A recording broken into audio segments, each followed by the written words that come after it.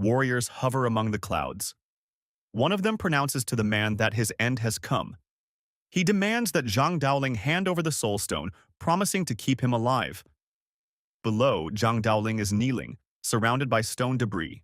A sign lights up on the young man's forehead, and he is overcome with wonder. Has he really been decided to be spared? Zhang Daoling touches 2 fingers to the mark on his forehead. It is a soul stone, a gift from his mentor. The young man's hand glows with energy. He says it will help him become a god. The 2 warriors curiously ask what Zhang Daoling intends to do. The man in front of them bursts into flames.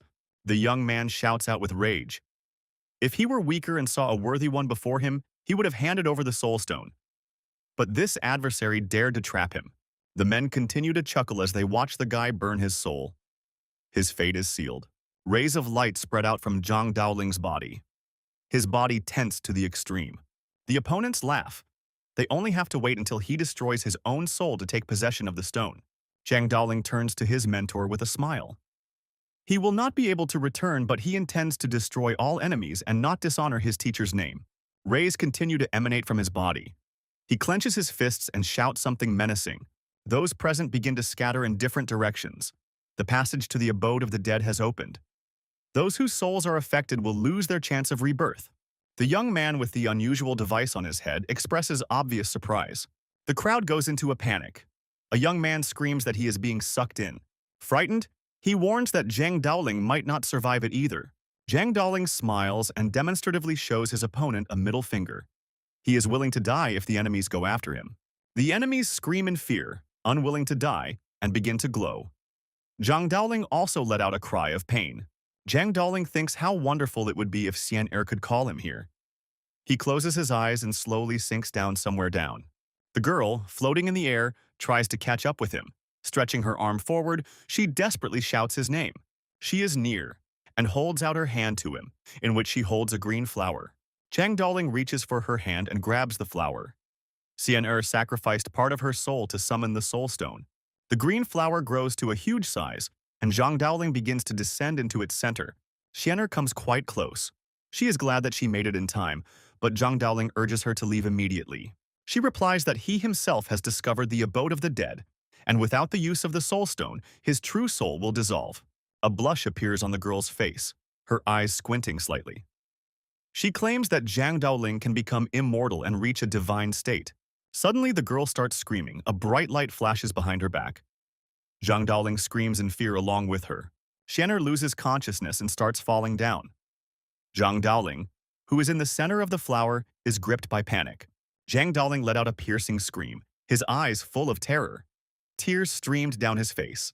Zhang Daoling, bursting out of the green flower, rushes after the disappearing Xian'er, reaching out his hands towards her in a desperate attempt to save her. Amid the blinding flashes, he manages to grab his lover, holding her tightly by the shoulders. The young people find themselves very close to each other, and a huge green flower spreads out beneath them like a soft cushion. The green petals that have separated from the flower begin to swirl around them. They float, resembling butterflies. Their hands are about to join hands, and those butterflies transferring their energy makes the moment even more meaningful. Zhang Daoling and Xian'er are closer than ever. At this moment, the child opens his eyes wide and stretches his hand forward. Has Zhang Daoling been reborn in a new form? The baby grabs the woman's cheek, and she wrinkles her nose in displeasure as she ducks away. The green-haired girl with sadness in her eyes rises from the bed and quietly asks, "What happened? Is he all right?" The woman holding the child in her arms replies to the hostess not to be alarmed. The young gentleman is perfectly fine. The child looks forward, and the woman looks away, noticing the incredibly powerful energy flowing around the baby, the likes of which she has never felt before. He doesn't understand how he got here. The child's hand shows the same pattern that was on the young man's forehead. It's part of the soul stone. Could it be that he was reborn with it? The girl smiles sweetly, about to say something. But there was a question in her mind. If Xian'er was also supposed to be reborn with part of the stone, where would she be? The woman gets out of bed and asks the maid to fetch the baby. The maid soothes the baby and agrees. The young gentleman looks calm but full of energy. When the woman takes the child in her arms, she feels powerful currents of magic, but her gaze remains calm. The child, eyes wide open, scrutinizes the woman, believing her to be her mother in this world. Her ears indicate that she is not human. But why is her breathing so weak, as if she were dying? The woman bows her head and she gets worse. The maid panics and asks what is happening to the lady, and the child, frightened, begins to scream. The baby clenches his fists as he watches the woman close her eyes. He can feel her life energy fading away. The child pulls his hand forward, and it is enveloped in a mysterious aura. The baby is trying to say something important. He reaches out to the woman, and a mysterious aura begins to encompass her. The child is trying to use mana to prolong his mother's life. In the future, he intends to cultivate the power to cure her forever. Suddenly, the door swings open and men rush into the room. One of them asks in alarm if the road is all right. The child is startled and screams, and the mysterious aura begins to dissipate gradually, leaving only faint flashes. A young man swiftly runs up to the woman and excitedly asks, "Is Xiaoya all right?" The elder stays at a distance, and the maid explains in a panic that Madam suddenly became ill. The man gently strokes the woman's head, and the child lies on her chest. She says that the man is one of the 4 great generals of the Holy Land. Her voice is reassuring. She will be all right. The woman opens her eyes, her gaze directed at the old man. The young man, smiling, does the same. The old man thanks Xiaoya for her contribution to the continuation of the dragon lineage. The girl thanks him for his kindness. The woman and the young man look at the baby. The baby is physically a little weaker than the other children, but his mana is very powerful. He could become a great wizard. The boy smiles and the old man wonders, could it be possible that a family of dragon blood has produced Mach? Is he really so gifted? The old man looks at the map of the surrounding areas with delight on his face. If they have a powerful mage in their lineage, it will strengthen the kingdom's defenses. A woman holds a baby in her arms and a young boy catches her eye. The old man is concerned. The 5 great clans are successfully raising their mages. The old man clenches his fist, becoming serious. He hoped that their family had finally found their own wizard and would no longer be the subject of ridicule. The woman assures her father that the baby has mana stronger than anyone in the elf clan. He will become the greatest wizard in the kingdom. Xian'er remains in the infant's memory. If he has such expectations, he will not hesitate. The baby looks at his mother attentively. The soul stone mark can be seen on his hand. He is determined to cultivate. The 3 warriors hold magical weapons that glow and emit a strong aura. Dwarves, elves, humans, and monsters all come in contact with each other, fighting in a world where magic and martial arts rule, and cultivation is absent. The Storm Kingdom is marked on the map, surrounded by enemies. Humans are the strongest and most numerous species. The baby was born in this kingdom. The Storm Kingdom is surrounded by enemies who seek to destroy it. The women watch the baby in the crib with smiles, marveling at its appearance. One of the women gently rubbed the child's cheek, urging him to smile. She wonders why he looks angry. The baby wants them to leave. The young parents are standing next to the child. The girl holds the boy under her arm, and the father claims that their son is quite good. A baby is waving its arms in a crib. One of the women asks what he will be called. The baby listens tensely, sensing the importance of the moment involved in choosing a name. The mother takes him in her arms and she and her husband look lovingly at the baby. She informs them that His Eminence will personally want to baptize the baby, but the name will be announced later. The child watches the father closely, wondering if he is sure about his choice of name. The woman continues to hold the baby in her arms, watching him closely. She is sure that the father will give him a beautiful name. Everyone has gathered for the start of the ceremonial ritual. The woman slowly walks down the red carpet under the gaze of the guests. The mother looks lovingly at the baby and says that soon everything will begin. The baby enjoys the peace and quiet. The kid squinted, put his finger in his mouth, and smiled. Now he had a chance to practice Tai Chi. Lying in a luxurious crib, the baby calms down. With a finger in his mouth, he closes his eyes and quietly cultivates while someone recites a prayer over him in the lotus position. Suddenly, the baby opens his eyes. Someone's voice interrupts his meditation. The girl with the crown on her head, smiling, lifts the baby in her arms and notices that he does not look like his strict father, but is as handsome as Elijah. The queen continues to hug the baby, and the king standing nearby watches the scene with a smile. The girl calls the baby her nephew, and he realizes that it is his aunt. The king laughs and says that the kid has an incredible gift, and when he grows up, he will be an outstanding magician. The little boy smiles as he looks at the pensive Zhang Daolin. Could it be his uncle, the head of the Storm Kingdom? The mother, bowing her head to the king, says that this is a great honor for the elven clan. The queen still holds the baby in her arms, and the king thanks her for giving birth to such a talented child. A woman in blue approaches the king, introducing His Eminence Sars, who has arrived for the baptism ceremony. The queen, seeing the woman in blue, is outraged, for she has no right to set foot on the parade ground. His Eminence Sars intercedes for the princess, explaining that she is here as his assistant. The baby, still sucking his finger, watches the scene, seeing even Zhang Daoling. Could they question the queen's power? The princess reaches her arms out to the queen, trying to take the baby. The baby decides it's time to teach her a lesson. The queen remained displeased, but the princess smirked and declared that she would now carry the child. The kid smiled slyly and let out a long jet straight at the princess. The princess screamed in rage, but the child was pleased with his prank. The princess looked humiliated, and the clergyman was displeased with her behavior. The king ordered the princess to leave the room for her unacceptable behavior. The baby found himself in His Eminence's arms, watching the man warily. Priest Sars looks at the child with interest and says he has unique mana. He will watch his development. The little boy smiles contentedly, but Zhang Daoling's face remains tense. How could the priest notice something that even the mother couldn't sense? One must be careful. The parents watch the baptism. When the water touches the baby's forehead, he shrieks with cold. The father accepts the baby from the priest's hands, and the mother looks at him lovingly. Sars announces the end of the ceremony. It is time to give the child a name. The father holds the baby high, proudly observing the scene. The baby is paying close attention to every detail.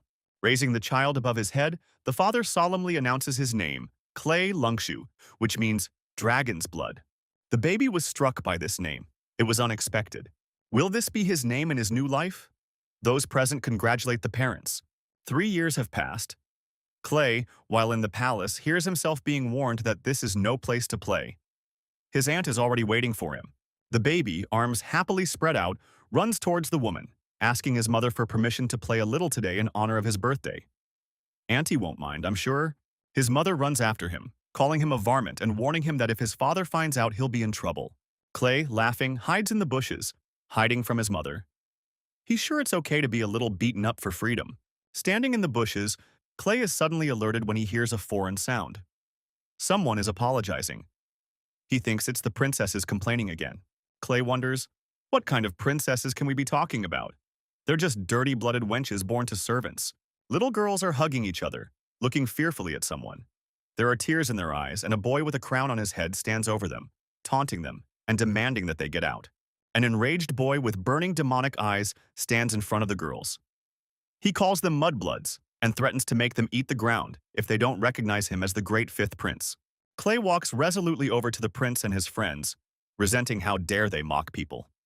He orders them to leave. The prince chuckles evilly, stating that this does not concern a child of a dragon family. Clay, outraged, yells that he won't let the prince hurt the girls.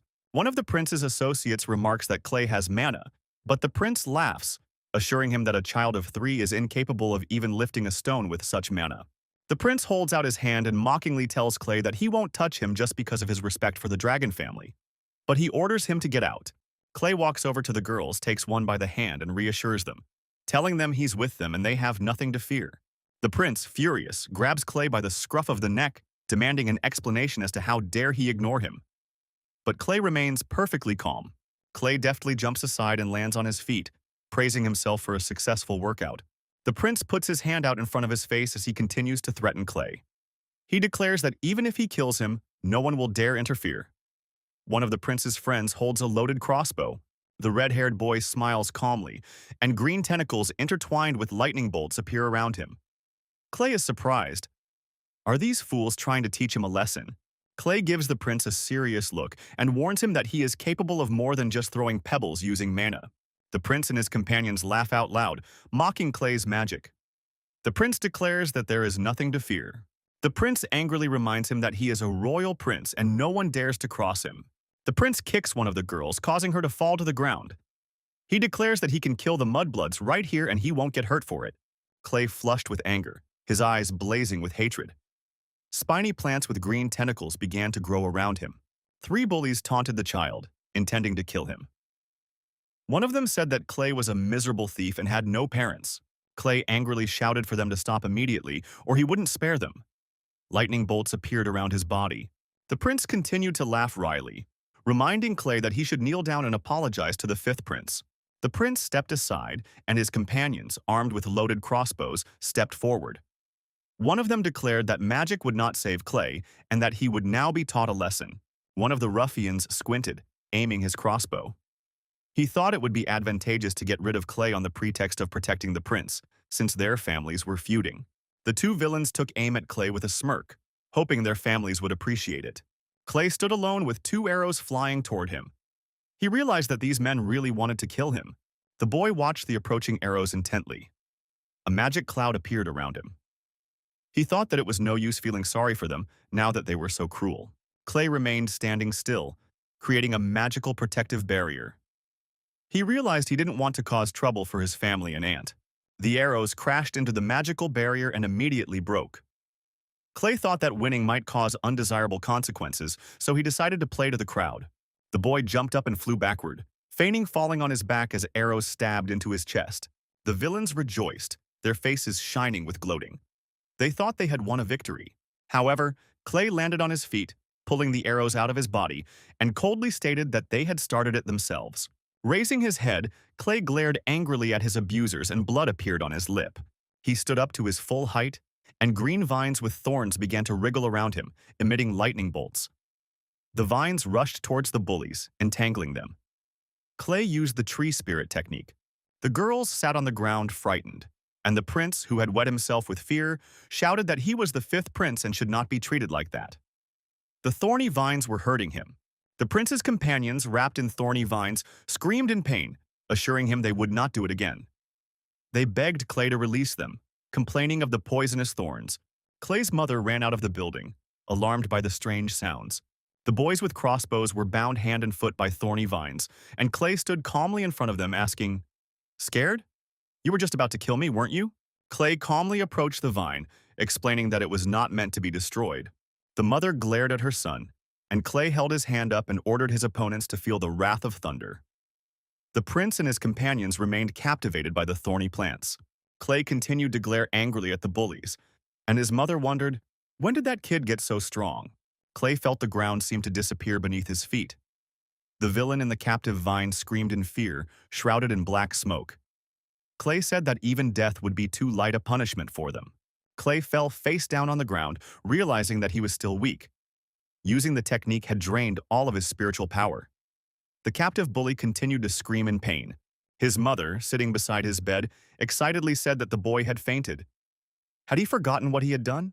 Clay slowly lifted himself up, and his mother stroked his head, telling him that he had ignorantly used third-level magic that he wasn't ready for yet. Untangling the children from the thorny vines and healing their wounds was worth the effort. Clay clenched his fist and asked irritably why she had cured them, since they wanted to kill him. The mother sighed sadly, and Clay sat beside her with his head down. She said quietly that she couldn't save one child who had been struck by lightning. The woman tried to reassure her son, saying he was acting in self-defense and everything would be okay. She put her hand on Clay's shoulder, who looked at her carefully. She noticed how impulsive her son was. Clay lowered his head, frustrated. He asked his mother if she really thought he shouldn't have gotten involved and messed with the fifth prince. The mother looked fondly at her son, reminding him that he had saved two innocent girls. She hugged him to her chest and worried that in his 3 years he was already using high-level magic. You have to be careful not to get in trouble. His mother put her hands on his shoulders and told him that the Dragon Blood family always honored their traditions, and he had nothing to fear with the support of the Elven clan, despite the threats of the fifth prince and the Shiksen family. They hugged gently, and Clay closed his eyes with a smile, feeling his mother's protection. He had always been alone in his past life, but in this one he would take care of his family. The door to the room opened and the head of the family walked in. The mother and son turned around. Clay waved his hand happily and called out to his father, while his mother asked in surprise at what the royal family had said. The father asked his wife not to worry. The royal family would not press charges. However, it was noticeable that he was a little worried. The head of the family barely admitted that the royal family had insisted on sealing Clay's magic, and he had agreed to it. His mother was outraged, shouting indignantly that she would never make such a decision. Clay was frightened when he saw his mother's reaction. Father tried to defuse the situation by saying that the ceremony would be conducted by Grandmaster Kara, who had just entered and greeted Mrs. Elijah. Clay watched the adults fearfully, and his mother said firmly that Clay had defended himself and saved the girls and didn't deserve to be punished. If the king so decided, she would take him to the elf clan. Master Kara entered the conversation, trying to calm the woman down, saying it would be good for Clay. Father decided not to interfere. The magister continued, explaining that the boy had incredible power, but due to his age he could not control it. The council decided to seal only a portion of his magic to weaken it over time. The mother calmed down a bit, and the master swore that his words were true, and this decision was made for Clay's good. Clay was focused, realizing that if he didn't agree to the sealing, the royal family and the Shiksen family wouldn't leave him alone. With his strength, he would be able to easily break this seal in the future. The little boy took his mother's hand and looked into her eyes, saying that he agreed. After all, she had taught him that a man had to be responsible for his actions. All the more reason for it to be a temporary measure. The Grand Master stretched his arms forward and, with a wink, signaled his support for the boy. He assured him that Clay's magic would be fine and that he could become an outstanding wizard. Clay rolled his eyes with joy and smiled upon hearing the praise from the master. Holding the master's hand, Clay walked towards the palace, followed by his parents holding hands. They came to the gallery where the statues of kings stood. The master informed them that the parents could go no further. He reassured the boy that the procedure would be quick and painless. The master led Clay to a pedestal near where hooded men stood. He pointed to the marble dais, saying that the boy should lie down and soon he would be sleepy. Clay obediently lay down on the cold marble slab, while the magistrate's assistants stood nearby in silence. Clay lay on his back and watched the three men at his feet reciting spells. Magic circles appeared around them, lightning bolts coming from them. A magical aura enveloped Clay, and his eyes went wide. A magical net appeared in front of him, designed to seal his power. He realized that his spiritual energy would remain intact, and in a few years he would be able to break the seal himself. However, he suddenly felt a sharp pain, squinting one eye. Drops of sweat appeared on his face. One of the hooded men began a strange manipulation, holding a glowing energy in his hand. He warned Clay that the seal was already in place and the boy had better not resist. Clay was startled to recognize Sars. What was he doing here? Sars leaned toward him and whispered that he had warned earlier that he would be watching him when Clay destroyed the Shisen heir. Dark energy enveloped Clay, and he cried out in pain. Sars found himself inside a glowing sphere with chains coming off of it. This old fiend was incredibly cruel, and if it hadn't been for the presence of the other mages, he would have destroyed Clay. Sars's hand reached out for the glowing sphere, but he stopped, as if questioning his decision. Clay lay with his eyes closed, his body bound in chains. The girls he had rescued sat at his headboard, their mother shouting indignantly at Master Kara, blaming him for things not going as promised. The master made excuses and the king tried to calm everyone down. King said Dar is already in talks with the Shisen family and hopes for a positive outcome. The girls talked animatedly among themselves, praying that Clay would be all right, for he was a kind and good boy. The king decided it was all the girls' fault. If Clay hadn't tried to save them, none of this would have happened. He suggested that the woman take out her anger on the girls as they were the cause of all the trouble. The girls were frightened and cried, for they knew they were not guilty of anything. Clay's mother stood up for the girls, claiming that His Majesty knew better than anyone that they were not involved. She would protect her son, but she would not hurt the innocent. Clay opened his eyes and smiled weakly. He applied the Tai Chi technique, but the chain was still holding his body. Clay screamed, spreading his arms, remaining inside the glowing sphere. The mother looked at her son who lay on the bed and continued to scream, but the chains were already gone. Elijah rushed to her son with tears in her eyes, begging him to open his eyes, assuring him that she was near. Clay slowly opened his eyes and the woman cradled him in her arms, thinking he could break the seal on the first try, but he was still too weak. Elijah and Master Kara looked at each other. The woman asked what had just happened. The Magister was astonished to find that the seal His Eminence had imposed had been broken. How could this have happened? Clay, with his eyes closed, smiled enigmatically. Of course, Kara hadn't encountered such a thing after all. It was thanks to his Tai Chi cultivation technique. The girls watched Clay in silence, who thought they were the ones who had saved him. Clay turned to the king, asking if he was really going to punish his saviors. The king lowered his eyes and admitted that he would not punish them. Ilya indignantly pointed out that what was more important was that Clay had been unsealed. But Kara replied that he couldn't do that. The Magister was concerned. The seal could only be broken by Clay himself when his powers became powerful enough. Right now it was weakened, which would allow him to use third-level magic. Ilya expressed her displeasure again, believing it was holding back his potential. The master tried to calm her down. Kara suggested that perhaps Elijah's mother, the elf queen, might be able to help. Clay tried to reassure his mother, assuring her that it wasn't Kara's fault. The little boy smiled and told his mother that the important thing was that he was alive. They would surely think of something. His mother looked at him caringly with tears in her eyes and agreed that her son was right. She hugged him tightly, promising him that she would definitely find a way out. She decided to make preparations to take him to the elf clan. The king noted with a smile that the elf queen would surely be able to break the seal. The king suggested that Clay choose a gift as compensation for what had happened, saying he could ask for anything.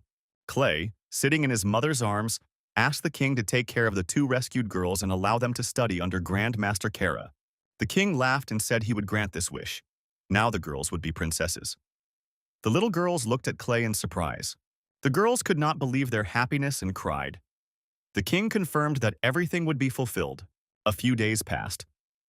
Clay raised his hands in joy as he saw his sisters running toward him upon learning that he had a chance to travel. The girls ran up to Clay trying to catch their breath before saying something. Clay asked with a smile why they were here. One of the girls thanked him for saving them, adding that no one had ever been so kind to them. Clay replied modestly that there was no need to thank him. The girl rummaged through her bag and pulled out something. In the princess's palms sat a bird. She informed Clay that it was a gift, a falcon. The falcon climbed onto Clay's shoulder. The princess explained that they had rescued the bird from the fifth prince, and now the falcon must belong to Clay. They hoped the bird would be his faithful traveling companion. Clay was overjoyed. He lifted the falcon on his arm and said he would take care of him. Then he added that he needed to choose a name for him. Raising the falcon above his head, Clay announced that he would name it Lady. The pink-haired princess ran up to Clay and kissed him on the cheek.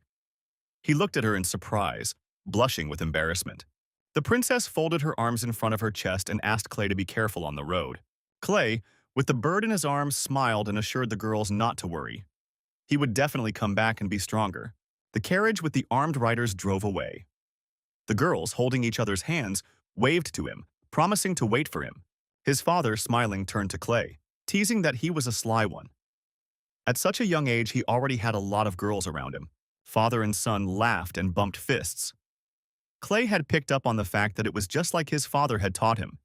If he could get a gorgeous woman like his mother, Clay shouldn't lose. Mother rebuked them for their shameless behavior. The woman put a finger to her lips, urging both of them to stop. Elijah reminded her husband and son that the head of the family was still silent since the last incident. He must be upset and should be supported. Clay looked at his grandfather, who did indeed look grim and taciturn. The boy noticed the murderous aura emanating from him. The old man cast a glance at the carriage that was already leaving the city. The old man turned to Joe, the knight who had followed the carriage, ordering him to return.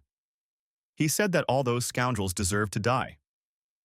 Clay realized that his grandfather was planning revenge against the Shisen family for trying to kill his grandson. Knight Joe bowed and replied that he would do his master's bidding. Clay's father asked the old man what he was up to and warned him not to harm the Shiksen family. Elijah turned to her father-in-law worriedly, reminding him that their families had a blood alliance and could not destroy each other. Even outside the kingdom, this could become known. An old man and his grandson sat in front of a burning house. The fire engulfed the entire building. The old man said that the treaty applied only to their family members, not to mistresses or illegitimate children. He approached Clay and said indignantly that his enemies wanted to destroy his grandson without even understanding the situation. Blood for blood. If they didn't respond properly, they would be despised. The king stood on the fortress wall and watched the carriage depart. The old man noted that the king approved of their actions, so the Dragon Blood family would be safe. The king, smiling, thought that the reprisal of the Shiksen family was already hovering in the air, and the old man quickly pulled off his plan. The king, smiling, said that his eminence had bored him for too long, and it was time to teach him a lesson. He thanked the little Dragon Blood devil for the chance. Clay, seated in the carriage, surveyed the scenery with interest while the king looked forward to his next meeting with him. The carriage, escorted by guards and cargo, was heading through a gorge between mountains. Clay held the falcon in his arms and told Lade not to be afraid, explaining that it was just a bit of magic. A blue ball floated in the air in front of him. The boy covered the falcon's eyes with his hands, and the bird did not move. Clay spread his arms and the falcon's eyes lit up as the orb continued to hang in the air. He activated the magical soul pairing. Releasing the bird, Clay watched as the falcon took off and flew high above the carriage, saying that Lade was now free to fly. The old man asked his grandson with a smile what he had just done. Clay, holding the blue ball in his hand, replied that it was a little experiment. Clay handed the orb to the old man, explaining that even level 3 magic was enough to learn alchemy. The old man remarked that it was a good idea, but not an easy one. When the old man looked into the balloon, he was surprised to see the landscape from a bird's eye view. How did the boy manage to transmit the image over such a distance? Clay explained with a smile that the crystal ball is linked by magic to Lada's eyes, and the ball transmits everything the falcon sees. Clay showed the old man a vial of liquid, saying that he had also prepared some healing potions by mastering water alchemy, which could help break the seal. The old man knelt down and hugged his grandson, happy and proud. He said that Clay was the real treasure of the family. Clay's father joked that Elijah deserved the credit. When it comes to magic and alchemy, no one compares to elves. The parents were happy. Clay continued to watch the crystal ball. The old man patted him on the head, noting that not only a wizard but also a brilliant alchemist was growing up in the family. Suddenly, inside the balloon, the boy saw something blazing over the forest. He screamed in terror, begging his grandfather and father to stop the carriage immediately. Something terrible was happening ahead. Ilya looked at the orb and said fearfully that magical battles were not uncommon in these forests, and if they continued on their way, trouble awaited them. His mother cradled Clay and kissed his forehead, telling him that they would be safe because of his warning. They decided to stop for the night in the nearest town and resupply. The carriage arrived in town at the appointed time. Clay continued to look out the carriage window at the scenery, thinking that staying here was a good idea. The boy closed his eyes and felt a hostile aura filling the air. He felt the presence of terrifying level 9 monsters. Clay was wary. He hadn't felt anything like this in a long time and decided to check out the situation. When everyone was asleep, Clay opened the window and activated the Golden Lotus technique. A bright glow appeared in his hand. He stepped onto the magic lotus and slowly descended down. The lotus was small, probably because its magic was sealed. Clay continued to stand on the lotus flower that moved forward over the forest. The effects of the sleep charms he had cast on his mother would last until dawn. Before then, he would have time to return. The boy landed not far from the blazing fire that was just beyond the trees. Clay was careful not to give away his presence. The boy looked out from behind the bushes and realized he had hit his destination. A bloody battle unfolded before our hero's eyes. A huge bear fought with a multi-headed snake. All this was against the background of a burning forest. The bear's opponent was a 9-headed hydra, the mistress of the swamp. And from the front of the hydra looked out a glowing ball, from which a powerful ray was emanating, directed at the bear. The wounded bear was an earth god of war. It was a high-level creature of rank 9. The bear roared. Clay watched the battle of the 9-ranked creatures with admiration. He had only been able to read about it in books before. One of the hydra heads opened its jaws wide, ready to lash out at its opponent. Hydra pounced on the bear and clawed at its chest. The bear growled loudly in pain. Clay remembered the information he had received earlier. The book had said that the earth bear could seal its armor. Why had he let the hydra bite him? The bear, lying on its back, was struggling to deal with its opponent. He grabbed the hydra by the head that bit him and tried to squeeze its neck. Clay stepped closer and thought that this bear was too young. He can't transform armor yet. Maybe we should help him. The bear continued to growl menacingly and thought, how can this man get in his head and bother him? After the hydra, this man would have to be dealt with. The kid, smiling, thought that a few more hydra bites and the bear wouldn't last. He proposes a deal. The kid helps the bear defeat the hydra, and in return the bear becomes his familiar. He has nothing to lose. Bear shouted that there would be no deals. He would not lose to that hydra. Hydra continued to bite Bear painfully. Clay, yawning defiantly, told Bear to make up his mind sooner. After all, he didn't have long to go. The evil, shaggy predator continued to strangle the hydra, but his paws were clearly missing. At one point, the bear managed to throw the hydra far upwards and even launched a fireball at it. Wounded Bear turned to the boy and asked if he could really help. The bear towered menacingly over the child, but it was obvious that he was losing strength and bleeding. Clay confirmed that he could help, but the bear must swear. Without an oath, there is no trust. The bear lowered his head, and the boy put his hand to his forehead. A glowing seal appeared at the point of contact. Earth Bear Gatsipir said he swore that he would become the child's familiar and follow him if he helped destroy the Hydra. Clay continued to stand beside the bear lying in front of him and kept his hand on its forehead. A glowing protective sphere formed around the bear. The kid took his hand away and said it was done. Now Bear could call him master. The nine-headed Hydra landed and prepared for another attack. All of its jaws growled menacingly. The bear rose on all four paws and stood beside the little man. The beast said that the boy had better keep his promise. The beast cowered menacingly at the boy and said that otherwise it would devour him even on its last breath. Hydra attacked the shaggy beast again. The bear began to fight the enemy fiercely again. Clay said, the Hydra might not even dream. In one hand he held a blob of aggressive energy, in the other, a vial of the necessary liquid. The bear was held captive by the Hydra. It bound him on his arms and legs, and its heads kept biting the shaggy beast. At this time, Clay flew up to the scene of the battle on his lotus. Guy said it was necessary to destroy all the heads at once. The boy splashed the contents of the vial directly onto the bear's body. The beast felt its wounds heal quickly. And that wasn't all. The bear felt his mana becoming more powerful by the second. His body became clad in armor. The beast roared loudly. The wild predator opened its mouth wide and roared loudly. He said that the Hydra should now prepare to die. The bear stood up on his hind legs. He grabbed the Hydra's neck with his front paws. The beast continued to growl loudly, and a powerful energy beam emanated from its mouth. After a while, the Hydra was finished. Clay flew close to the bear on the flower. The beast asked what the boy had given him. The boy replied that it was only a strengthening agent. He didn't have time for more. Clay stated that there had been a misunderstanding. Why did that stupid bear call him boy? The bear roared loudly and bowed to the child. He called the man master and said he would serve him faithfully all his life. Clay said that bear was not so stupid. The bear roared again. He said his name was Gatsipir, not stupid bear. He would never accept that nickname. Clay said Gatsipir is a long and complicated name. He will call the bear Pippi. The kid crossed his arms over his chest and looked at the bear carefully, estimating its size. The boy asked if there was anything he could do about the dimensions. The bear took a deep breath and greatly reduced in size. Clay smiled broadly and said it was much better, and it's just the right size. Clay took the small bear cub in his arms and tried to climb the lotus with him. The boy said that it was necessary to hurry. Clay was standing on a lotus. The bear was in his arms. There was no way he could fly up. The kid was getting nervous. Clay and Bear pressed their foreheads against each other and yelled at each other.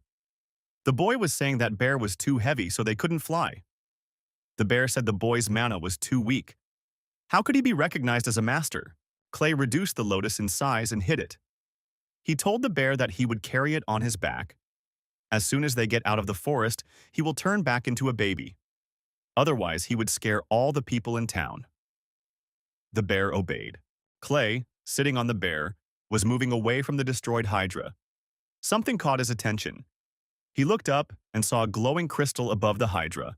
The bear said that this is the magic core of the Hydra. If you use it, the mana power will increase greatly. However, this serpent is a water creature. It's up to Master to decide what to do with it. Clay looked from afar at the core towering over the Hydra's body. It would come in handy in alchemy. Unfortunately, it was too big and conspicuous. The boy decided to leave this crystal here for now. Clay told Pippi to speed up. He would think about what to do with the crystal, but for now he had to get home. Inside the house, the parents were awake. The father tried to reassure the mother. He said that nothing would happen to Clay. The woman argued that she was a terrible mother for missing her child. Suddenly, the son appeared in front of the parents. Smiling, he held a bear cub in his hands. Clay wondered what the parents were doing here, why they weren't sleeping. The parents rejoiced. Smiles shone on their faces. Thank God everything's okay. Where was he? The father squatted down and asked the little boy where he had brought the puppy from, and even patted the animal on the cheek. The animal growled unhappily. Clay admitted to his parents that it was a bear cub. He heard some noises, so he ran to help. The poor thing got lost in the woods. The little guy said he made a deal with the bear cub. After all, could that animal go with him? The animal looked good-naturedly at the adults. The mother ducked the baby and told him that as a wizard he could make contracts with magical creatures. But no one would let him run away from home at night anymore.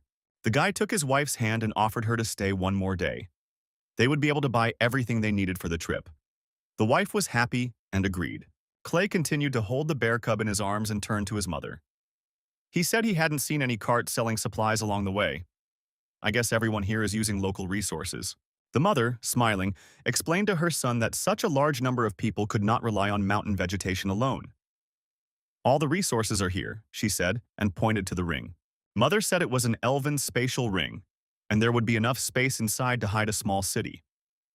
Clay thought that was lucky. With this ring, the issue of transporting the Hydra's body and magical core would be solved. The child fantasized how he could become rich. After all, there is usually a fortune hidden in the lairs of such creatures. The child sincerely asked his mother if treasure was found outside of town. Could he just take it for himself? The mother asked why he was wondering. Clay said that Lade had found the body of a 9-headed Hydra. It might be useful. The woman was very frightened. The mother leaned toward the child again and asked, "Is it really true?" Clay said that the Hydra must have lost in a fight with the monsters they had seen along the way. Clay asked his mother to help him take the Hydra's body with him. The woman pondered. This was indeed an incredible find. No wonder her son wants to take possession of the Hydra. The woman pointed to the ring. After all, the Hydra's body is quite massive. So does the son need the ring? His mother, smiling, said he would get the ring if he gave her half of the Hydra. Then she's in. The son called the mother a knave. Why such a high percentage? The woman, winking at her son, said he had come to her for help himself. Elijah saddled the unicorn horse. She put her son in front of her. She said they would travel light and head for the elven forest. Clay hadn't expected his mother to be so mercurial. Elijah and her son kept moving on the horse. The mother asked, "Is the son still angry? Why would such a young boy need such riches?" Clay declared that he wanted to become an outstanding alchemist. Elijah replied that even so, half would be enough. The child smiled and turned to his mother and said he would choose his part first. Elijah and her escort reached the elven forest. They were surprised to find the body of a huge Hydra. One of the elves climbed onto the body and said that the Hydra was huge and of rank 9. They hadn't seen anything more impressive. Elijah ordered the elves to skin and separate the carcass. The blood must also be preserved. It is necessary to search the area and find the lair of this Hydra. The subordinate told the princess that the Hydra lair would be well hidden from view. It might take a whole month to find it. Bear and Clay stood silently side by side. Elijah recognized that this was true, but she wasn't ready to give up such treasures. Clay asked his mother to give the case to him. Pippi said he knew where the den was. They could lead everyone there. The elf rejoiced and smiled. Did the young master's pup really know where to go? Clay lowered his head and said that his Pippi was a bear. The animal immediately grew much larger and growled loudly. Clay on the bear rode ahead. Elijah on horseback followed him. Next on foot were the elves. The bear stopped, and Clay said they were there. The elves verified the information and confirmed that it was indeed here. The elf said excitedly, as young Master Clay led them to the Hydra's lair. Countless treasures were stored in this lair. It also contained the skeletons of unsuccessful treasure hunters. The elven warrior approached the den and said that he had never seen so much treasure in his life. The elf went down to the treasure and said that there were weapons of the highest quality, magic cores and crystals, as well as gold and diamonds. Clay stood on the mountain of gold and thought that these poor people had seen nothing at all of the world. Pippi became small again. Clay and the bear cub ran deep into the den. The boy wanted to find something special. Clay clenched his fists and glowed with joy. He had found what he wanted. A skeleton was sitting beside him on a bag of jewelry. In front of the skeleton was a magical shield with a drawing in the shape of a lion. Clay said that he immediately felt the powerful aura of the valuable treasure. Clay walked over to the skeleton and picked up a shield. This shield wasn't bad. He said that the shield's manufacturing process utilized the magic core of an 8th-rank devil flame lion. Clay noticed the ring on the skeleton's finger. The boy took the ring in his hand. The stone on the ring glowed. An aura identical to his mother's ring emanated from this ring. It might be a spatial treasure as well. Clay saw that the ring held a sword and a book. Clay read the title of the book and realized that the owner of this diary was Greenspan Dale. Clay knew that Greenspan Dale was the greatest alchemist of all mankind. He had no equal in forging weapons. Elijah excitedly told his son that this sword was the epitome of power, grace, and speed. The son had found a true treasure.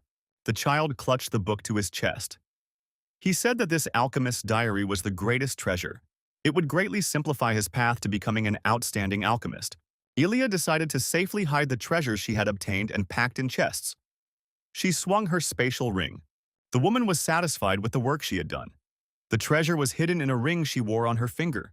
Clay climbed back on the bear. Elijah gave the order that after everything was ready, they would return. Ilya said, smiling, that the Empress would be pleased with the gift. A 9-headed hydra is not something you see every day. Clay asked, did his mother really want to give everything to his grandmother? Mother, smiling, replied that it was for the Empress of the incarnated elementals. Clay asked in surprise, wasn't grandmother the Empress? Ilya replied that elemental elves are more powerful than regular elves. They are similar, but different. Perhaps the Empress of Elementals incarnate could help Clay. The woman kissed her son on the cheek. Clay realized that his mother had been doing everything for him from the beginning, and not out of self-interest. The son, sitting on the bear, told his mother that very soon the seal would be broken. The woman replied that she believed in him and smiled. Clay thought that for the sake of his mother and himself, he should get this all sorted out as soon as possible. After a few days, the carriage, accompanied by guards, arrived in the Elven Valley. The elves came out of their homes to greet the princess who had returned with his majesty. The child looked out of the carriage and told his mother that the city of the elves was very beautiful.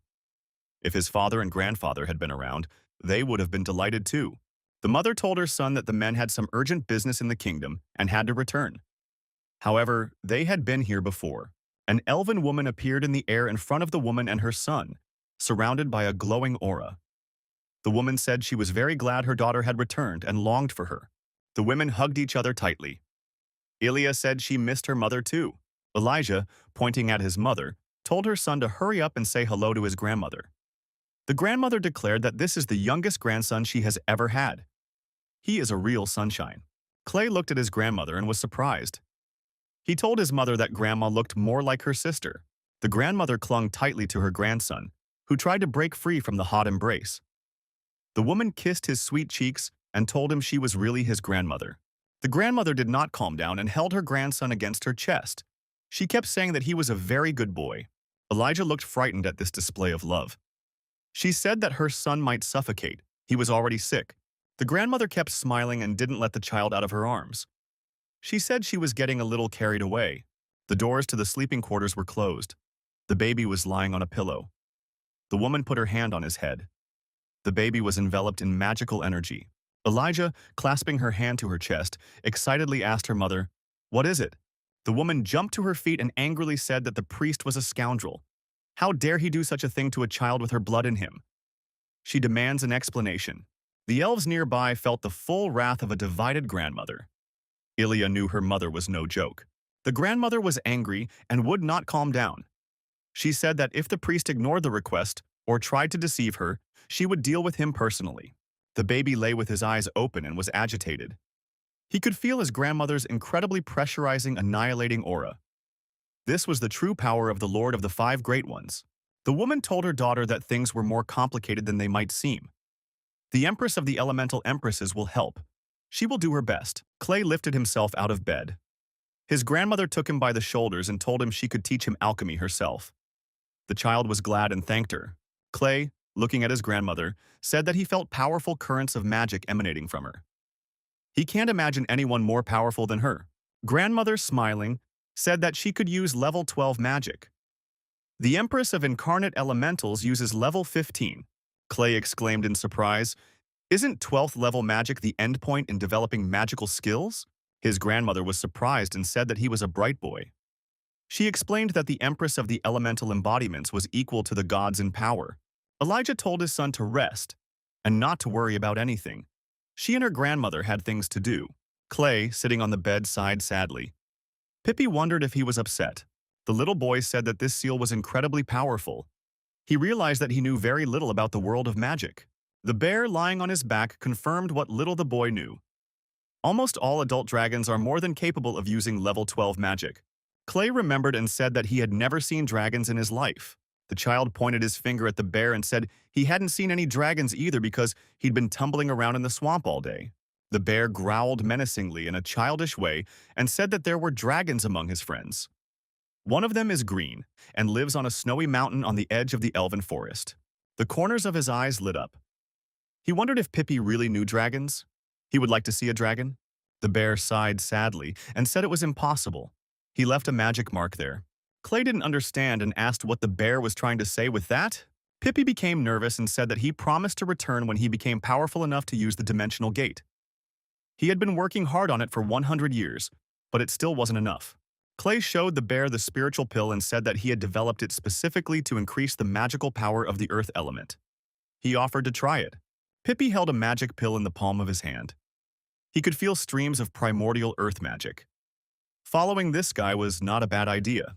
The little bear swallowed the pill and roared loudly. He immediately turned into a huge bear. His eyes glowed demonically. Clay even shielded himself with his hands from the flow of energy coming from the bear. The boy asked if that was enough. The bear shouted loudly that the spatial gate was open. Clay looked at the huge bear that sat across from him. A huge pictograph glowed behind the bear. Clay was surprised and realized it was a portal.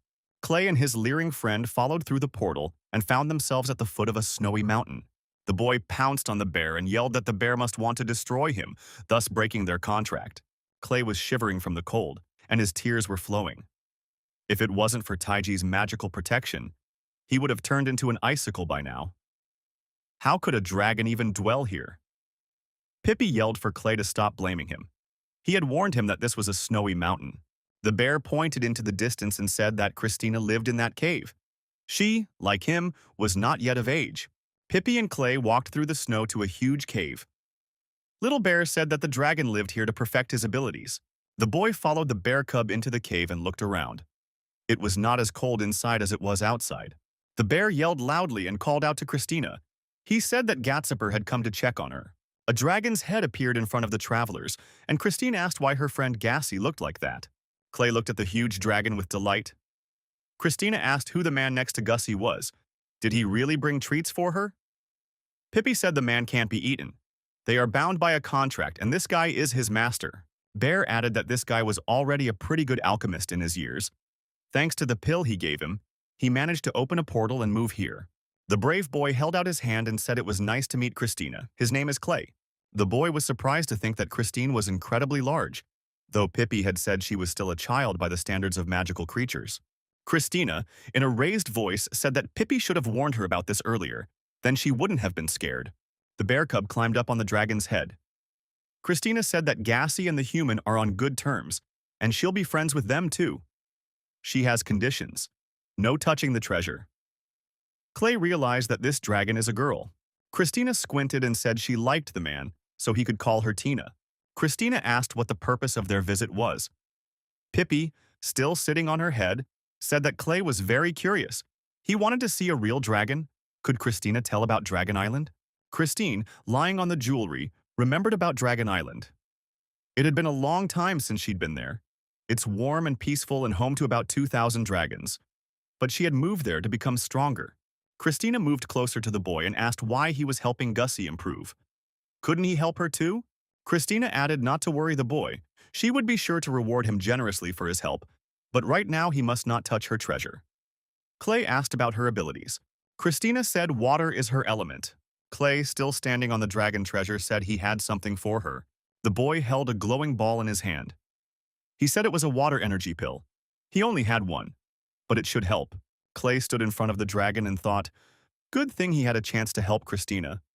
Or else he was beginning to worry that he didn't know how to get along with dragons. Christina swallowed the pill, and Clay felt the purest energy of water fill her. The dragon lifted up, stretched its neck upward, and screamed loudly. Clay continued to stare at the monster unfazed. A glowing mark descended on the guy's palm. Christina told him to take it as her thanks. Clay held the thing in his hands and scrutinized it closely. Tina said it was her scale. She had cast a teleportation spell. When he encountered any difficulty, he should crush it in his hands, and the dragon would come to his aid. Clay stroked the dragon's nose and thanked him. He would keep the gift and treasure it. Bear thought, is this guy really flirting with the dragon? Walking back through the portal back, A smiling Clay said it was the first time he had ever seen a dragon. Christina is a great friend. Clay hopes to visit Dragon Island. The door to the boy's room opened and his grandmother called out to him. Clay and Pippi looked at each other fearfully. Grandmother entered the room and said that she had been to the Empress of Elemental Incarnates. Even she was powerless in this situation. Clay and the bear were sitting on the couch, and the boy thought they'd made it back in time. The boy wondered, would no one help him break the seal? The grandmother patted her grandson on the head and told him that he would have to figure it out on his own. Clay said he wanted to break the seal and take revenge on Priest Shisen. Clay said, with a smile on his face, that his father always said a man should handle his own problems. The grandmother said that she had learned from his mother that the lad wanted to become an outstanding alchemist and that he was talented at it. The boy confirmed this statement. The grandmother, looking her grandson in the eye, said that she would teach him the highest elven alchemy. If a guy can't become a wizard, she'll make him a powerful alchemist. The woman took her grandson to a mysterious room. She said that it was the alchemy hall of the imperial family of elves, and everything here was related to alchemy. The boy would have a lot of work to do in the future. Clay was pleased. He said he would study everything here, and soon everyone on the continent would know his name. Clay saw a glowing stone with writing on it and asked his grandmother what it was. Clay stepped closer to the stone. Grandmother said it was something their clan had been trying to deal with for a long time. It's the blessing of the god of enchantment. A magic wand appeared in front of the grandmother. The woman said that it was the lost weapon of the elf god, and it generated elemental magic. The empress had personally commissioned it, but there had been no discoveries or clues in hundreds of years. Clay was surprised that there hadn't been a breakthrough in such a long period of time. Clay asked his grandmother, if he could conjure the same wand for the empress, could he get a reward? The woman said that to create a weapon, you need to possess the 5 elements at the same time and explain the intricacies of the process. Clay thought that in 5 years he would be able to control all 5 elements. He set a goal for himself. If Clay wants to become the strongest alchemist, he must surpass the blessing of the god of enchantment. It's been 3 years. Clay hasn't decreased the intensity of his training. The bear was running, and Clay was sitting on his back with a sword in his hand. This time the boy is wearing a red cape. He says he wants to test the power of his new creation. The elves, fellow trainees, tell the guy that this is excellent and congratulate him on creating a cool new weapon. It can release 2 elements at the same time, wind and water. Clay believes this is still not enough. He has integrated Taoist practices with basic alchemical processes, but he can't do the same with magic. Without it, he can't conquer the 3 elements at once. The elf enthusiastically tells Clay that he was amazed at what he saw, but the Empress is looking for him. Clay wondered why he hadn't been told about this in time. The boy was in a hurry, and the bear cub could barely keep up with him. Grandmother is not the most patient person. She can turn an entire elf kingdom upside down. Clay stopped in front of the stone with the message that was inside the magic sphere. He wondered how the blessing of the god of enchantment managed to maintain balance and unleash the power of the 5 elements. Clay put his hand on the magic sphere. What method was used to create it? The boy was approached from behind by his grandmother. She confirmed that the blessing of the god of enchantment does indeed exist. The little boy looks at the scroll again. Clay looks his grandmother in the eye. He is curious when he finishes his training, he will surely find it to create an even more outstanding weapon. The grandmother winked at her grandson and stroked his head, confident that he would do well. In fact, he would be leaving this town soon. Elijah was already packing. Clay wondered with surprise why. Grandma explained that she had nothing more to teach him. Clay is a very capable boy, and he needs to move on. Clay has reached the age of being able to attend wizarding school.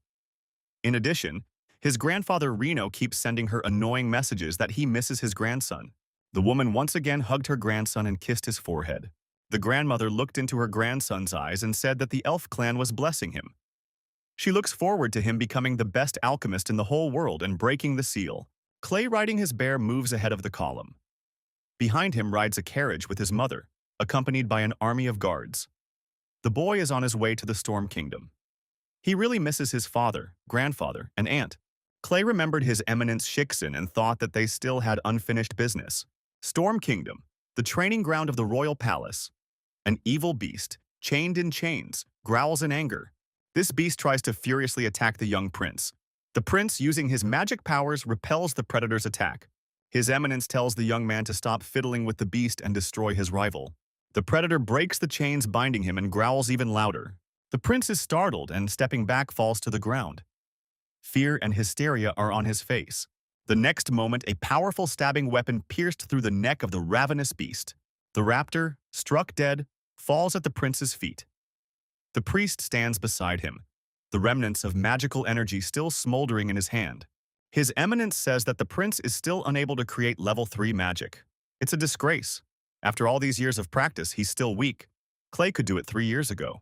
Princess Shixin's son, the third prince of Loss, turns around and angrily says not to be reminded of that trash. His magic has been sealed. The priest says the prince was just lucky then. However, there are reports that Clay will be back in town tomorrow. The priest, leaving the prince, said that if he wanted to destroy Clay, he should do it before he reached the city. He must show what he could do and not let himself be fooled. The prince shouts loudly to Duck to pack a travel bag. He urgently needs to get out of town. Night Duck replies that he obeys his master. Clay continues to exploit his subordinate Pippi and rides on his back. He says that as early as tomorrow they should be out on the town. Bear says it is troublesome for him to serve such a master. The boy asks the bear in surprise, doesn't he have a team spirit? Before our hero opens a strange picture. 2 grown-up guys are trying to take something away from a little girl. She says that it belongs to her and for them to remove their hands. The young man replies that she should be able to pay her debts. The little girl says she owes them 3 gold pieces. That's worth 100 gold pieces, that's robbery. The girl clutches a small bag to her chest. She says she needs to go to Stormgrad. She wanted to sell it and give them the money. They're just in her way right now. Clay felt an electric shock. He thought it was Jian. A boy sitting on a bear told 2 grown men terrorizing a little girl that they should be ashamed of themselves. The bullies asked who he was. If he brought a bear with him, would they be scared? This little boy must mind his own business or they'll get on his case. Clay immediately jumped off the bear. He said he didn't want any trouble and he had an offer. He's willing to pay these guys instead of the girl. One of the bullies laughed and said that the boy wasn't so bad. This girl owed them 10, or rather 100 gold pieces. The girl said angrily that the man was a cheat. She had only taken 3 gold pieces from them. The scoundrel didn't calm down.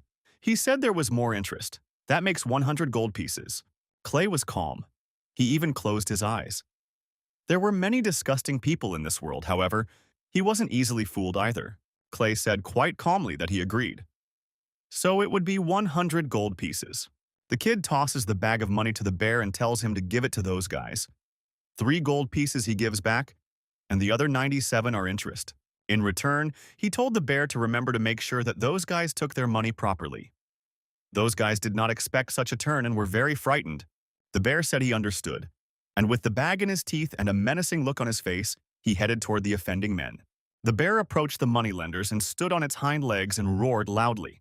These guys realized what was required of them and, screaming in fear that they didn't need anything, gave up running. On the way, they screamed to be rescued. A bag of money fell near a frightened little girl. The little girl sat on the ground and looked fearfully at the huge bear. Clay moved closer to the girl, and together they watched the fleeing villains. Clay asked the girl if she was okay and added that now those 2 wouldn't bother her anymore.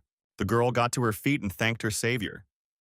She had only borrowed 3 gold pieces because her mom was seriously ill and needed medicine. She didn't expect things to turn out this way. The girl introduces herself. Her name is Xenia, and what is the name of her savior?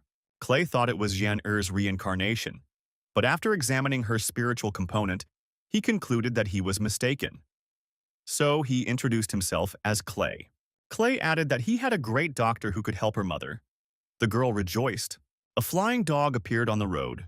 She had a command to lead him to a ravine on the outskirts. The dog ran up to the children and snatched the money from the girl's hands. It flapped its wings and flew away.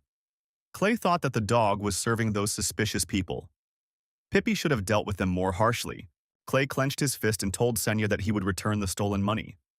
She must find his mom and tell her everything. The wagon must be somewhere nearby. Pippi must stay with the girl and protect her. Clay ran after the flying dog. He thought that once he got to the creature, the beast would be in trouble. A dog with money in its teeth flew over a group of people. That was its destination. Down below was the young prince and his entourage. The prince asked Dak if he was sure this stupid monster would bring a scum from the dragon blood family here. Dak replied that there was no need to worry, this beast was quite intelligent. The dog let the money out of his mouth, and one of the knights below caught it. Dak said it's just some stupid kid. Why not just send warriors to deal with him once and for all? The prince said he didn't want any trouble with his family. No one can know who did this. The knight took a knee and reported to the prince that the child of 7 dragon blood would be here soon. The prince smiled slyly and said that they should do everything according to the plan. Everything must look as if it had been attacked by bandits. In the deserted gorge, Clay was alone. There were 11 people opposing him. The prince thought that this time his 11 soldiers with level 4 mana wouldn't leave his opponent empty. Our hero stood calmly with his arms crossed over his chest. He realized that this operation had been played out to lure him here. He asked, "Who sent them?" The knight knelt and lowered his head. He said no one sent them. They are bandits. Clay shouted that it was a hoax. There are no bandits in knight's armor. The knight pulled his sword out of its sheath and said it didn't matter because the guy was going to die now anyway. Clay was thinking straight. He was facing a level 4 magic, and such a unit would be able to level even a small town. They were sent to deal with him. It seems that the master is really afraid of him. The knight swung his sword at our hero and asked how dare he reason like that. Clay replied that their master was foolish after all. They are no danger to him, a mage and an alchemist. The boy put his hands out in front of him and began to cast his spells. He knew his mother was waiting for him. He had to hurry. Ribbons of inscriptions appeared around Clay. The guy used a level 5 alchemical artifact, an elemental scroll. An ice pictograph appeared above the gorge. The attackers shouted fearfully that it was ice. This is a level 5 magic. It is necessary to defend now. The knights tried to organize a defense. They shouted that another magic circle had appeared. The next moment, a fire magic creature appeared. It hissed loudly. The terrified knight shouted that it was a fire snake, also a level 5 magic. After all, this child's powers were sealed. How does he do that? Clay stood on the pick and continued to produce ribbons of writing. Guy said to make sure these knights don't underestimate the children in the next life, otherwise there's no telling where it could lead. The fiery snake was destroying all the brigands. The attackers shouted that this boy was the devil. The prince and Dak, watching what was happening, hid behind a rock. Dak warned the prince that these knights would not survive. No one had guessed that this Clay was so strong. Clay said he wasn't finished. He is still using the tree spirit technique. Long green plants began to appear from the ground. The prince thought, how could this Clay be so strong? After all, his magic was sealed. Clay, using his magical abilities, realized that the initiator of this spectacle had been here all along. Clay began to emit lightning and applied the wrath of thunder. Lightning struck the place behind the rock behind which the young prince and duck were hiding. There was an explosion. Clay wondered who was behind all of this. The boy ran up to where the lightning had struck. There was only a funnel behind the rock which contained a sack of money. He thought that these lucky people had managed to escape. So, the power of the level 3 magic explosion wasn't enough. Clay reached down into the funnel and picked up the sack. He wanted to check if all the money was still there. It wasn't hard to guess that it was the Shiksin family's handiwork. There was a token in the bag. It's a Gaddafi family recruitment token. They have the same origin as the Dragonblood family. But why can't he feel any magical energy? Is there really a monster sealed inside? Clay assumed the lotus pose and began to use advanced magic to find out for sure. Bright beams of energy began to spread out in different directions. Clay closed his eyes. He felt a young man standing in front of him, holding a glowing orb in front of him. The young man found himself inside the token. Flames blazed around him. The fire elemental was powerful. The beast was here.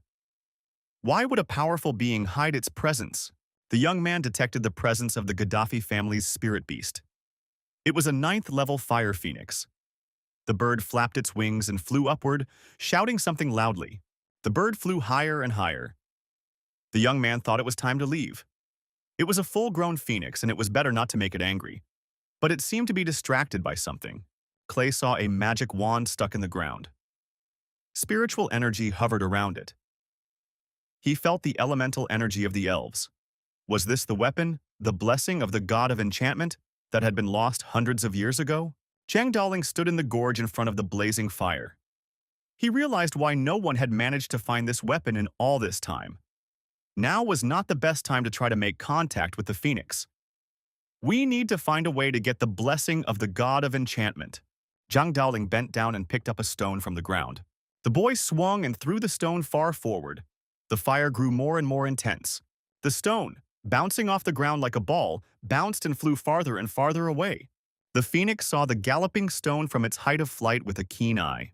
The bird darted after the stone, and Zhang Daoling used the lotus to approach the magic wand. Our hero grabbed the stick with both hands.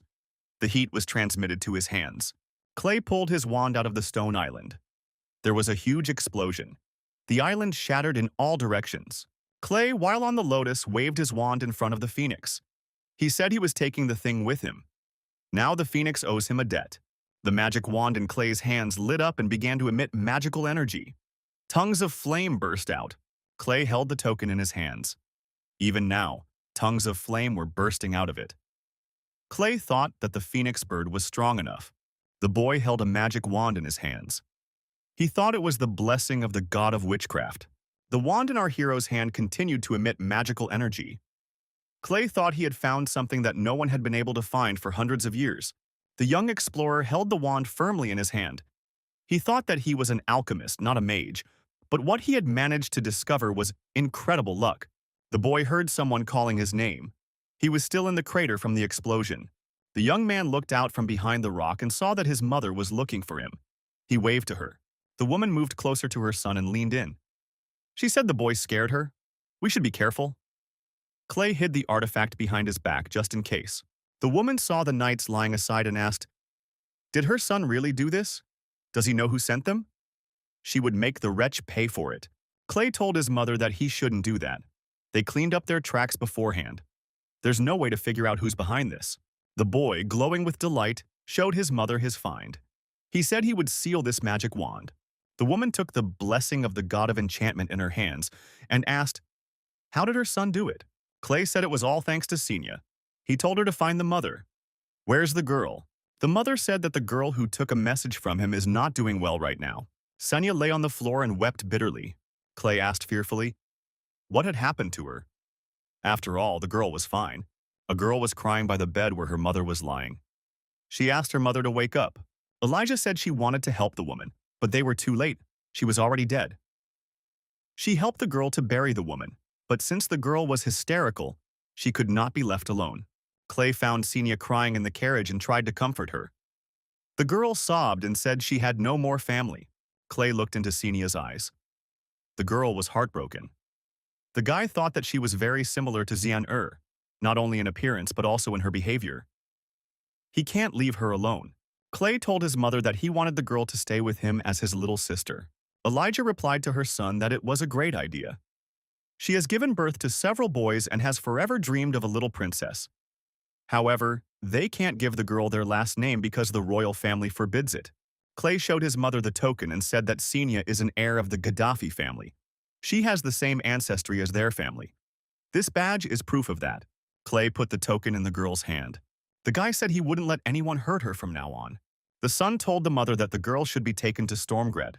Clay, holding the magic wand in his hands, said he was going back to his grandmother.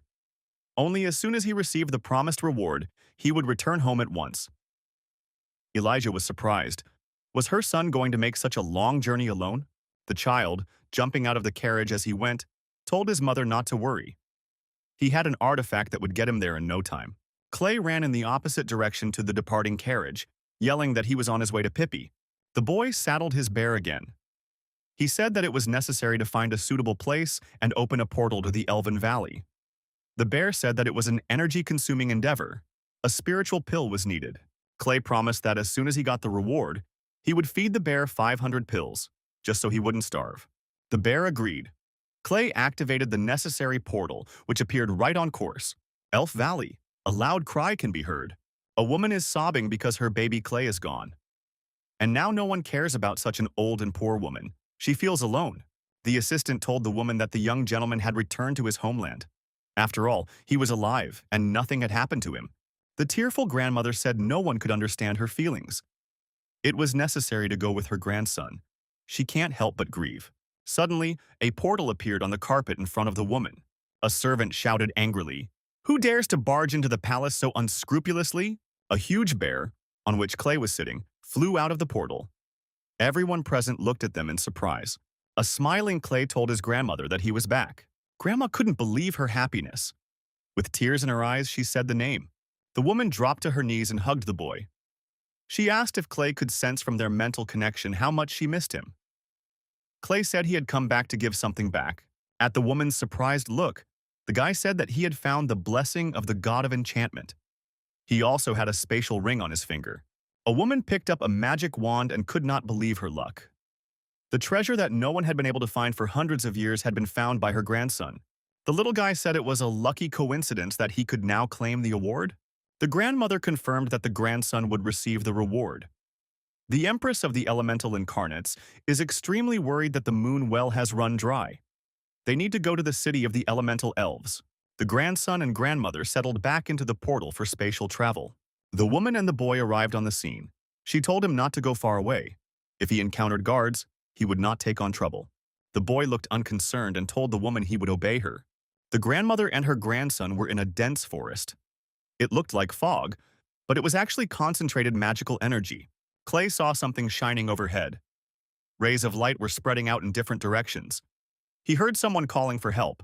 Grandma was wary and said something was wrong. The grandson asked if the grandmother had heard the calls for help. The woman wondered if maybe her grandson had imagined it. The boy rushed in the direction where the sound came from. He said he couldn't ignore it, and added that his grandmother should wait for him here. The woman clenched her fists and shouted menacingly for Clay to return immediately. There are guards everywhere. The boy, ignoring his grandmother's urging, continued to run in the direction the sounds were coming from. Clay thought the sound was like a thought transmission. If it weren't for his high sensitivity, he wouldn't have heard it either. Clay was alone, and no one was around. He couldn't figure out where the sound was coming from. At last the boy said he had found it and approached the grass at the foot of the tree. A crying tiny girl sat in the grass and kept asking for help. Clay leaned over and saw that the little girl was sealed in the sphere. He asked how the little girl had gotten here. A little girl was sitting in a transparent balloon and couldn't get out. At this time, the grandmother was walking through the woods looking for her grandson. The woman stopped and listened. There were many dangers in this forest. Only the eyes were visible in the darkness. Someone had said it wasn't the magic of the elemental elves. An invasion. An invader. Something swiftly flew past the woman, leaving a glowing trail behind it. It was necessary to get rid of the intruder. The glowing dots flew past. Was Clay in danger? Clay freed the girl. She said she almost died. That honey was just awful. The guy touched the girl's head with his finger and said it wasn't honey but pine tar. The girl didn't like that. She said her name was Vela. She is an incarnate elemental, a very respected one. The girl with wings opened the book and said it was very strange. The book says that honey has a yellowish-orange color. What's wrong with that? Clay looked at Vela and said that honey wasn't the only thing that had that color. Had she ever even tasted it? Vela said she had tasted honey but not the kind that humans made. She wanted to taste it just once. Clay held out a honey pill to the girl and said she could try it. His mother had given it to him. Vela tried it, and she liked it very much. She smiled and rolled her eyes in pleasure. Vela tried some more and was satisfied. Clay said he wasn't sorry. This is the best honey in the world. There are so many different kinds of honey in the world of people. Vela had eaten and collapsed on the ground. We had trouble breathing. The next moment, the girl said to behave carefully. There are guards nearby. Glowing dots appeared behind the young man. Clay reacted quickly and put up the shield he had acquired in the cave to protect himself. The glowing dots slammed into the shield, creating a powerful glow. There were many guards. They said it was an invader. We must get rid of him. He dared to take the princess hostage. Clay used his shield to barely hold back the onslaught of the guards. He thought that this was a tremendous power. Is this really the power of incarnate elementals? The guy tried to explain himself. He said he wasn't an interventionist. And which princess are we talking about? The guards continued their onslaught. They asked how dare he lie. Liars have no place in their territory. A dismayed Clay said that they themselves were forcing him to take further action. Clay, holding his shield in his hands, activated a level 8 flame lion. The flame lion rose above our hero. Vela raised her hand and shouted for the guards to stop. The guards stopped at the same second and hovered in the air. Clay weakened the onslaught of the fire lion. One of the guards could not calm down and, swinging his weapon, said that the interloper was about to get it. The woman saw her grandson defending himself from the guards who were attacking him. She shouted, "Not again!" In the darkness, the woman saw Clay's silhouette with guards flying around him. She called out to the boy. The woman approached her grandson with fear in her eyes. As she got closer, she saw that it wasn't that scary. Clay held the honey pills in his hand and told the guards not to make a fuss. There's a little something for everyone. Vela continued to sit on the grass, sighing heavily. The girl told one of the guards that she had warned her that it was going to be incredibly delicious. The satisfied guardian said that it would be great if one could enjoy such deliciousness every day. But they rarely come into contact with humans. Vela said that in that case they should just go to the human world. They'd eat a lot of food there. The grandmother came closer and said her grandson was scared. She thought he was in danger. Clay said it was pretty dangerous, but Vela stopped them in time. Grandmother was frightened and asked if the Empress knew that Princess Vela was here. The girl laughed and said she ran away from the palace. Her mother is a strict older sister, and she is as free as the wind. The elf, her grandson, and the princess decided to hurry. After all, the Empress is expecting them. Clay thought that the magic of incarnated elementals was incredibly powerful. Even a level 8 shield couldn't stop them. Clay and his grandmother arrived at the palace of the elementals incarnate and greeted Her Majesty. Vela approached the Empress. The Empress stood with a magic wand in her hand. The Empress said that this is the blessing of the god of enchantment. It's God's favor. The elemental elves have been saved. The Empress, on behalf of all the elemental elves, expressed her sincere gratitude to Clay. The boy bowed and said that he was honored to have the opportunity to help the Empress. The Empress stretched her hand forward. A pictograph appeared between her hand and Clay's face. Holding a magic wand in her hand, the Empress said that according to the conditions she had set, 10,000 elemental elves would be loyal to Clay for 10 years. The Empress said it was a spiritual oath. Clay wondered, was that really all it was? It looked kind of strange. The guy said he had a request. It concerns the possibility of making a contract with one of the elemental elves.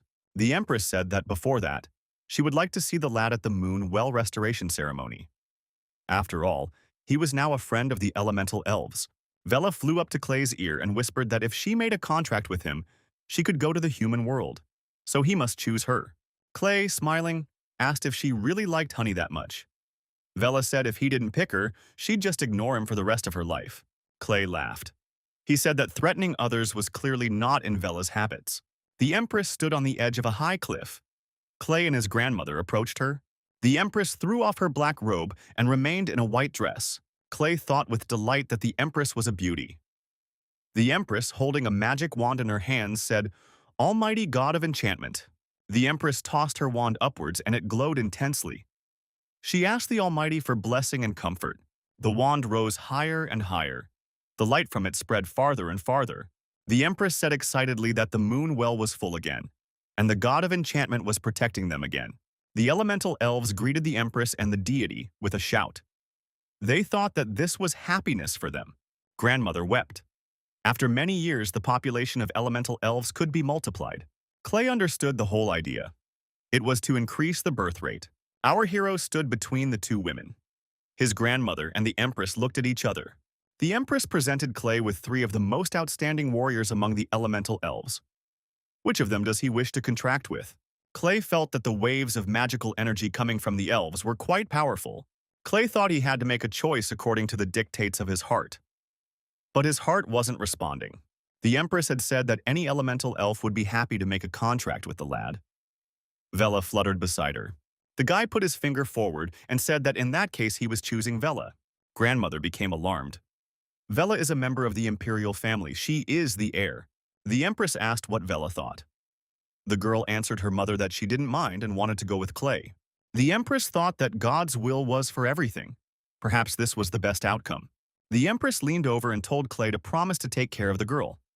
The boy replied that he was ready to protect his comrades at the cost of his own life. The woman stated that since the children were so eager, she would make an exception. Vela rejoiced.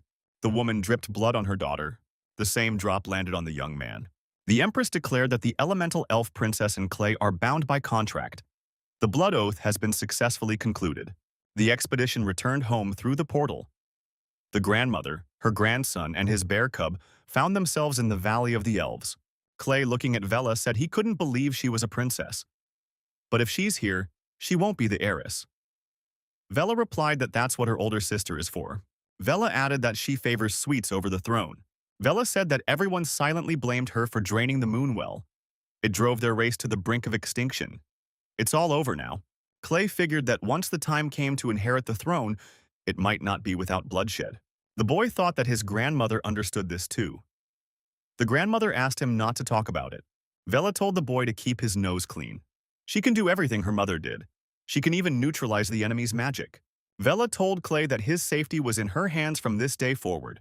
Clay didn't argue. He simply said that time would tell. A messenger came to our hero and said that Her Majesty the Princess had sent a scroll and asked that young Mr. Clay return as soon as possible. The boy remembered, for his mother had told him of a reception in honor of his return. Grandma said that her grandson had better come back soon. It might be something urgent. But he mustn't forget his grandmother. Clay felt a little sad. Had something happened? Vela whirled around beside him. Stormgrad, a family of dragon's blood. Young people partying and dancing. Using the portal, Clay and his team quickly appeared at home. Everyone is having fun. It doesn't look like anything is wrong here. However, the guards did not let our hero in. He was told that uninvited people and dogs were not allowed in. Clay thought, does Pippi look like a PSA? Clay indignantly said that this was his house. After all, this is his family's grand reception. Why is the royal family here, too? Ilya appeared and shouted for the guards to lower their weapons immediately. It's her son. The guard apologized and said that he hadn't had the opportunity to see the young master for a long time, so he didn't recognize him. However, the pets must be left outside for His Majesty's safety. Pippi stayed outside. Clay asked, why is the royal family here? What happened? The woman indignantly said that it was all Shixin's doing. Because of their scheming, it was announced today that the Alchemy Academy was no longer affiliated with the Academy of Magic. Clay asked his mother in surprise, what was the matter? Elijah was angry. She said that Clay had to pass a test to enter the Academy of Magic. Successful completion requires level 4 magic. However, because of his seal, only the Alchemy Academy will be open to him. Clay resented it with rage. He had come back to study magic. In alchemy, he can be a teacher himself. He's not allowed to take a step. Elijah told his son that they had no choice now. Shixin invited the king to smooth things over. In doing so, their family is backed into a corner. Clay overtook his mother and moved into the hall with the guests. Vela hurried after him. The boy said the old man was playing dirty and dishonest. Opening the doors to the hall, the boy thought that this was just the beginning. I wondered what other surprises this family had in store for him. Clay stepped inside. The king and the archbishop stood side by side and looked at the boy who had entered. The king smiled and walked towards the boy. He said that their little genius had returned. Clay bowed to the king and thanked His Majesty for his hospitality. The king said that after entering the Alchemy Academy, Clay would conquer everyone with his knowledge. The boy looked up and told the king that he wanted to go to the Academy of Magic. The archbishop said this boy's magic was sealed. You have to have level 4 magic to be admitted. He can't do that. Clay walked up to the archbishop and said, that's arrogant. He has mastery and even more advanced magic. Shixin said that's a lie. Guy asked, why not see for yourself? We need to find a level 4 mage for them to fight. The king will be a witness. Archbishop Shixin said that in that case his opponent would be the prince. He is a level 4 magician. It's forbidden to use alchemical things. Clay walked up to his opponent and told Prince Vine to escort him into the arena. They will need a lot of space. The prince said he would destroy the opponent. Clay asked how the prince was feeling. Had his head wound healed? He would need to be more careful in the arena. In the arena, the king stood between the competitors. He said that this duel would determine whether Clay was worthy of becoming a student of the Academy of Magic. The prince immediately created a magical barrier and said that his opponent could not defeat him. Now he can't be taken by surprise as before. Clay smiled and asked, was this the prince's way of admitting that he had sicked the soldiers on him outside the city? Prince Vine lunged at his rival and shouted that perhaps in the next life he would know everything. The prince rested his hand on the ground and activated the magic icon. Thanks to the powerful ice crystals, Clay was knocked down and flew high up. The prince, using his crystal sword, shouted that they weren't done yet. Without his scrolls, his opponent was just an insignificant insect. The prince swung and tried to deliver a staggering blow with this sword. Clay blocked the attack. There was a massive release of energy. Elijah, worried about her son, cried out and spoke his name. The archbishop thought, even if this ice doesn't destroy Clay, it will seriously cripple him. The prince smiled gloatingly. He said that his opponent was about to die. Clay holds up a glowing ball of light. He says his rival is getting excited early. Prince's childish amusement can't hurt him. Clay pointed his magical glowing orb at his opponent. and in the prince's hands, the sword shattered into small shards. Clay said that now his opponent would see what level 5 magic was. A bright flash blinded those watching. They shouted that they couldn't see anything. Was it light magic? Had Clay managed to break the seal? The archbishop expressed astonishment. Was this really 5th level magic? How did this boy manage to break the seal? Clay was already holding a glowing orb in each hand. The prince couldn't believe that his opponent had that level of magic and shouted for Clay to come closer. Clay knew that if he got any closer, his opponent's elemental shield would knock him back. Clay paused for a moment. Vela flew closer to him. Guy told Vela to share her sealing magic with him. Vela said that according to her magic level, the effect of this spell would last for about 5 minutes, with a range of no more than 3 meters. Clay replied that it would be quite enough. Vela told the elemental elf contractor to accept the deity's blessing. The girl formed a magic circle in front of her. Vela aimed a beam of light directly at Clay's forehead. A bolt of energy shot through the boy's head. The prince shouted for his opponent not to even think of messing with him and applied the ice dance. The ice shards started flying in different directions. Clay used a radiant shield and repelled the attack of ice shards flying at him. Through the bright glow, the spectators peering into the battlefield determined that Clay had blocked the ice shards' attack. The opponents stood in the arena against each other. The prince aimed his ice shards at Clay. Our hero put up a shield in front of him, and the shards could not penetrate it. The spectators realized that 4th level magic had been used.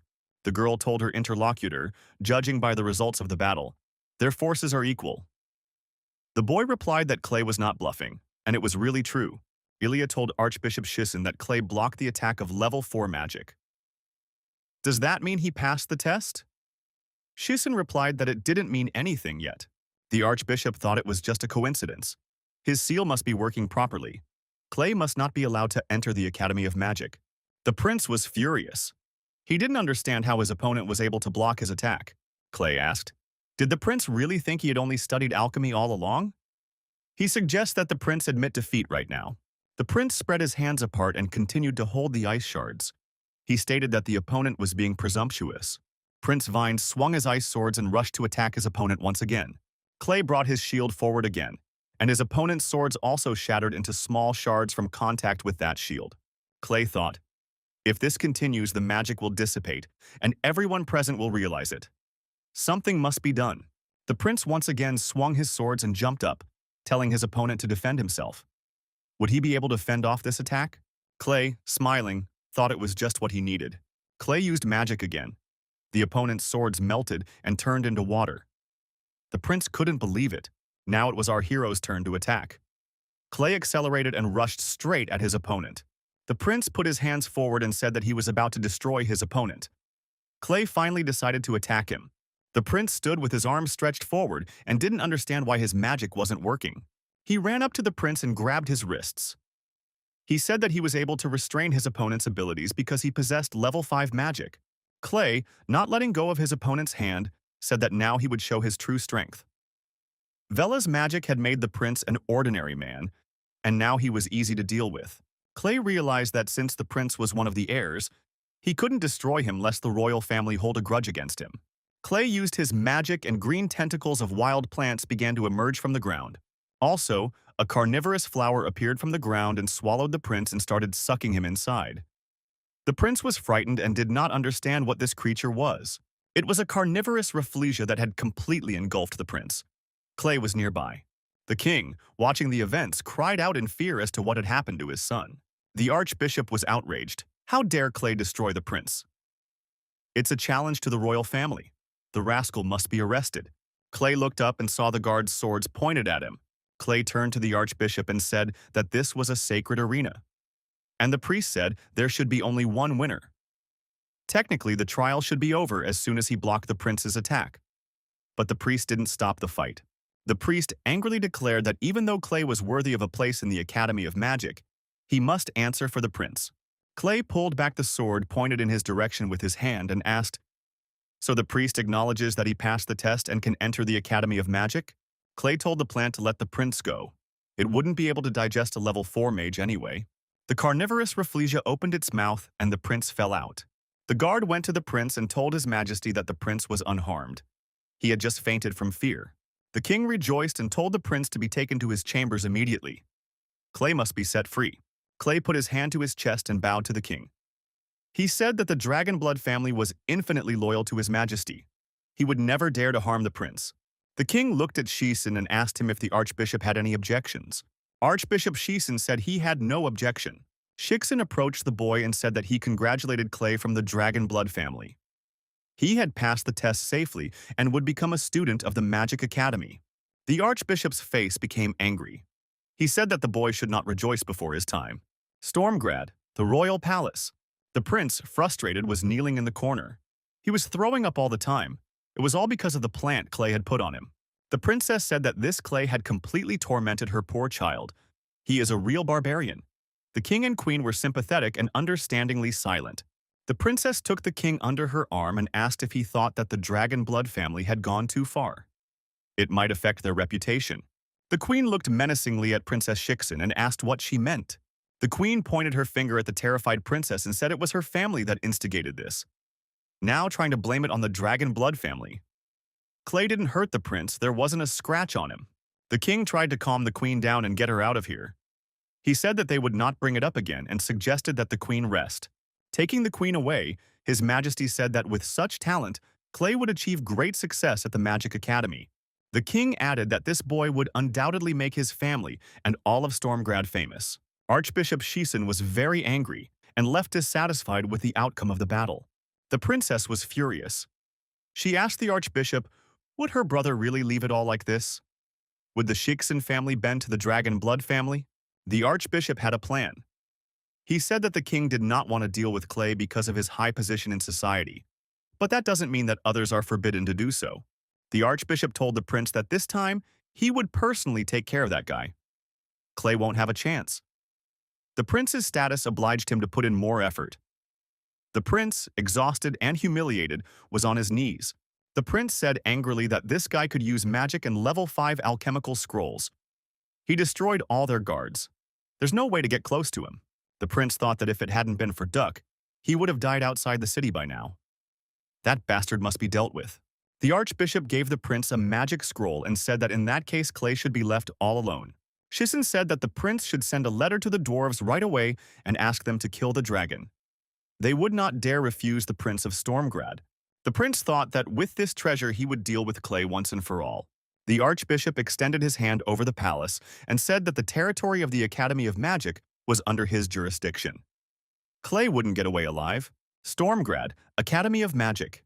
A teacher talks about methods of controlling magic and indignantly reprimands Clay, who is asleep at the time. Clay does not react. The teacher menacingly shouts out the name, Clay Lungshu.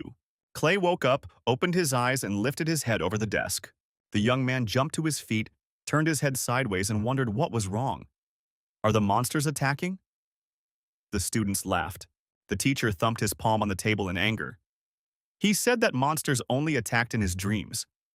Clay has to tell him what magic control is. If he doesn't answer, he will clean out the cages of the magic beasts. Clay pictured the horrible picture of him cleaning out the cells and was frightened. He told the teacher that he would tell everything now.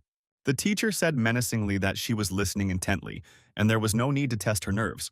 Clay said that controlling magic is the ability to rely on one's own spiritual power and use it to control magical vibrations. Clay, happy, walked out of the classroom. Lessons were over, and another carefree school day had come to an end. Outside the door, Senya and Pippi were waiting for him. Clay thanked his friends for their help. If it wasn't for them, he would have to stay after school. Senya replied that the boy should be more careful. Not everyone gets a chance to study here. Clay stated that he wasn't taking these classes seriously because he had already studied all of this in the Valley of the Elves. And he added that Senya would be able to enter the Academy of Magic very soon too. Clay was disappointed that they were only learning the basics here. He thought that studying would help him break the ceiling seal. Looking out the window, the guy saw Archbishop Shisen and 2 other people holding something in their hands and hurrying somewhere. Senya said she heard that something unusual had been found outside the city. The Archbishop had placed a seal to smooth out the magical fluctuations, but it seemed the seal had been broken. Clay thought that this information could be quite useful to him. What could have broken the Archbishop's seal? Clay said he wasn't going home just yet and ordered that Pippi send Senya back. Clay disappeared immediately. The girl was upset because she wanted to go with him. Pippi replied menacingly that it was not proper. It was necessary to go home. Sanya decided to attack the bear with her feminine charm and said she wanted to go with Clay. Clay secretly snuck to the secret place and, from behind a rock, watched the knights. Something incredible was happening in the sky. Knight told his colleague that the archbishop had just strengthened the seal, so caution should be exercised. Clay, peering out from behind a rock, thought a great opportunity had presented itself for him. The boy could feel the powerful sealing magic. He could literally feel its effects on him. But something was wrong. Clay bent down and took some earth in his hand. He didn't feel any hesitation. Magic couldn't affect her for too long. Who could have set all this up? The guy decided to see what it all meant if he was still here. Looking behind the hill, our hero saw a huge dragon. It was an incredible sight. Looking closer, Clay saw a huge shining sword sticking out of the rock. Clay decided to get closer and started climbing up the cliff. The dragon was huge, 10 times bigger than Tina. Clay climbed to the top. In front of him was a level 9 northern blade. How had it gotten here? Such a thing was hard to find even in the realm of immortals. Clay realized that a mere human could not control this artifact. How could the archbishop have sealed it here? Something's not right here. Clay looked closer and saw the people below. He realized that all was not right here. The people noticed Clay and said that someone had dared to make an attempt on the dragon. Clay showed his badge and said that he was a student of the Magic Academy. He had wandered in here by accident and was about to leave. The knights said it was a petty thief. They are ordered to guard the area and deal with anyone who dares to enter. At this time, the mages sitting over their books were casting their spells. Clay thought that Shisen must surely be behind all this. The mages climbed onto the dais and, raising their hands up, formed glowing energy charges above them. The prince and the archbishop overcame. The prince asked, "Why send so many rank 5 experts and rank 6 mages on this boy?" The archbishop said that they had underestimated him last time. There should be no failure this time. If you destroyed him for no obvious reason, the Dragonblood family would be angry with them. If they attack him for trespassing into sealed territory and trying to steal the dwarves' treasure, that's a different matter. The mages and knights attacked Clay. The archbishop said there was nothing more for them to do here. They should go back to the city and wait for good news. Clay had to dodge energy charges and attacks from knights flying at him. Clay looked at the organized attack on him and thought, when would it all end? The guy decided to use pictogram tape to defend against attacks. Clay managed to hide behind a rock on the other side of which powerful explosions were taking place. Clay squatted down. There were arrows all around him. He used his stone shield. The guy used his secret weapon. Long vines appeared, which immediately captivated the knights attacking him. The mages continued to send energy charges toward Clay. The archbishop was right. This child relies on magic scrolls. The rock behind which our hero was hiding from the explosion shattered into small shards. Clay miraculously survived. The blast wave threw Clay right back to the sword that was sticking out of the ground. Clay thought as the knights and mages lined up their attacks without giving him a break. Shisen did his best this time. The attackers saw a rank 9 magical beast. There was a human on it. Friends rushed to our hero's aid. Sanya and Pippi stopped. The bear stood on its hind legs and growled menacingly. Senya found herself on the soft and fluffy paw of a huge beast. The girl closed her eyes in fear. Clay grabbed Senya in his arms. He asked how the girl had gotten here. Senya replied that if she hadn't come, Clay would have been in a lot of trouble. Clay said she doesn't listen to everyone. She would be punished for that. From behind cover, an archer was aiming at the young men at the same time. Senya saw the danger and decided to protect Clay with her body. She shouted for the boy to be careful and jumped towards the arrow. The arrow slammed into the girl's body. Senya coughed. Clay saw what had happened and, startled, screamed loudly. The chained bear roared loudly. The magician sealed the wild beast. Clay was terribly upset. The magician's hostile energy was having a detrimental effect on him. The boy was terribly angry. Why did his enemies keep trying to take away the people he cared about? Clay grabbed his magic sword. Clay pulled his sword out of the ground and raised it high up above his head. He said he would make his enemies answer for this. The mages saw the knights flying in different directions. Clay was mercilessly destroying them. Is this guy really using this artifact? It's necessary to retreat. My colleague said that Shisen won't approve of this. This guy needs to be dealt with. Clay shouted that they were all assassins and there was no escape. The young man held a sword in his hand, lightning bolts roaming across it. Clay, swinging his magic sword, carried on the attack while shouting loudly. Clay dropped the sword from his hands. The lightning was still roaming the weapon. Clay shrieked. The guy has used this sword for a short period of time, and yet his spiritual power is running low. It's all about the seals on it. Clay looked back and saw a white small cloud rising above the girl. He shouted loudly. Clay ran towards Senya. Her soul had already begun to dissipate. If he didn't stop the process, he wouldn't be able to save her. The boy lifted the girl's body and leaned his hand on the wounded area. He began to activate his inner powers with magic. The bear broke out of its confinement. Scattering the mages, he carried on with great speed and shouted to Clay to get on his back faster. He would get them out of here. Clay told the bear that the girl wouldn't survive the trip in that condition. He continued to hold Senya in his arms. Clay ordered the bear back and reported everything to his parents. Some of the attackers had escaped. If they brought reinforcements, he couldn't hold out. The bear turned around and ran to fulfill the order. He said he would be back very quickly. Hostile mages surrounded our hero. Did the boy really use all his scrolls? Besides, the beast ran away. He can't defeat them in his condition. Clay was calm. Did they really think Pippi was the only one who could help him? Clay pulled out a dragon scale and said he had a trump card up his sleeve.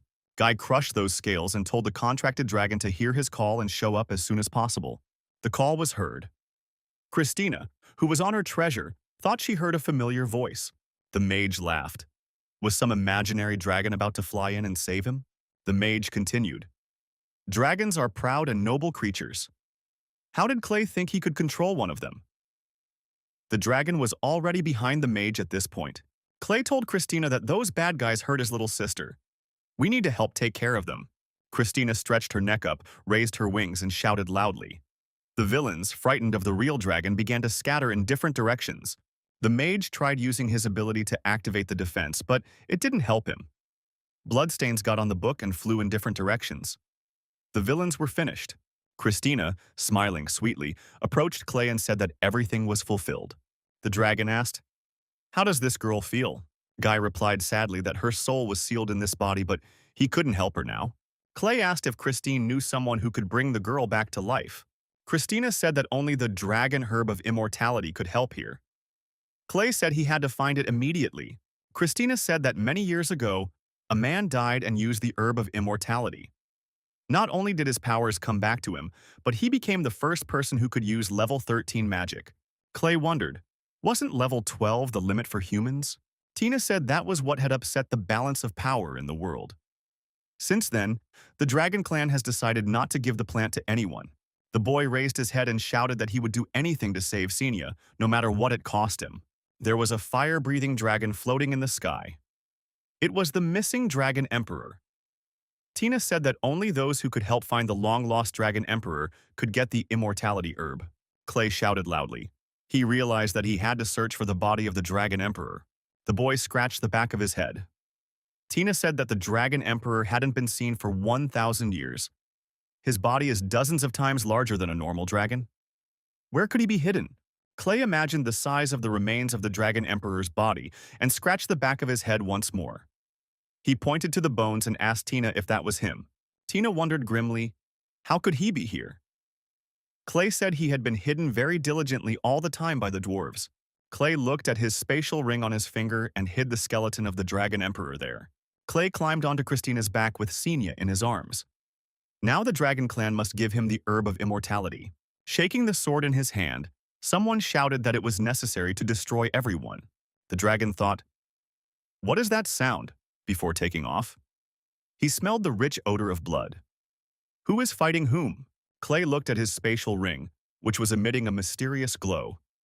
The boy thought that there might be reinforcements from the Archbishop on one side. Clay's grandfather and his father with reinforcements rushed to the rescue. On the other side was Archbishop Shisen, who was also supported by armed knights. Old Reno, waving his sword, rode on his horse and shouted that he would leave no stone unturned against the enemy. His knights went on the attack. The terrible bear was going to take part in this battle. Reno said that the Shiksen family dared to infringe on the life of a dragon blood family member. We have to show who they're messing with. The young man told his father that the knights follow Shiksen's orders but are part of the secret imperial organization. Should he apply his cardinal methods to them? Reno said that anyone who dared lay a finger on his grandson would be destroyed. His knights fought bravely against their opponents. The bear roared loudly. A glowing ball of light appeared in its mouth. A crystal flew into the sky, followed by an explosion. The young man told his father that the barrier was broken. With sword in hand, he rode to Clay's aid. Archbishop Shixin shouted that Reno dared not destroy all the knights of the Imperial Organization and should not pierce a breach in his protective dome. Does he really want to declare war on the king? Reno, on horseback and with sword in hand, rode up to the lonely Archbishop Shixin. Reno wasn't ceremonious and landed a staggering blow on the Archbishop. The Archbishop flew far back and hit a tree and fell to the ground. Old man Reno got off his horse and approached his lying opponent. He told him to wipe the smug face off his face. Reno kicked his opponent in the chest and said that his words would in no way shake his family's loyalty to the king. Shixin said he hopes that in the face of his majesty, Reno will be as brave. Reno replied that he would try to deal with it without using brute force. But if a single hair fell from his grandson's head, he would bury the whole lousy Shixin family alive. The dragon, having risen high into the sky, flew above the ground to its destination point. Christina told her passengers that they were getting close. However, Clay must choose his expressions when dealing with the elder. His magic is not something an ordinary person can handle. Clay, holding the girl tightly to his chest, thanked Tina. He would do anything to save Xenia. The dragon went for a landing. He landed in the place where his brother was already waiting for him. Christina landed in front of the dragon, who immediately roared loudly at her. Christine responded in kind. The dragons' heads came closer together. The co-worker said hello to Christine and told her they hadn't seen each other in a while. He sees 2 bugs on her that he can catch if she wants. Tina replied that they were her friends and couldn't be harmed. The black opponent didn't want to settle down and said that if Christina defeated him, then he would let them through. Suddenly there was a loud shout from outside. Someone shouted for the vizier to stop immediately and let Christina in. Vizier said Christina was lucky that Scavet intervened. A tense Clay thought, is this really the power of a dragon? Its soul seems to tremble before such power. This power is enough to tear a man to pieces. Christine and Vizier stepped inside. In front of them was a dragon that was many times their size. The dragon greeted the young man politely. The formidable dragon introduced himself. He is the elder of the dragon clan, Scavet. Christine told him that the boy had managed to find the remains of the dragon emperor. Clay, holding Xenia in his arms, turned to the elder. He had indeed found the dragon emperor and would like to return him to the dragon clan. But he had one request. The dragon remained calm and told the man to continue. Clay said he'd like to get the herb of immortality. The dragon elder looked into the man's eyes and said that he was either too brave or too stupid. Scavet stretched his neck upward, opened his maw, and roared loudly. Powerful bright rays began to come out of the jaws. The dragon said he was angry. The man in front of him is a foolish and greedy man. Christina, lowering her head, told Clay to take back his words immediately. Otherwise, that power would tear him apart. Clay activated the protective sphere and said he needed the immortality herb. Clay thought, though the dragon is strong, he can't back down. The dragon stopped and asked, is the young man really willing to sacrifice his life to obtain the power that is hidden in this plant? Clay replied that he wasn't interested in power. He needed the grass to save his sister. Scavet said he likes people who don't have selfish thoughts. He will give the herb, but he wants to see the dragon emperor first. Clay said he wouldn't do it until he got the herb of immortality. Christina saw the skeleton with her own eyes and can confirm this. Guy added that he couldn't trust Mr. Scavet. Clay said the herb of immortality and cure his sister. He will immediately give the skeleton of the dragon emperor. Clay raised his head and said menacingly that he would destroy the skeleton otherwise. Scavet said Clay is pretty reckless, but his threats have a definite impact. The girl rose up and began to hover at some height. Scavet told the boy to wait outside while he brought the grass. Scavet added that if the guy cheated him or damaged the dragon emperor's bones, then he would destroy their souls with his own hands. Clay thought he had to wait a very long time. Would everything be all right? Finally, the girl ran out of the cave and rushed towards our hero. Xenia jumped on the guy and knocked him down with joy. She shouted that she was very happy to see him. Clay, not letting go of the girl, asked, is everything okay with Xenia? She's sure she's not in any pain? Xenia, looking into Clay's eyes, said that the herb of immortality worked wonders. It was like she was reborn. The girl stated that she felt an incredible surge of strength. Her body felt as if it was overflowing with mana. Xenia raised her hands up and showed how much mana was overwhelming her. Huge beams of energy began to rise straight up into the sky. Clay thought it was incredible, for this was high-level magic. He had never seen magic circles like this before. Skavit knew that the immortality herb was a dragon emperor's energy blob. The girl had inherited the wisdom of the dragon emperor. The speed of light would see a new personality. Skavit says he's fulfilled the guy's condition, now the guy has to fulfill his promise. Clay stretched his hand forward and said that the dragon emperor's skeleton was in his spatial ring. Skavit said that was wise. Now they should follow to the tomb of the dragons. It's time for the emperor to rest too. Clay turned to the girl and told her to stay here. He would be back soon. While inside the cave, Clay saw Skavit transform into a human. The boy was surprised. It turns out that dragons can take the form of humans. Skavit crossed his arms over his chest and looked sternly at the small man. Skavit and Clay stopped in front of a huge pictograph that depicted a dragon. Skavit said as Clay took his hand. The magical pressure in the dragon's tomb would not be survived by a human without his magical protection. Skavit and Clay, holding hands, stepped through the pictograph. Once on the other side of the portal, Clay saw that they were in outer space. The boy asked, "Is the Tomb of Dragons another dimension?" Clay looked up and saw the dragons flying above him. The power from them was comparable to Skavit's. The passing dragons also turned into humans. Clay thought that they must also be elders who had come here to honor the Dragon Emperor. Clay saw the dragon people standing below. In the center were the remains of the dragons. Clay also saw the grass of immortality. This was the place where it grew. Skavit told his interlocutor that he could now show the Dragon Emperor. Clay pulled out the skeleton of the Dragon Emperor from his spatial ring, and everyone saw it. Clay watched as all the dragon men lifted their heads up and gave a friendly shout.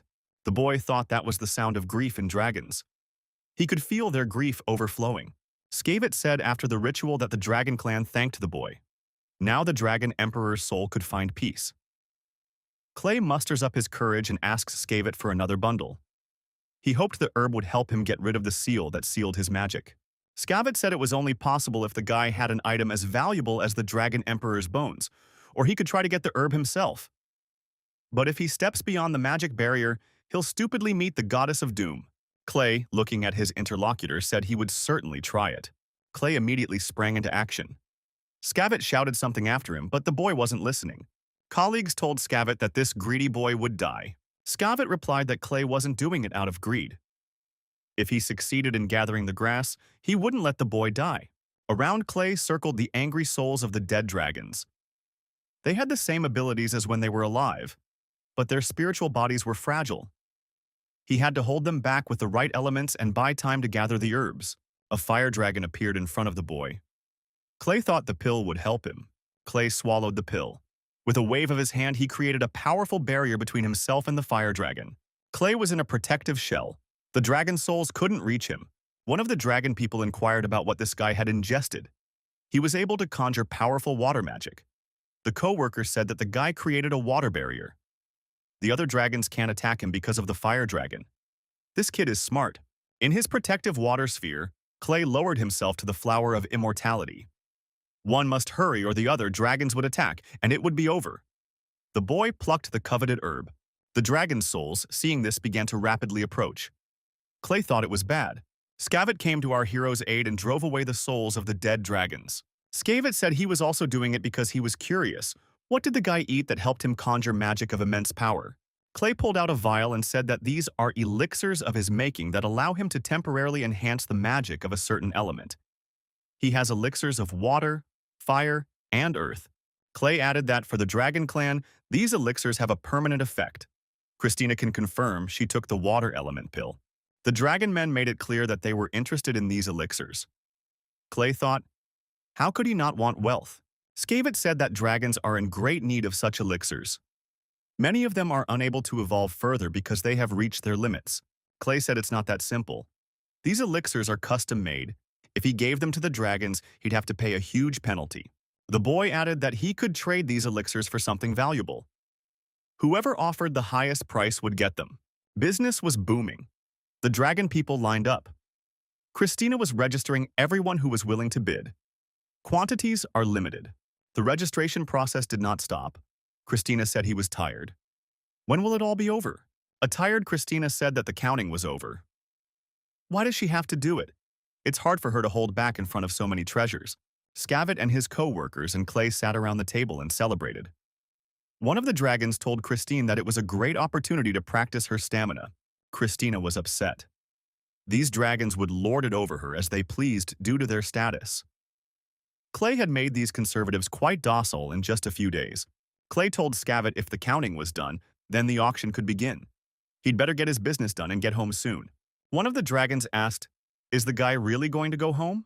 Scavit rose from the table and thanked Clay for returning the remains of the dragon emperor to them. For that, he'd like to give the boy a gift on behalf of the clan. Scavit decided to give a spatial ring that can hold an entire state, as well as a white dragon horn. With it, you can count on the help of the dragon clan at any time. Furthermore, this horn emits a sound that will scare away even a rank 9 monster. Scavit said that all of the white dragon's power is concentrated in that horn. He would look forward to the day when Clay would unleash its full potential and also use the praise of light. Clay knew that praising the light was a type of white magic that only pure of heart priests could use. Clay thought that a person who used the horn could self-heal, even when on the verge of death. One could return to normal in a matter of moments. That's important on the battlefield. This horn can be used to create a praise of light. There are only a few on this continent who can boast such an artifact. Scavit rubbed the boy on the head. He said Clay had 2 valuable qualities: honesty and kindness. He's going to ask Tina to drive him back. He doesn't like to say goodbye. Clay smiled and thanked Scavit. Already on the flight, Christina said the guy had gotten a lot of money. He had a nice trip to Dragon Island.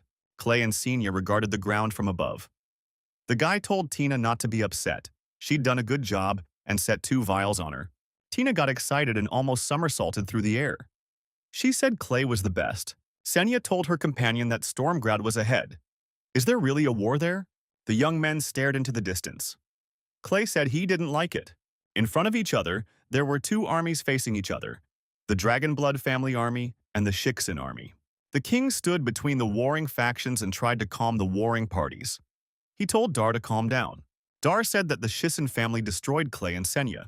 They must answer for that. One of the knights looked up into the sky and said that a huge dragon was approaching them. However, it was Clay and Senia who were riding the dragon. Christina went for a landing. The knights scattered in fear. Why had a real dragon come to Stormgrad? After landing, the dragon opened its huge maw and roared loudly. He said that he was a friend of Clay Lunkshu and would not spare anyone who dared to oppose his family. The knights shouted in fear that they would definitely not dare and had nothing against this family. The king thought in awe, how could this child control a dragon? Dar jumped off his horse and hugged the children. Clay asked his father what was going on here. Dar was very relieved that the children were all right. He thought they were dead, and he was going to avenge them. The king, smiling, walked over to the boy and said that Clay had arrived on time. A little more, and Stormgrad would have turned into a bloodbath. Clay told the king that he and his sister had indeed been attacked by the Shiksin family. However, he didn't have time to warn them because he was in a hurry to go to Dragon Island. The king angrily asked the archbishop what he had to say for himself. Shiksin said Clay was the first to enter the barrier. It was a terrible misunderstanding, but he's alive. The archbishop whispered in the king's ear and said that the Dragonblood family had the support of the Elf clan. Now the boy had the support of the Dragon clan. The archbishop said the king had better take care of it if he wanted to maintain his position in the state. The king told Dar that this is a terrible misunderstanding. He's not going to have a massacre here, is he? Dar replied that he could not disobey the king's order, so he would lead the army out, but it would not go unpunished. The king leaned over to the boy and said that little Clay was incredibly scared this time. Clay was surprised, for he and the king were not on such close terms. The king said that as compensation he decided to reward the lad with the title of Baron and allot land in the province of Barak. His Majesty added that these lands are next door to the lands of the elves. He should like it there.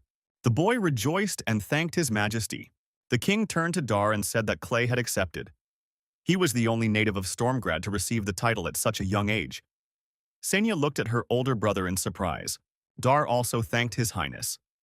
However, his face did not show any satisfaction. Clay noticed this and thought his father had that look in his eyes like he didn't need to do that. Dragonblood family manor. Christina is stationed in front of the building and is resting. Elijah asks loudly, "Is Clay really going to Barak province?" Elijah loudly tells her husband that the king is scared. How could he let Clay accept this offer? Dar, fighting back, says it's not fair. The boy had made his own decision. He couldn't object, especially in front of the king. Clay gathered the necessary information from the book.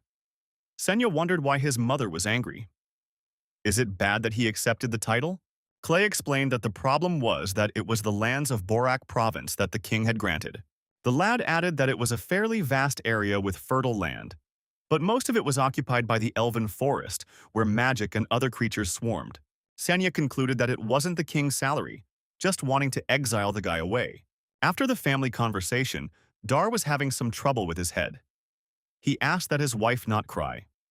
Ilya noticed that all the nobles who had gone there in past years had returned crippled or not returned at all. The door to the room swung open noisily, and a furious Reno appeared on the doorstep, sword in hand. He said Dar was a stupid animal. Reno, swinging his sword, lunged at his son. Why hadn't he done anything when he heard that the king was sending his grandson into exile? Dar, running away, had said that it would be much harder for him to deal with this if his father chopped him to pieces now. Clay tried to hold on to his grandfather and clung to his legs. He said it wasn't his dad's fault. He had made that choice on his own. Reno squatted down, put his hands on his grandson's shoulders and said, "Doesn't he know what this place is?" Clay replied that he knew, and that was why he wanted to go there. The Academy of Magic was not the place he had envisioned. The only way out was to go to Borak and learn by experience. The old man asked in surprise, was his grandson not joking? Clay replied that Borak is the most suitable place for training, and the land there is very fertile. It has a great defense, so it will be fine. Clay thought that the king, without realizing it himself, had given him an incredible opportunity. Christine, against the backdrop of the full moon, was traversing the expanse of airspace. Flying over the royal castle, the dragon went into a descent.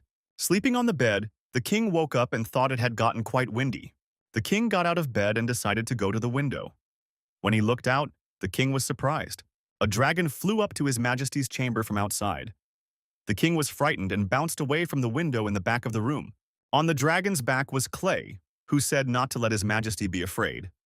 This is a friendly meeting and nothing more.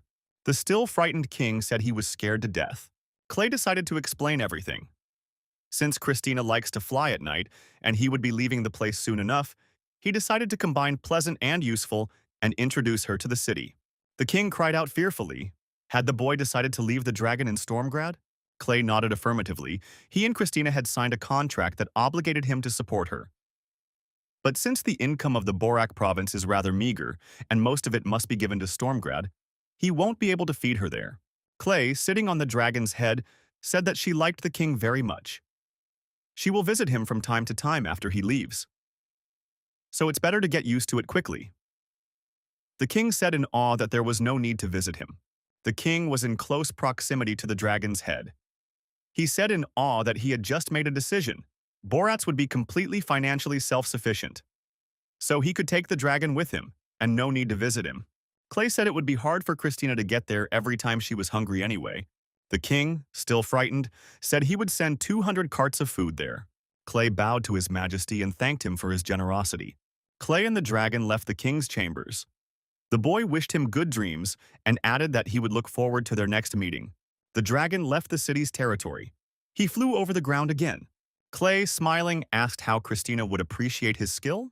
Christina said angrily that Clay was very fond of money. But he's not eager to take away her treasure, is he? Clay said he didn't want money, he wanted freedom. He just doesn't want to be decided or manipulated for him. He's come to show the king that he's not easily intimidated. Christina, flying over the city, concluded that humans are very complex creatures. The dragon landed again near the young man's estate. The dragon said that if that's the end of it, he's going to a snowy mountain. It's pretty close to the province of Borak. As soon as he wants to visit it, he can come visit. Christina soared into the sky. Clay waved and thanked her for everything. He promised to bring some water pills next time. The boy decided that now he had to get ready to travel. Clay stretched his arm forward and looked at his spatial ring. There were many jewels and treasures in the ring. Vela was also there. She was lying on the treasure and eating honey. Clay woke the girl, who still had the honey pill in her hands. Vela said she hadn't eaten enough yet. That is, she hadn't rested enough. Clay said he needed to prepare to go to Borat's. To do that, he needed Vela's help. Elijah, who was outside, raised her head up and found the means of transportation made of the skulls of a 9-headed hydra in the air. She cried out loudly. Clay opened his eyes and said hello to his mother. Vela was resting on his head. The woman asked her son in surprise if Clay had done it in one night. The boy replied that it was better to go on a long journey with an army. It was the best he could do in such a short time. The woman said in surprise that a 7th-ranked mage could do such a thing, but after all, his magic was still sealed. Clay replied that it was all thanks to Vela. She shared her wind magic. It is now sealed in this magic crystal that allows the machine to move. The crystal was attached to the speed shift box lever of this flying machine. Pippi, by the way, was still resting. The woman hugged her son. She said that he had really grown up. Clay replied that he would always be a child to her. Elijah said that she would be taking 2 units for herself in connection with this. Clay wondered, what did that have to do with anything? Elijah stroked her son's head and said that he had promised that he would always be a child, and children should listen to their mother. Clay replied that it was unreasonable. Clay, upset, announced to the army that his mother had taken 2 skulls. Looks like they'll have to make a few more. Sania saddled her horse and said that they had a hard road ahead of them. One of the knights approached, accompanied by his horse. Clay told Uncle Joe that he didn't need a horse for this trip. He wondered why Senia was here. Uncle Joe presented a finger to his mouth, signaling the need for silence. Clay figured it was all his mom's doing. No wonder she'd taken 2 skulls from him. The boy looked up at the castle wall towering in front of him. The title given by the king stipulated the ownership of 2 horses, with the king already scared. If his status and confidence were to be shaken again, then there would definitely be no avoiding trouble. Clay put his hand to his chest and bowed. He swore an oath to his relatives and said he had caused them a lot of trouble. The guy promised that he would fulfill their expectations and become the strongest in this world. The king said he was young, but already very intelligent, and asked if his grandfather would not go to see him off. What good would it do to stay here? Reno said he sent his man with his grandson, so everything will be fine. The archbishop thought that old fox Reno was only staying here because he was worried, lest he and the king set a trap for Clay. However, they are one step ahead.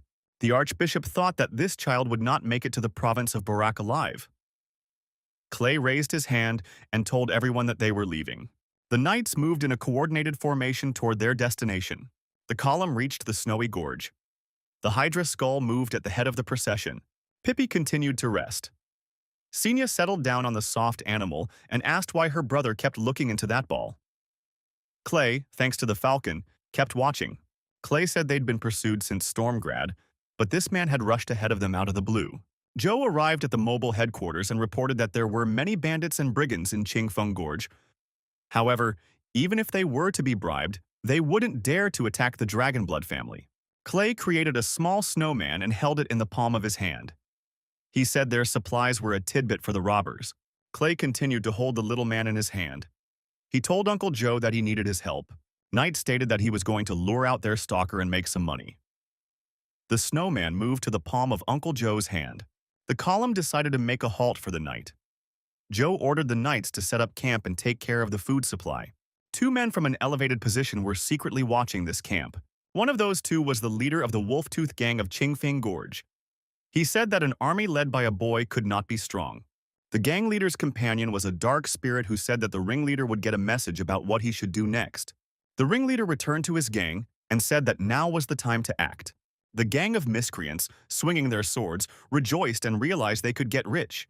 The villain, accompanied by his gang, rushed upon the camp and shouted that they must be slaughtered and all supplies taken away. That way they could survive the winter. The bandit leader crept up from behind and decided to attack the knight closest to him. However, the knight turned into something incorporeal and melted away. The bandit wondered why he had arranged it. The villain realized they had been tricked and screamed that it was a trap. The bandits who attacked the knights saw that these knights were all made of snow. And indeed, they had been outwitted. Hovering above the villains on a lotus flower was Clay. He said he was expecting to fight real bandits. Turns out they're just a bunch of kids. Wasted a lot of effort creating puppets. Clay ordered his knights to capture all the bandits alive. The knights jumped out of their hiding places and rushed to carry out young Master Clay's orders with shouts. The gang leader realized they had fallen into a trap, but he hoped they hadn't lost yet. The villain jumped high up and swung his sword. He thought he had to capture this child. Then everyone else would follow his orders. Clay, while on the lotus, threw a glowing ball of light towards the bandit attacking him. The ball hit the bandit in the head, and he lost his balance and fell to the snow. When he raised his head, he saw who he was lying in front of. In front of the gang leader stood the army commander, Clay. He asked who sent this scoundrel. If he didn't confess, we would have to destroy him. The villain says he is the leader of the Wolf's Tooth Gang. He is not afraid of anything and will not say anything. Clay decided to act diplomatically and said that in that case he would be willing to trade the information. In the huge kazan, a young lamb was cooking. The knights had never seen anything like it. The dish smelled divine. Did young Master Clay really make this pot? The knights surrounded the table and ate the food prepared for them with great appetite. Clay was cooking an animal carcass on a spit. The lad said it was just the thing for a cold winter's day. He had another whole lamb cooking. The gang members, chained hand and foot, were starving. They decided that Clay was simply unbearable. They couldn't bear to watch the delicious food being eaten in front of them. The gang leader said that his subordinates behave like children. Can't they resist a piece of lamb? Clay held a piece of meat in his hands and said that it was very cold. But it was warm and comfortable around the fire. Clay began to eat the lamb appetizingly. He said that this leg smelled appetizing. He is sad to see the poor, freezing, and hungry villains. He has plenty of supplies and can share with them. The bandits began to surrender and asked Clay to take them as his crew. They didn't want to die of hunger and cold. The gang leader shouted that they were traitors. Did they really think the enemy would let them live? Clay said, "Wise is he who is observant. He who is ready to surrender invites everyone to the table." The freed villains apologized to the boss and said it smelled so appetizing they couldn't contain themselves. Clay twirled a piece of hot, appetizing meat in front of the gang leader and asked if he was still resisting. If he didn't, his subordinates would. Why doesn't he want to take advantage of the situation? The hungry and frozen gang leader pondered. He had almost no choice. After a while, the main villain was already eating delicious meat and drinking it with chowder from a cauldron.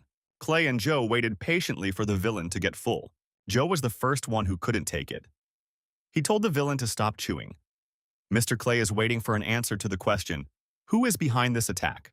The thug said that under other circumstances he would never have dared to attack the Dragonblood family. But this year the cold weather came very early. There were too many hungry people waiting for him in the mountains. He had no choice. Clay figured there were hungry people living in the mountains. The bandits said that the noble families of Stormgrad are living the good life. Nobody cares about the common people. Taxes are going up, so people go to the mountains and become bandits. Food is in short supply, and a stranger showed up saying that some boy with a huge supply of food would be here soon. Joe couldn't stand it and pulled his sword out of its sheath. The bandit was frightened and shouted that he had no choice because everyone wanted to eat. Clay told Uncle Joe to calm down. That villain didn't mean to hurt him. Clay asked why this gang was taking in new people if food was scarce.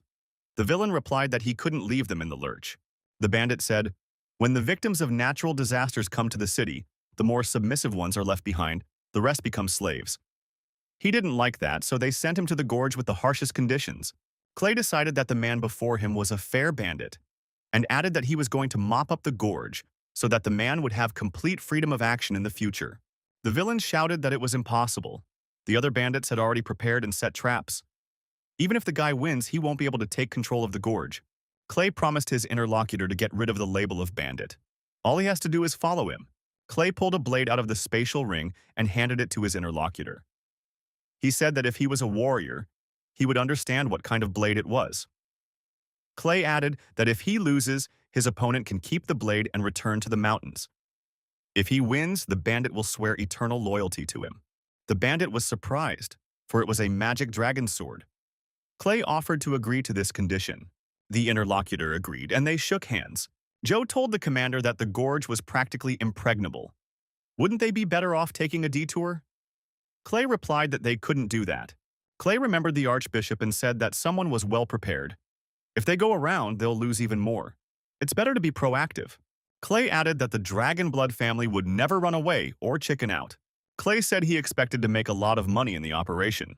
Uncle Joe asked how. Clay said it's a secret for now. A few hundred of the most outstanding soldiers need to be trained. We leave tonight. Joe figured this guy was the hope for a better future for the family, except for the dragon. The guards, tired from duty, had fallen asleep, and their weapons lay nearby. Thanks to the falcon and the magic ball, Clay had seen it all. The guy said the bandits were at their most vulnerable right now, so they couldn't find a better opportunity. Joe said that the soldiers, according to the plan, took up positions at the entrance to the gorge. It is necessary to set fire to the lair. Then the bandits will come right into their hands. The mysterious villain thought that this guy really wasn't that easy to deal with. Not only did he not take a detour, he decided to attack. The villain held a glowing orb in his hands. The villain released a glowing ball upwards, and it increased in size. But you can't count on these bandits. The guards immediately woke up and shouted, "What's that sound? Is someone attacking?" Clay saw telltale signs in the sky and thought someone had recognized their attack. The guy said, "We need to hurry. We need to ignore the source of the signal and take over the area before the bandits react." Vela, still on the guy's head, said that maybe he should leave. Clay, clenching his fists, said that if anyone wanted to do that, he would personally handle it. The villains were attacking and thought they could handle the Dragonblood family's army. They even wanted a reward for destroying the commander. Joe wondered if they really should go on the defensive. Now that they'd been discovered, it was better to get out of here altogether. Clay said he had some thoughts on the matter. Clay asked Uncle Joe to hold off the bandits until he returned. The gang leader who defected to their side said it was absolutely impossible. A few hundred people can't hold off 20,000 bandits. It's unrealistic. Clay asked if Uncle Joe believed in him. Uncle Joe, head down, said he'd never heard of such a destructive tactic before. He doesn't even know what the guy's going to do. It's crazy. Joe raised his head and looked into the eyes of his interlocutor. He said that was exactly what made his blood boil. Joe raised his sword forward and urged his companions to follow him. He was determined to show what the true power of the Dragonblood family meant. Knights armed with shields and swords chanted that they were in favor of the prosperity of the Dragonblood family. Clay thanked Uncle Joe for his help. He needs his uncle to hold off the enemies for a little while. He would be back very soon. The gang leader followed the hero. The mysterious villain watched Clay and his companion from the hill. The gang leader asked if Clay had decided to leave everyone behind. Clay told him to show him the way or he'd be in trouble. The masked stranger laughed. "Does this guy really want to suddenly attack alone? We should take this opportunity to deal with him." Vela, still on Clay's head, said that they were being pursued by a 7th-rank mage and Clay couldn't handle him. She offered to lend her powers. Clay disagreed. He said that her magic would come in handy later. However, he had already taken some precautions, so there was no need to worry. The guy continued on the established route. Clay knew that the bandits would concentrate on fighting the main forces. Only the one who wanted to destroy him would follow him. Clay took out a special liquid from the spatial ring. He opened the vial and squirted out the contents. The man who had been following them revealed their location and intentions to the bandits. The guy splashed the contents of the vial on the villain who was chasing him. The unknown man stopped and, clutching his face, screamed. Clay turned around and said that it was the poison of the 9-headed Hydra. There was no need to try to use magic or he would die in more agony. The unknown man, eyes blazing, grabbed Clay by the neck and lifted him up. He said he was a foolish child. Did he really think he could stop him? However, the poison on the stranger's body began to eat away at his skin. The villain cried out in fear and pain. "What have they done to me?" Clay, smiling, said that the Hydra uses poison for defense, but also to dissolve the opponent's magic attack. The villain was poisoned but decided to use magic. Now he was suffering. The villain fell to the snow. Poisonous vapors rose above his body. Clay added, "This is what you get when you don't listen to him." The gang leader said with surprise that Clay had destroyed a rank 7 opponent with just 1 vial of poison. The guy said that if he showed pity, it would be the next one to die. It was a pity that it wasn't possible to extract useful information from him. Clay finally moved toward their destination. He said they had to hurry. If the bandits realized this and sent a chase after him, it would be hard for him to find them. The aide asked who he was talking about. Clay and his aide arrived at the enemy base. They observed the situation from cover. Vela said there were bandits living here. But why isn't anyone guarding their lair? Clay, still keeping watch, said the bandits had no brains. Everyone went into battle and didn't even think to leave guards behind. Deputy Clay, a former thug, felt humiliated. A few guards remained after all. They were dozing by their swords. Suddenly, there was a strange sound. The guard jumped to his feet and grabbed his sword. He shouted, "Who's there?" Clay said they were poisonous vines. And indeed, huge green vines emerged from the ground and captivated the remaining guards. Clay and his aide proceeded into enemy territory. They heard calls for help from different directions. The deputy asked where were these frightening sounds coming from. Vela scanned the neighboring room and told Clay that there were a lot of people in there. Clay told his assistant, Sam, that they needed to split up and free everyone. Sam figured it out. Turns out Clay had been talking about them all along. He came for the refugees in the first place. The boy opened the door and entered the next room. There were a lot of prisoners there. He told people not to worry. His name is Clay Lungshu. He is from the Dragon Blood family and came to free them. One of the prisoners, an old man, approached the guy, thanked him for his release, and told him they had nowhere to go. Natural disasters and rising taxes are all incredibly hard. Better to stay here and wait for them to be sold. Then there will be a chance to survive. Clay suggested that the men go with him to his lands. It would be easier for them there. Clay announced to everyone that he was not only a member of the Dragon Blood family, but also the proclaimed king, ruler of the province of Barak. In his fiefdom, he would free them from taxes and show them what the good life was all about. The freed people said if it was true, then they would follow their savior. The people began to come out and followed the boy. Clay said that the Dragon Blood family keeps their word. However, people must get to his fiefdom on their own because he is now a target of surveillance. Clay pointed to the vault and told the men to take the bandits' supplies and food. It should be enough to get them safely to Barak. The people who had been freed screamed and stormed the warehouse. They shouted that they would follow their savior to the ends of the earth. Sam wondered why Clay had given all the supplies to these people. He was trying to make some money, wasn't he? Clay replied that there was a shortage of labor in his province. However, the land there is vast and rich. Therefore, people are the main wealth. Now there is a chance that Barak will become the most prosperous province on the continent. Clay told Sam that he was going back to Uncle Joe's. The son has to follow the men. If anyone gets in the way, he must use hydrovenom. Clay gave Sam the appropriate vial. Parting ways, Clay said he was counting on Sam. Sam thought that even though Clay was small, he had a pretty powerful aura. He was brave, smart, and calculating. The knights led by Uncle Joe were repelling the attacks of the attackers. They had no more strength left to defend themselves. Joe once again raised his sword and said that for 7 dragons' blood he would cross his blade with the enemy. Clay pulled out a golden dragon horn and hummed loudly. The knights who were fighting off the bandits heard the sounds and realized that young Master Clay had returned. A huge pictograph appeared under the knights' feet. They noticed that their wounds had healed. It was unbelievable. This was Clayson's magic. Joe realized that this was the 10th Praise of Light spell. Joe looked in the direction where Clay was, but after all, his powers were still sealed. How can he use magic of this rank? It's inexplicable and disturbing. Clay kept making sounds, and magical streams came out with them. Joe shouted to the knights not to let Mr. Clay's efforts go to waste. It was necessary to capture all the bandits. Joe thrust his sword forward and shouted for the knights to follow him and keep fighting. He was setting an example. The bandits were surprised. Why do the knights look like their wounds have healed? Are they even more determined to fight than they were from the beginning? Vela told the guy that his body couldn't handle such a powerful flow of magic. It can't continue. Just a little longer and his body would start to break down. Clay showed the girl the pill and said that it was a powerful restorative pill of the elf clan. So it's worth it to continue praising the light. You can't stop at a time like this. Clay remembered when he was Zhang Daoling in the immortal realm. He was alone. Back then, he had no fear of doom. How can he retreat when there are so many people fighting near him right now? Clay hadn't felt this excited in a long time. It turned out that leading a team to victory was more interesting than fighting alone. After 1 hour, the bandits were wiped out. Joe continued to finish off the rest of the resisting villains. One of the knights said that all the bandits were defeated thanks to Clay's powerful magic. Their side had suffered no casualties. Having eliminated the last bandit, Uncle Joe decided to immediately favor Clay about it. Joe climbed up the mountain and approached the guy. Joe said that they had won the victory. Everything went according to plan. It's just unbelievable. Clay stood with his back to Joe and didn't move.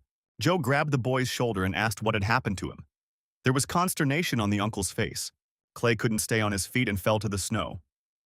Joe bent down and picked him up in his arms. Clay struggled to say his body was weak and the magic was getting in the way. A little more and he could have died. He could no longer control his power, but he hadn't done everything he wanted to do yet. Zinfin Gorge, Mr. Clay's camp. Senya is at the Flying Army headquarters and is worried when her brother will be back. They don't even know how things are going. Pippi keeps looking out the window. The girl and bear saw Uncle Joe rapidly approaching the camp. He held Clay in his arms and shouted that urgent help was needed. The girl and the bear jumped into the snow and ran toward him. Anxiety was in their eyes. Joe held Clay's emotionless body in his arms. He said they'd been ambushed, and the guy had used too much magic. Clay was carried and put in a warm place in the headquarters. He lay there without moving. Senya and Pippi looked at him in silence. Joe, clutching his head, sat beside him. Joe looked up and tearfully shouted that he would have been better off in Clay's place. It was all his fault. Pippi yelled at Joe and said that Clay was very tired and was just resting now. Joe calmed down a little and wondered how much longer he would sleep. Pippi said the boy's body was exhausted, but he could try some things. Pippi opened her mouth wide and exhaled at the guy. The breath was so stinky that Clay immediately jumped to his feet. The guy yelled that this bear was very stinky. Joe and Senya were very happy that Clay woke up. Clay, holding a magic sword, said he had an errand for Uncle Joe. Joe replied that he was willing to do whatever it took. Joe led the column, and the army moved on to its intended destination. The knight, watching from afar, thought that these men were lucky to survive a skirmish with 20,000 mountain brigands. But next time, luck would not be on their side. The enemy knights on horseback bared their swords and rushed to attack Clay's army. They wanted to destroy them all. Joe noticed the enemy approaching and whistled loudly to attract attention. The enemies in the gorge noticed that huge logs began to fall on them from both sides, from the mountains.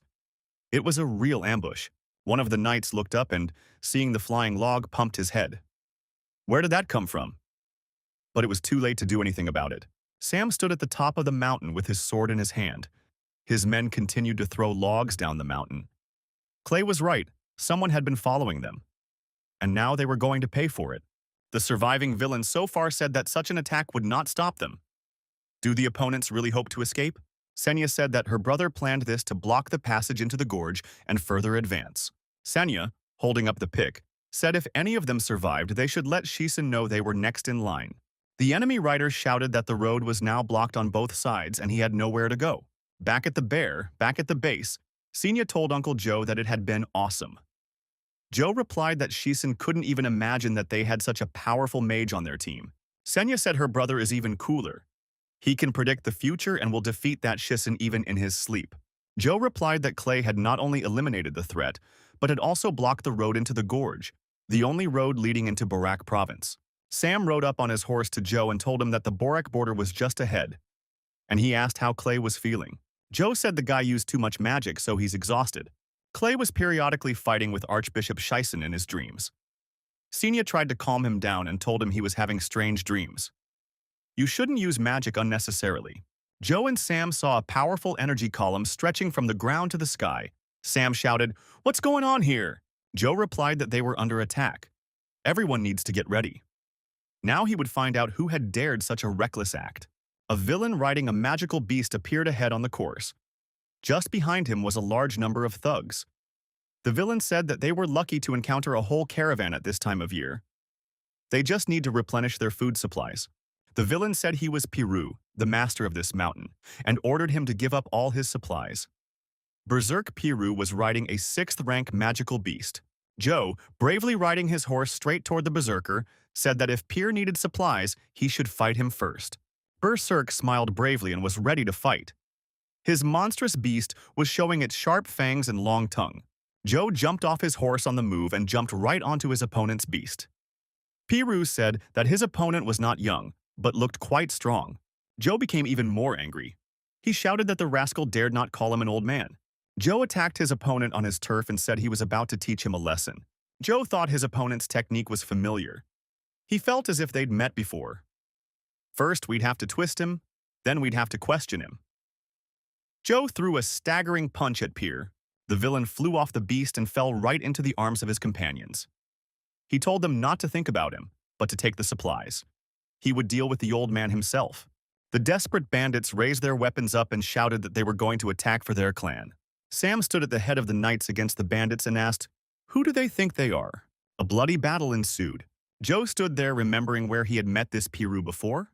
Piru turned into a huge, breathy warrior and said that it had been a long time since the old man had forced him to fight at full strength. Joe saw his opponent and thought, has the berserker become enraged? One of the bandits shouted that now the rivals were finished. No one could defeat the boss when he was in this condition. The battle continued. The knights fighting couldn't understand where berserkers came from in such a wilderness. In any case, they must protect young Master Clay. Senya decided to bring her brother to his senses.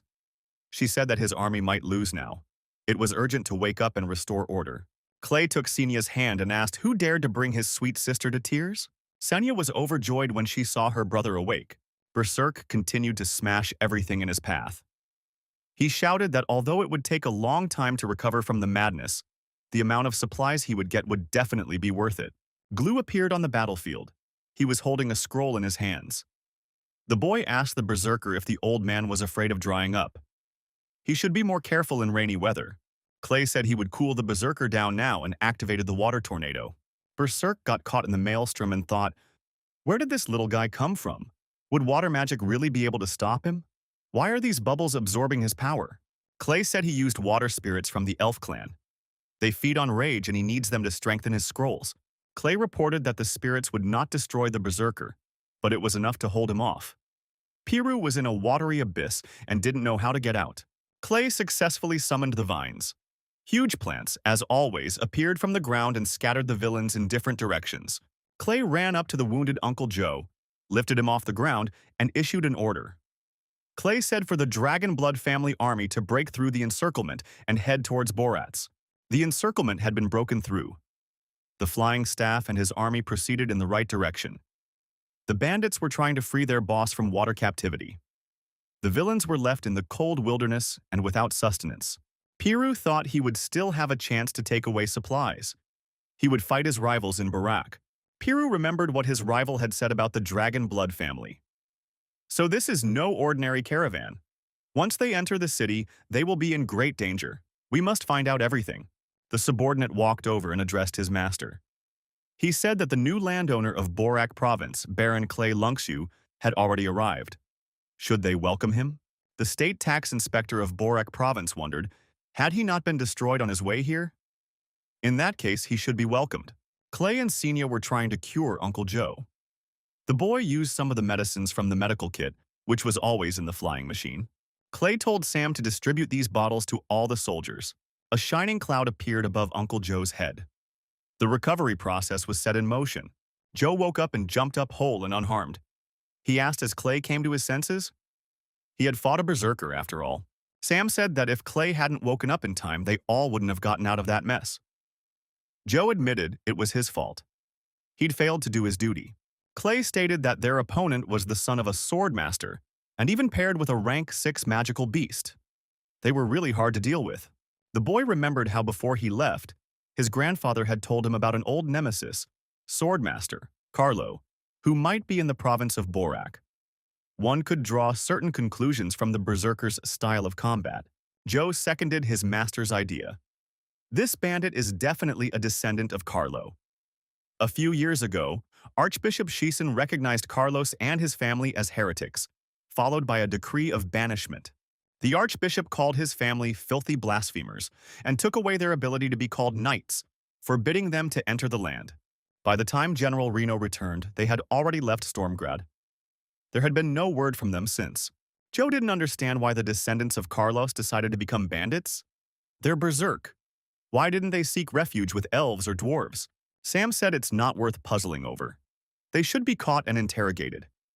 Clay said that until they figured out the situation, they couldn't act rashly. If Shisen's involved, it can't be easy.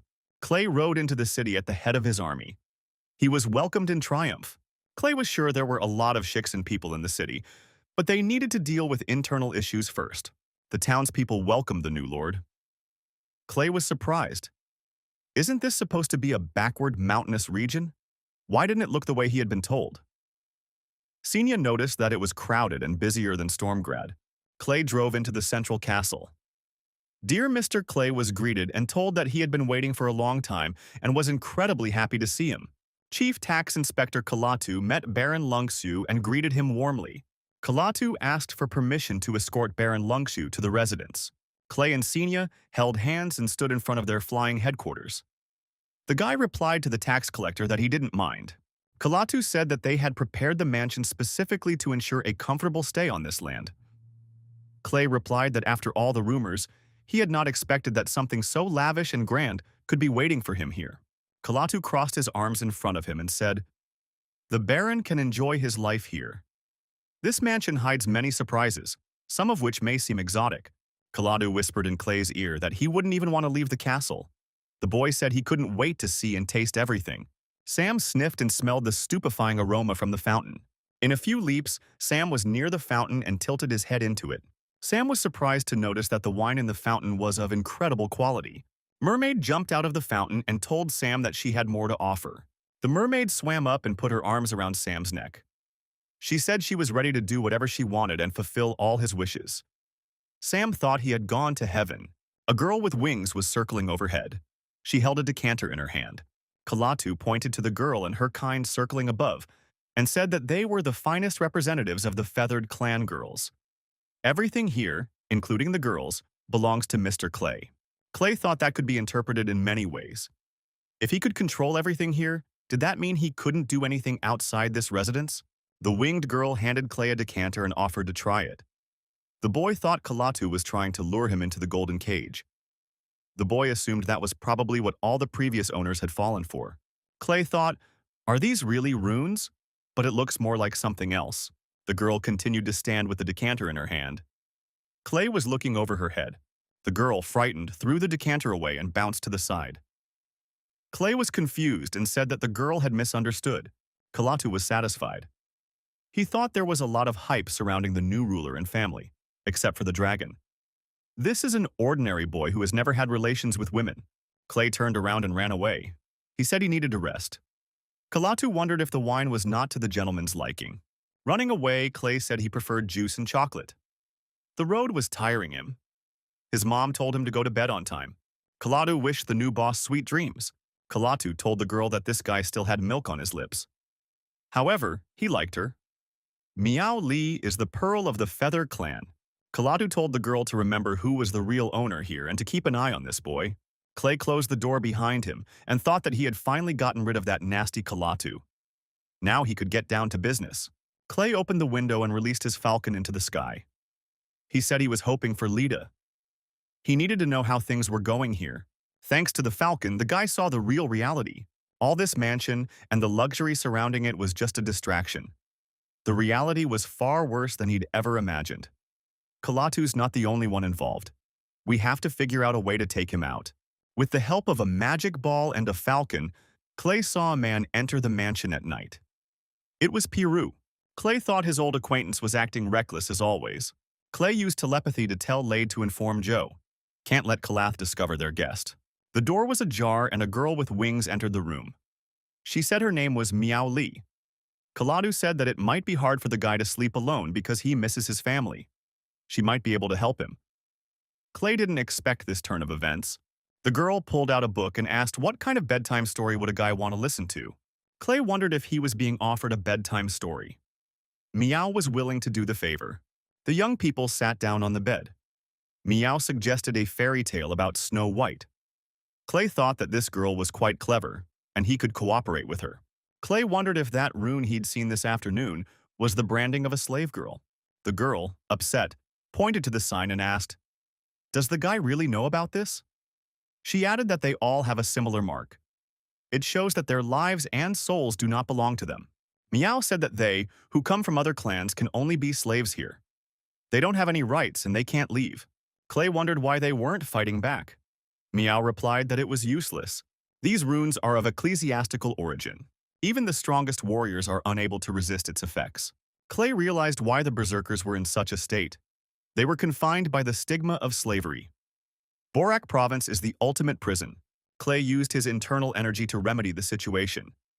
Miao, startled, asked what was he doing.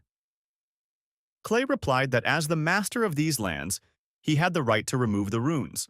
The guy said that Miao Li is free now. He'll free everyone else too. The girl was genuinely surprised. Is the Lord seriously granting freedom to everyone? Miao grabbed the boy's cheeks and kissed his forehead.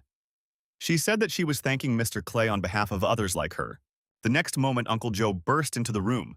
He held Pyra by the neck and declared that he had managed to grab him in such a way that Kalatu had not guessed anything. Seeing the young ones sitting on the bed, Uncle Joe remarked that it looked like he had barged in at the wrong time. Piru stated that he expected this guy to be a good person, since he was from a dragon blood family. But it turns out he's just a bully. Meow immediately pounced on Piru and told him not to dare call young Master Clay that. Otherwise, she would destroy him. Joe told his boss that the girl with the wings is pretty strong. Clay told John not to worry, she wouldn't hurt them. Clay said that he had a business conversation to have with Piru. Piru replied that he was willing to listen. Clay proceeded to negotiate.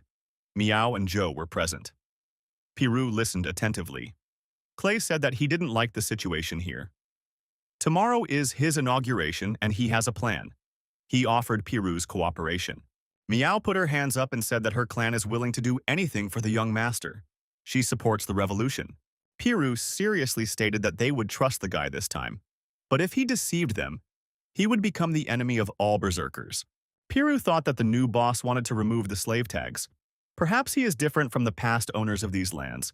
The next morning, Kalatu inquired how the young gentleman had slept. Clay, in his pajamas, stretching and yawning, said that if it weren't for the inauguration ceremony, he would still be sleeping or wandering around his domain. Kalatu remarked that when Clay became Lord of the Lands, there would be no time for games or sleep.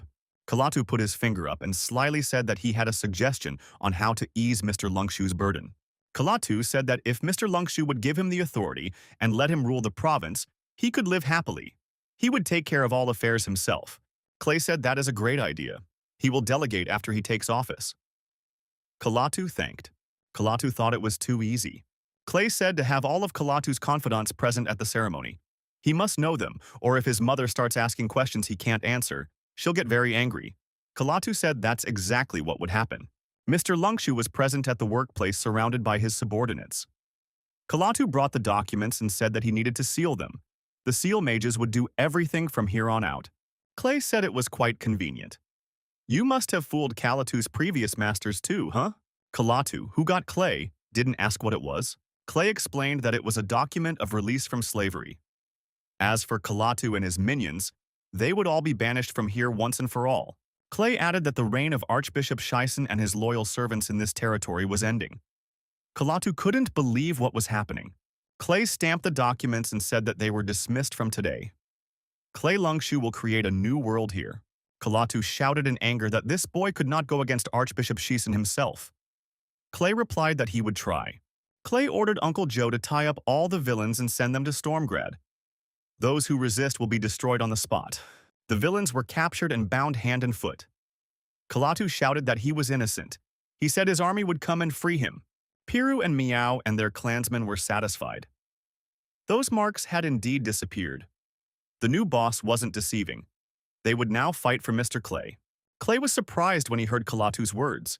He said that his army would need to fight the Berserkers and the Feathered Clan first. They would fail. Kalatu couldn't believe his ears. When had that boy managed to pull this off? After all, he was under his supervision. Clay said that a new era will soon begin on this earth. Clay added that the refugees he rescued from the gorge should be arriving soon. It would be a fresh breath of air for Borats. Clay Lungshu promised to make the place rich and prosperous.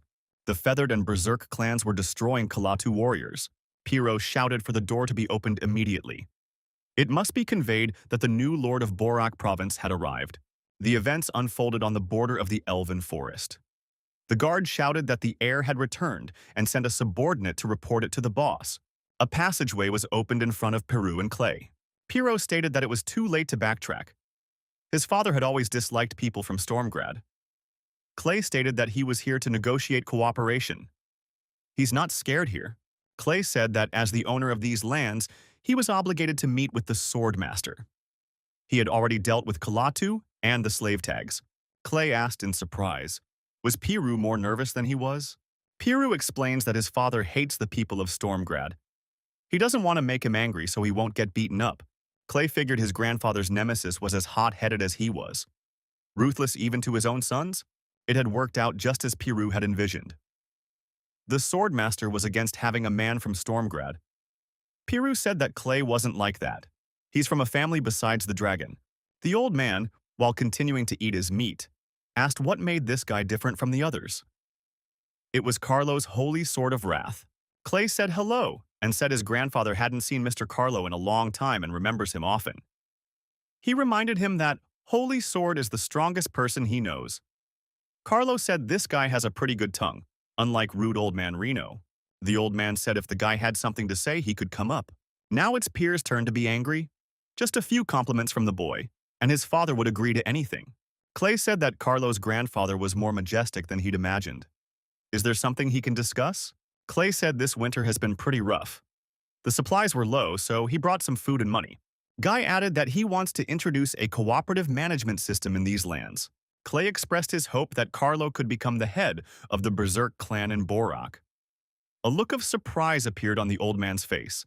The old man put his arm around the boy's shoulders and asked if he was afraid they might betray him. Clay had noticed that the Berserkers had gained fame as incredibly loyal and wise creatures under Carlo's leadership. How did he manage that? Carlo laughed and said that old man Reno had an incredibly talented grandson. Clay added that he would like to hire Berserkers into his own army and would pay their stipends. The old man agreed. Clay, satisfied with the results of the negotiations, said that he had to deal with the supplies first and then he would come back here. Carlo replied that he would wait. Piru expressed his satisfaction and said that his father liked the boy. Clay noted that the negotiations had gone well. Clay Lungshu thought that the strongest warriors that Sturmgrad had given up were now part of his personal army. Using the treasures that were in the spatial ring, Clay invested in new lands. It didn't matter how much he invested. It was only a drop in the ocean of what he would gain. His goal was the unexplored treasures of the Elven Forest. Elven Forest. Piru and his companion caught 2 beasts of the 7th rank on a hunt. A 3-headed fiend trapped in an energy trap. In the actual grid, an earth python was caught. Clay, inspired by the beautiful landscape, was sketching on canvas. Piru said that before, to subdue such beasts, they should have used several men, let alone catch them alive. Piru told Clay to stop doing those drawings and see how good their trap is. Clay showed what he had gotten. It was a map of the Elven Forest. To improve it, it was necessary to explore uncharted territories. Pondering, our hero said that after 6 months of active research, he had come to the conclusion that these 2 were not the largest beasts in this forest. Piru asked if there were any others. Clay pointed forward with his finger and said that there must be mineral deposits near the lair of these monsters. As he got closer to that place and looked down, Piru saw that there was a shaft of ice stone in front of him. It was unbelievable. Clay said that the Berserkers could count on a 3rd part. Piru was surprised, since Clay had discovered everything himself. As in charge, he might not share it all. The guy said he wouldn't have been able to explore these territories without the help of the Berserkers, so they deserve their share. Clay used a special token to connect a stable holographic link with his mother. Elijah was the initiator of this conversation. Piru thought that only the strongest alchemists would use such an information transmitter. This was the first time he had ever seen such a piece of jewelry. Did Clay do it all by himself? Ilya said hello, and told him it was Clay's aunt's birthday next month. He could return to Sturmgrad to visit his family and celebrate the holiday together. Everything has been arranged with the king. Clay promised to attend the celebration. Guy asked if Archbishop Scheisen had tried to prevent his return. Elijah said it seemed a little odd, but they didn't care. Clay smiled at his mother and said he couldn't wait to get back. Clay told his men that they had a long and harsh journey ahead of them. Supplies needed to be taken care of, and not to forget the 2 monsters. Vela asked, why doesn't Clay just put everything he needs into the spatial ring and use the portal? Clay said that if he put other creatures in the spatial ring, the only way to get them out of there was to die. Not everyone can be in every space like the elf elemental princess. Miao Li flew up to the boy and said that on the occasion of his birth and return to Stormgrad, the Winged Guild had prepared something and presented the young man with a box. Clay got excited, but said he had already prepared a gift on behalf of the entire region, so he shouldn't have. Miao Li said that the Lord had freed them from all taxes and hardships and allowed them to live a full life. Therefore, he is obliged to accept the gift. The former bandits appeared and brought gifts as well. They were boxes of jewelry. Also came the Berserkers, who said they would serve the Lord faithfully forever and asked that he return quickly. Clay was very touched and said he was accepting gifts in that case. Uncle Joe came up to the boss and told him that there were some problems with the 3-headed dog that was to be delivered to Sturmgrad. Clay was surprised. Had someone interfered? Joe rolled his eyes and said that the problem was of a slightly different kind. It wasn't what the boss thought it was. Uncle Joe said the monster turned out to be female and gave birth. Clay was really surprised. Sturmgrad, A festive banquet on the occasion of the Queen's birthday. Elijah congratulates Her Highness. She said Dar and his father would be a little later. The Queen said she was very glad Elijah had come, the rest didn't matter. From outside, someone wondered where little Clay was now. After all, Elijah said he had to come back. It was Princess Shiksen who added, "Did Clay just decide not to embarrass himself? The owner of such lands, which Borak province has, will not even be able to afford to give a decent gift, so he cannot attend such a celebration." Elijah was furious. How dare a mere concubine say such a thing? The Queen told Ilya to ignore it. Elijah asked in anger, how can her sister stand it? She behaves in such a way to draw more attention to herself. The Queen said that this woman is Archbishop Shiksen's sister, so she thinks she can do whatever she wants. The Queen thought, when the circus would be completely under their influence, then it would be possible to get rid of this woman. She hoped that day would come very soon, and Clay expects it too. The Archbishop asked why the sister was provoking the Queen again. The princess wondered why she should show mercy to the Queen. Shiksen remembered that Kalatu had then reported to him that Borak was constantly short of funds in the treasury. Not even enough food. Clay is only a child, he can't be a rival. His Highness the King has been informed that a gentleman from the province of Borak has arrived. The Archbishop and his sister were terribly surprised. It turned out that Baron Clay Lungshu had come to congratulate the Queen. The knight reported that the Baron had brought with him an army of 3,000 berserkers. He also brought many gifts that are not easily stored in the warehouses. Wondered how Clay was able to bring so many gifts? The king also wondered how this boy managed to subdue the berserkers. The knights opened the doors and Baron Lungshu entered the hall. Clay said hello and said that he and the king hadn't seen each other for a long time. He missed him very much. Clay said he brought some of the gifts with him and will hand them out right away. Clay brought with him a box with an ice stone that can only be found in the province of Borak. It is so magnificent that it can be used to make jewelry. The people present were very surprised. Just 1 gram of ice stone of such a high grade would cost hundreds of thousands of gold, and here was a whole box. Clay also presented jewelry, gifts from all the clans living in Borak territory. Some of them handmade.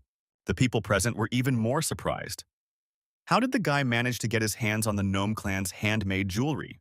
The boy presented another box. It was a festive dress, a gift from the Feathered clan. This dress would allow Auntie to shine even brighter. The Queen was terribly pleased. She told her nephew that it was incredibly pleasant. She would go and change her clothes right away. The Queen glowed with joy. Princess Shiksen was terribly indignant. Uncle Joe dragged the tax inspector Kalatu into the hall. Clay said the man had torn up the Borak treasury and set up his own laws there. He kept saying he was a trusted man of the Archbishop. Now it was time to sort it all out. The Archbishop thought that all these 6 months Clay had been sending him letters in Kalatu's name to put his guard down and keep him from suspecting anything. Archbishop Shiksen and his sister looked at each other. They were very angry that this boy had come back after all. The princess screamed, "How dare Baron Clay bring uninvited people to the king, much less to such a celebration? Besides, he was late. This is unforgivable." Clay calmly replied that he had to visit on his family's business and it was taking a while. The princess did not calm down. She said that the boy had to appear to greet his majesty first. Clay said he had to visit his family's legion to keep the mom of these puppies. Clay had 2 3-headed puppies. These puppies he was going to give to the queen as well. The king was delighted. The pups of a rank 7 beast were a great gift for the queen. Clay added that, to be precise, these puppies are for Her Majesty's son. They are incredibly valuable. Clay apologized for that incident with Shiksen's heir. The Archbishop whispered to the king that this all must be just a drop in the ocean from what Boritz has. After all, this guy left his family a rank 7 beast. Also, these pups are for the queen. This kind of financial ability and power is a direct threat to the royal family. The king thought the Archbishop was right. It had only been 6 months and Clay had become so strong. Something must be done. The king said Clay did a good job. That's thanks to the fact that he exempted the territory from taxes. Otherwise, it wouldn't have worked out. Can we tax the territory again now? The king has proposed taxes in the form of 20%. Clay should be able to afford it. The Archbishop said that finances were difficult at the moment, but if the head of Borak province could afford such gifts, he could handle the taxes as well. Clay said that the kingdom's finances had traditionally been under the management of the Shiksen family. In that case, if the kingdom's financial problems are Shiksen's problems, then there is no need to tax its territories. Clay added that His Majesty had exempted the area from paying taxes for life. Does Shisen really want the king to break his promise? The king has told Baron Clay to watch his language. The archbishop's proposal is currently under consideration. The archbishop said angrily that Borak province was part of Stormgod, and all decisions concerning the kingdom were made by His Majesty. Right now, he had decided to impose a 20% tax. Did Clay dare to cross him? Does he want to start a rebellion? Clay countered that the king's decision could not be so easily reversed or changed. The archbishop should forget his intention to use Borak to line his pockets. The archbishop lost his temper.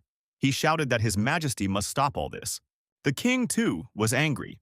He told Clay that if he dared to treat his order in such a manner, he would take away the Borat's right to not pay taxes. He would personally send men who would levy whatever was required and collect the taxes for the time the territory had been exempt from them. The queen appeared surprised that the king had become so angry in just a few minutes of her absence. The queen tried to defuse the situation.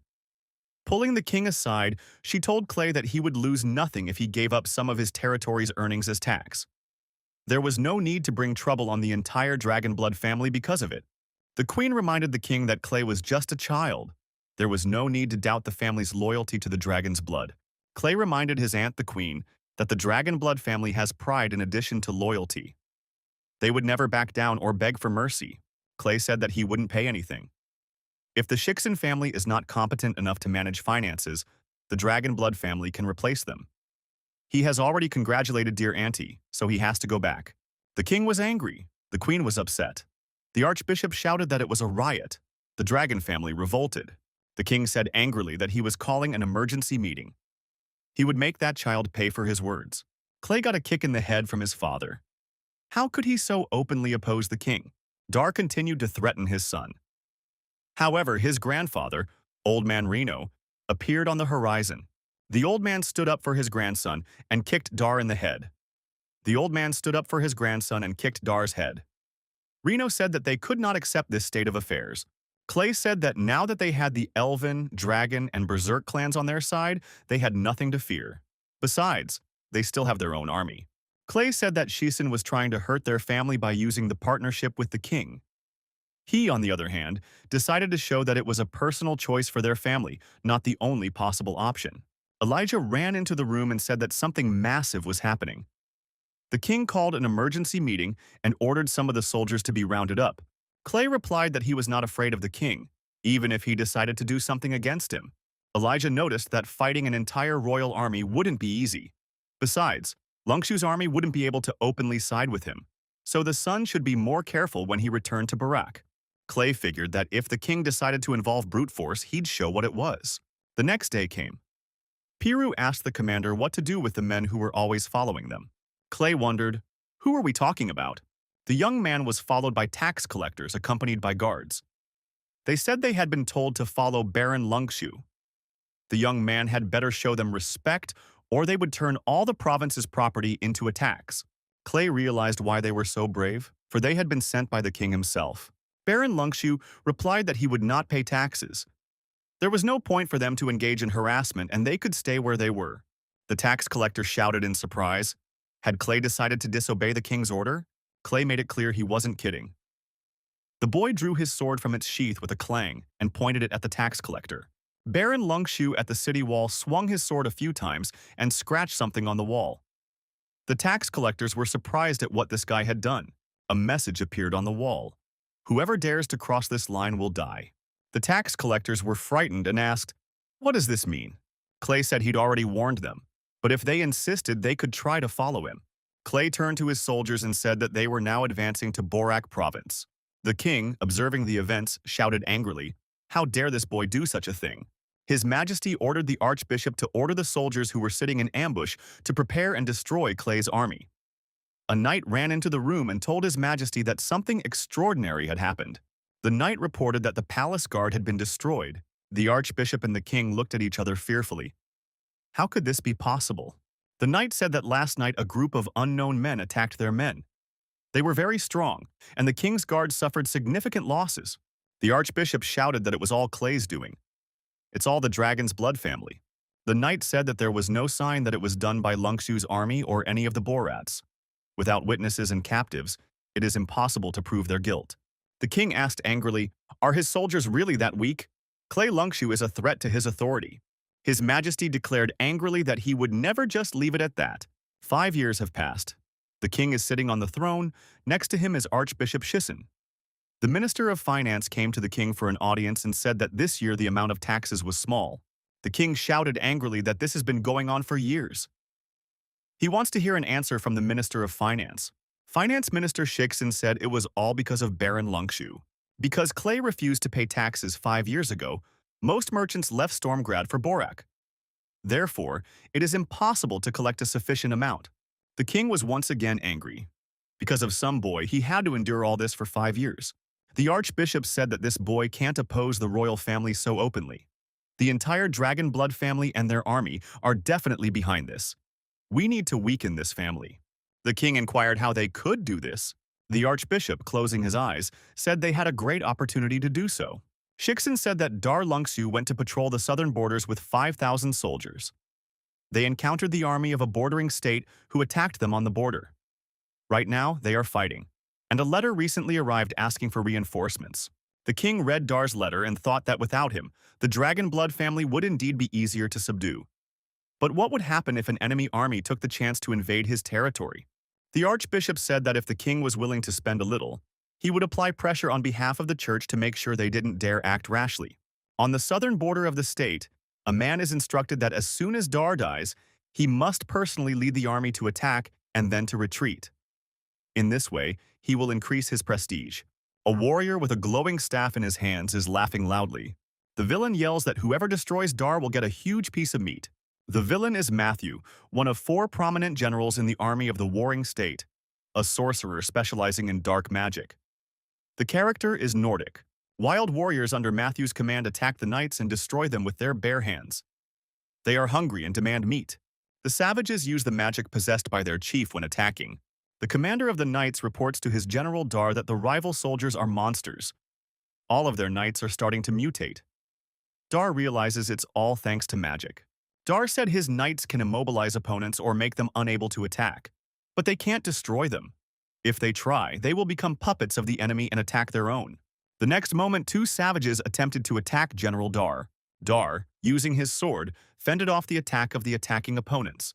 The general said that in this way they were only delaying time, but hoped it would be enough time for reinforcements to arrive. Suddenly, there was an explosion in the sky. Dar flew aside and realized that it was the use of magical energy. An opponent with a glowing staff appeared in front of the general. He said that the general appeared to have a great reaction. Dar realized how his technique worked, but it didn't matter. The villain held a glowing crystal in his hand. He said that the outcome of the battle had been decided. If Dar agreed to be his slave, he would live. Dar angrily replied that a member of the Lungshu family would never be someone's slave. The opponent laughed and said that in that case Dar had made his own choice. The enemy, using his magic, dealt a powerful blow to the general. The general, thanks to his sword, tried to repel the attack. However, the explosion was so powerful that huge shards of rock flew in different directions. The villain laughed and said that he had destroyed Dar. The reward was already in his hands. However, the enemy commander was worried. He sensed a magical aura. Where did it come from? A glowing icon appeared in front of his opponent in the darkness. The villain was surprised, for Dar was not capable of something like that. Clay Lungshu stood in front of the villain with a pictograph in his hand. In his other hand, he held his sword. Clay said that if the villain threatened his father's life, he had probably already bid farewell to life. Dar was alive. As he climbed out of the stone rubble, he wondered how Clay had gotten here. Clay, ignoring the villain for the time being, told his father that he had sent a letter to Storgrad asking for reinforcements. Lo and behold, he had arrived. The villain thought, "This boy must be the famous Scarlet Baron." Matthew said, "Turns out it's Clay. Can he really change everything by coming here alone? Can't he defeat 150,000 soldiers?" Clay stood beside his father. The boy wondered, "Who said he came here alone?" He arrived here first because he teleported. The giant Borat's teleportation array should be ready soon. Matthew said that the teleportation array doesn't exist. Clay replied, "Just because Matthew hasn't heard it doesn't mean it doesn't exist." Clay asked which would be stronger, the slave army or the berserk army. Guy ordered Pyr to destroy the opponents. General Piru, riding his demonic monster, said that orders had been received and all enemies must be destroyed. Teleportation rings began to appear in the sky. From there, they shouted that they were going to attack for Mr. Clay. Matthew, with staff in hand, thought he might lose this battle. However, the villain laughed and said that by destroying his soldiers, the berserkers would come under his command. He would be grateful to Clay for that. Clay said they'd see about that and pulled out the dragon's horn. Immediately, glowing domes appeared and protected each of the knights. The savages standing nearby were destroyed. Matthew thought in consternation that his curse had been lifted. Was it really Praise the Light? Clay said that it was a healing array he had managed to extract from the Praise of Light because he was still having trouble using rank 10 magic. The guy grabbed his sword. Clay put his sword forward and said that Matthew's army was finished. Was he ready to say goodbye to his own life?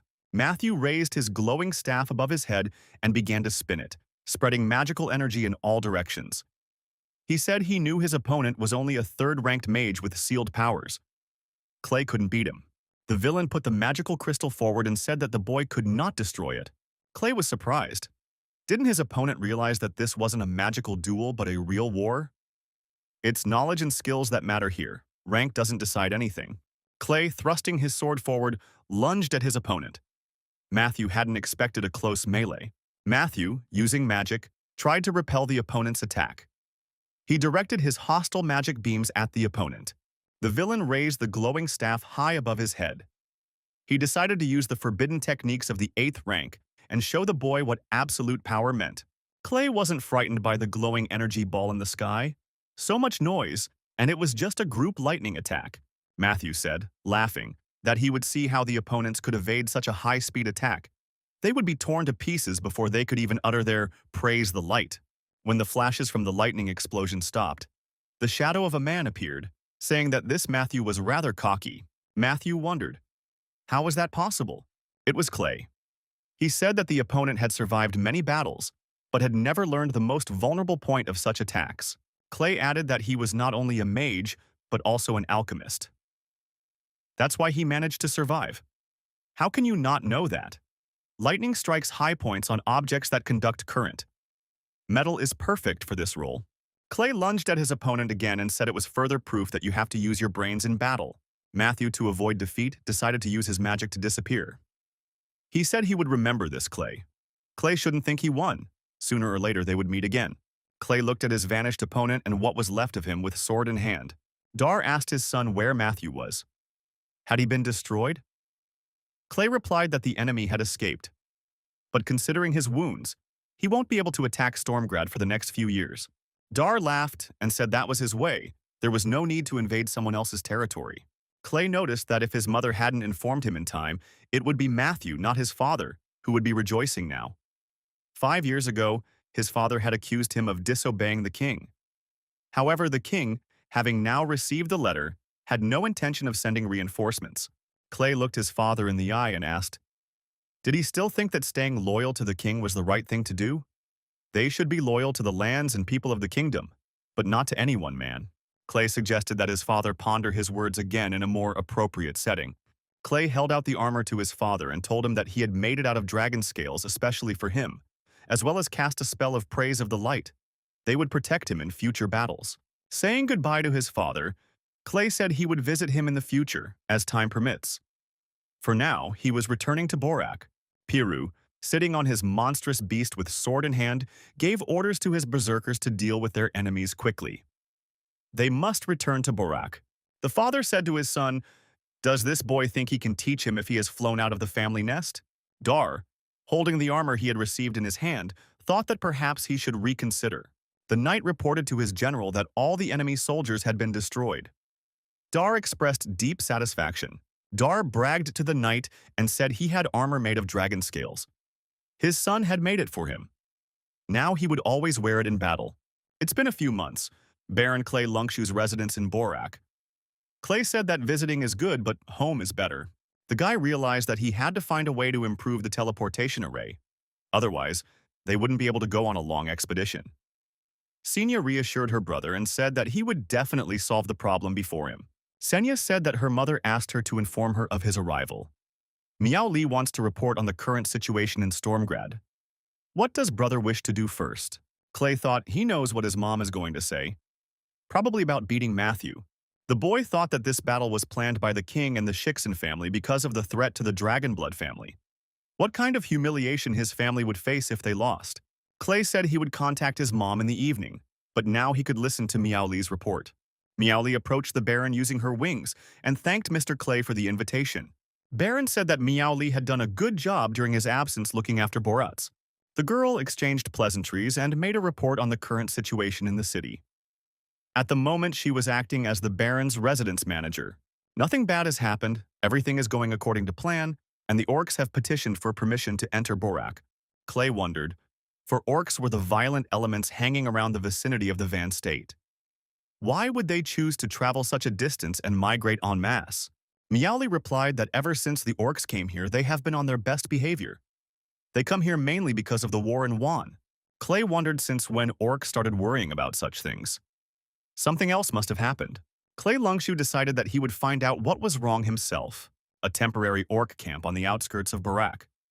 Joe is on horseback pulling a wagon with a load behind him. Joe announced that the supplies from Baron Clay had arrived and shouted for everyone to come closer. The orcs shouted with joyful looks that the head of Borat's was very generous.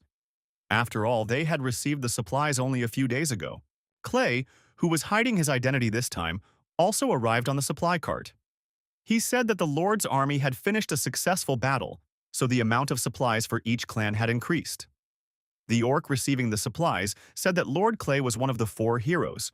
The guy said he hadn't heard anything about the 4 heroes before. The orc told his interlocutor about Princess Jessica, who formed the first orc army, and Prince Daha, who defeated the poison dragon pirates. Prince Carl raised the strongest warhorse.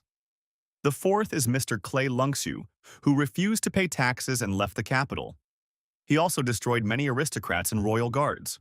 The orc added that all 4 were renowned for their fighting power. They were even referred to as the future of their nations. Clay thought, his reputation going way ahead of him. The boy asked the orc, if Baron Clay and Princess Jessica faced off, who would come out victorious? The orc said he didn't know and left because he needed to get his supplies to his kin as soon as possible. Joe was surprised after the orc's face changed dramatically when he heard that question. Clay said he had hit it right on the mark. Everything was coming together in his guesses now. Clay told Uncle Joe it was time to go back. There was a big battle waiting for them soon. Clay ordered that a war council should be gathered at the Lord's residence. They needed to take care of everything in advance. Clay was very serious this time. Uncle Joe was really scared. Clay residence. As announced, all those involved are gathering for a council of war. General Joe reported to the commander-in-chief that the leaders of all the clans living in Borak territory had arrived. Head of the Winged clan and manager of the Lord's mansion, Meowli. Head of the Elf clan, Karen. Head of the Gnome clan, Parker. Clay said hello and said that this time their enemy was the state of Vanna, the troop commander General Cage and one of the 7 princesses. Karen wondered if Clay had come to that conclusion just by walking into the orc camp. Clay said that the camp was mostly old people and children. The tents had the phoenix emblems of the 7 princesses of the Van state on them.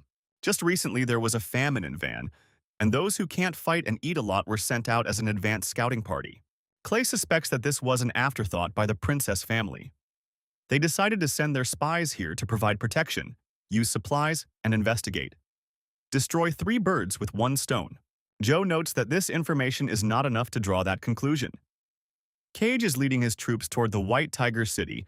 Why does he need Borats? Clay, sitting over a map of the area, said that his grandfather had told him about the crisis in White Tiger City. He advised taking it without a fight. Once Wang's army ran out of supplies, they would surrender. If they failed to take White Tiger City, they would choose a new target, Joe remarked. Even if they were starving, they wouldn't dare go through the elven forest to fight Borats. Clay said his uncle had forgotten. He had made a straight road through the forest from Barak to Wana for greater convenience.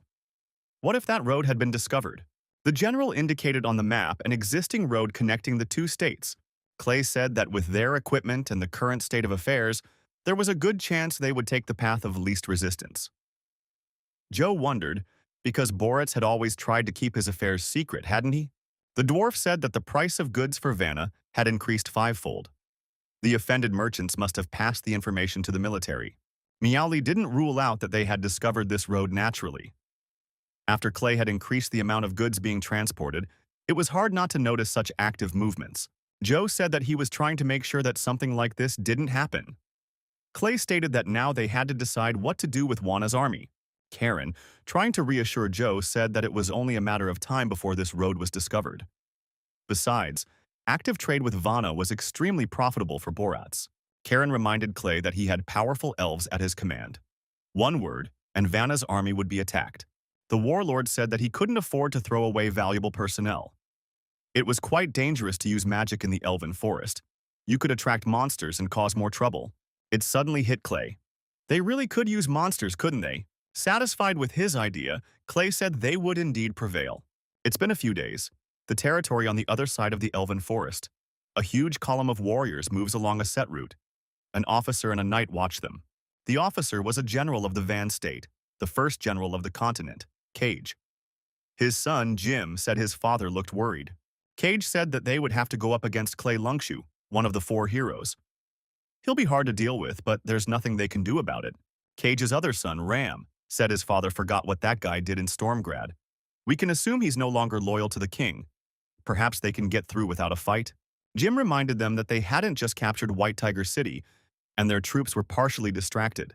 Cage said they are willing to speak the language of brute force if necessary. The general ordered all the soldiers to be vigilant. They are speeding up. They need to leave the elven forest behind as soon as possible. They will attack Borak. Clay and Joe used the falcon and the magic ball to observe the enemy. Joe noted that Cage and his army had entered the forest. Clay said we should wait until they got farther in. We can't leave the enemy no escape route. We need to secure an unequivocal victory for ourselves. Clay said that Cage and his father are still good friends. He should call him uncle. But there should be a separation between war and feelings. He hopes Cage can make it out of the woods alive. A few more days have passed. Van's army moves through the elven forest. Cage announced that they had reached the deepest part of the forest. Now they should cross the river and reach the Borak border as soon as possible. Jim noticed that in all these days there hadn't been a single ambush. They hadn't even met a single spy. There was no need to be so nervous. Jim replied that he was nervous precisely because everything was going smoothly. Why was there no response at all from one of the four prominent ones? Jim added that this forest is so quiet that he senses danger from everywhere. The general even feels like someone is constantly watching him. At that time, Lade's falcon was circling over his army, a dam on the edge of the elven forest. Joe, continuing his observation of the enemy, said that Cage really deserved the title of strongest general. So much time had passed, but he hadn't let his guard down. It was good that they listened to Cage and didn't attack the enemy. Piru, looking into the balloon, said that the enemy had already crossed the river. All their preparations were in vain. Could it be that Clay had forgotten to signal? Joe told Pier not to press on, and they would wait for the warlord's orders anyway without amateurishness. Piru was unhappy with the dialogue and said he just wanted to make a point. Joe stated that no one was interested in his opinion. A soldier must obey orders. Piru added that if they did nothing, Van's army would soon be at the Borak gate. Clay and Miao Li, looking out from behind the bushes, watched intently. There was an amethyst flower in the clearing in front of them. Insects were circling above it. Miao wondered if Clay really wanted to do this. The amethyst bee isn't that simple. One sting from it can take a mere human's life. Clay said he wanted to take a chance. Besides, they could use an opportunity like this to kill two birds with one stone. There was a huge insect perched on the flower. Clay noticed that it was a bee uterus. She's going to eat the flower. Though dangerous, these bees produce the finest quality honey. It's worth a fortune. Clay gave the winged girl a leaf and told her it was an invisible talisman. She would become invisible as soon as the talisman touched her body. But she must not come into physical contact with any magical beings. Otherwise, the talisman's effect will dissipate. Miao said she hadn't heard of it before. Did Clay really create it himself? The guy said he was very embarrassed. It's a simple defective product. He created it in a hurry. If his magic hadn't been sealed, this amulet could have hidden the entire city. Miaoli noticed that Mr. Clay had actually started to disappear. Disappearing, Clay told his interlocutor to get ready. Now would be a good time. The bee-mate, not expecting a trick, gobbled up the amethyst flower. Clay cast a special energy fishing rod to catch the bee, and, using the art of concealment, began to hunt. The body of the bee uterus appeared to be pierced by this rod, and she was caught. The bees around the rod fussed and tried to free their queen. Meowly thought that all the amethyst bees rushed to save the queen. She should use this opportunity to collect more honey. The girl was holding an amethyst crystal. The kingdom would not produce as much amethyst honey in 10 years as they managed to produce today. Joe shouted that he had received orders from Mr. Clay. Perrault could open up. Piru rejoiced and shouted that he understood the order. The warrior immediately began to turn the lever of the dam. The water rushed through the dam into the lowland, thus increasing the level in the reservoir. Together with the water, predatory fish fell through the dam.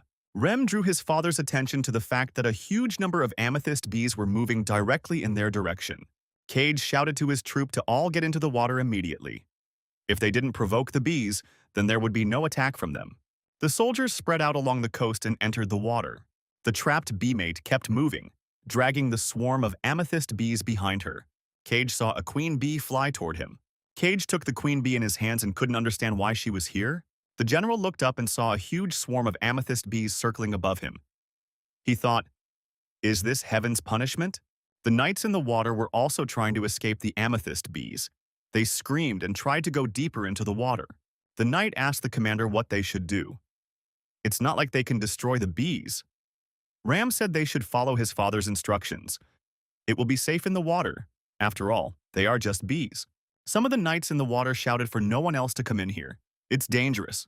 There were fish jumping out of the water. They were piranhas. They were biting the soldiers in the water. Ram asked in surprise, "How is that possible?" After all, everything had been fine when they were crossing the river. Where did the piranhas come from? Cage, clenching his fists, shouted that he understood now. The general, fighting off the bees, shouted that they were caught in Clay's trap. It was all part of his plan. Van's army lost before they managed to enter the kingdom. Cage shouted that this boy, Clay, is very ruthless. The knights rushed toward the general, shouting that they must protect him. They tried to drive the bees away. Clay held the talisman in his hand. He became visible again. The general shouted that this was God's punishment for the kingdom of Van. Clay, watching what was happening, said that he had no choice. If he let them go through the forest and reach Borak, many people in other cities of Stormgrad would die. Clay thought that war was an incredibly cruel thing. The knights kept arriving and tried to save the general with their deeds. They clothed him on all sides. A swarm of bees lived nearby. Ram was glad his father was still alive. The warriors trying to protect him had not given their lives in vain. Cage asked his son how things were going with the wounded. "How's Jim feeling?" Ram says they have about 2,000 men left. All the rest are wiped out. Jim is badly wounded. Cage was enraged. Were there really only 2,000 people left of 20,000? Cage, leaning on his son, said it remains a mystery to him how the enemy managed to attract amethyst bees. Suddenly, someone said that General Cage could question their master personally. Cage looked up and saw a huge net appear above him. Cage, his sons, and many knights were trapped. They were under the net. Joe, Piru, and their warriors appeared in front of the prisoners. Joe said that Mr. Clay wished to speak to Cage about what had happened. If the general did not want the number of casualties to rise, it was better to follow him obediently. Borats. Lord Clay Lungshu's residence. Miao Li reported to the boss that the amethyst bee's honey was all collected. Clay said that the honey is the best antidote for the poison of the amethyst bees. We should distribute it to the surviving soldiers. Miao Li was surprised. Did the Lord really want to hand out the antidote to the enemy? Clay said that they were not enemies, but friends. After all, very soon the continent's best general would leave Wana and become his subordinate. Clay walked over to the general and asked how Uncle Cage was feeling and how his wounds were. Cage was in a hospital room. His son Ram was present nearby. He asked if Clay was Dar's fifth son. Baron Clay Lungshu? Clay bowed to the general and said that his nephew had no other choice, which is why the general lost so many men. He really deserved to die for something like that. Cage told Clay to get up immediately. Their armies were fighting each other. He as a prisoner cannot accept an apology from the winning side. Clay said his uncle wasn't here as a prisoner. He has already distributed the antidote to all the poison-stricken soldiers. He also won't stop them if they decide to leave. Clay stated that the most the king could do to him was to punish him for conspiring with the enemy. Anyone who wants to destroy him can try his luck. Cage asked what Clay wanted. Under wartime rules, he could buy his freedom. Clay figured he didn't need money. He needs people. Lord stated he wanted Cage to go with him to the capital. Clay wondered why Cage, with his strategic thinking, had chosen the Elven Forest as the road to Stormgrad. Cage replied that he was aware of this, but as a general, he must obey the king's orders. After the Wo Chun-ji woman appeared in the kingdom, the king indulges her whims. It's her idea. Clay thought, if the king is being led around by a woman of dubious origin, he must not be very smart. Why continue to be loyal to such a king? Cage said he's not going to give up. He would defend his honor to the end. Clay replied that he understood. Cage would support the king's decision, even if it was wrong. General Cage held his head high up and said it was out of the question. Clay asked, if the king orders the general to serve him, will the general obey? Cage laughed and said it was a great joke. The king would never do anything like that, but if such an order comes, he will obey it. Clay told the general to memorize those words of his. An excited Joe appeared in the doorway. Joe told his boss that he heard the conversation. King Wong is not that stupid. He would never give such an order. Clay replied that he had an idea, and asked Joe to watch the order in his absence. Clay said to have Joe send information to Boratz and Vanna that this battle was won by them. It's been a few days. The borders of the Elven Forest. A girl on a stretcher travels accompanied by her servants. King Wong's concubine, Tsun-ji. She's angry at Cage for losing the battle. Now she has to travel far and wide to find out why Lord Boratz hasn't arrived yet. Lord Boratz showed up riding his bear. He thanked him for waiting. The boy said he hadn't expected a beautiful woman to be the special envoy of the Kingdom of Vanna. Kunji came down to the ground. Clay, you've already jumped off the bear, the woman said, judging by the seductive speech. Her interlocutor is Lord Clay. Clay said he was willing to enter negotiations and hear the terms on which Wanna wants Cage back. Kunji said that they wouldn't want to spend a lot for the sake of ransoming a person who had lost almost the entire army. The woman added that given his reputation, he would most likely escape punishment upon his return to the country.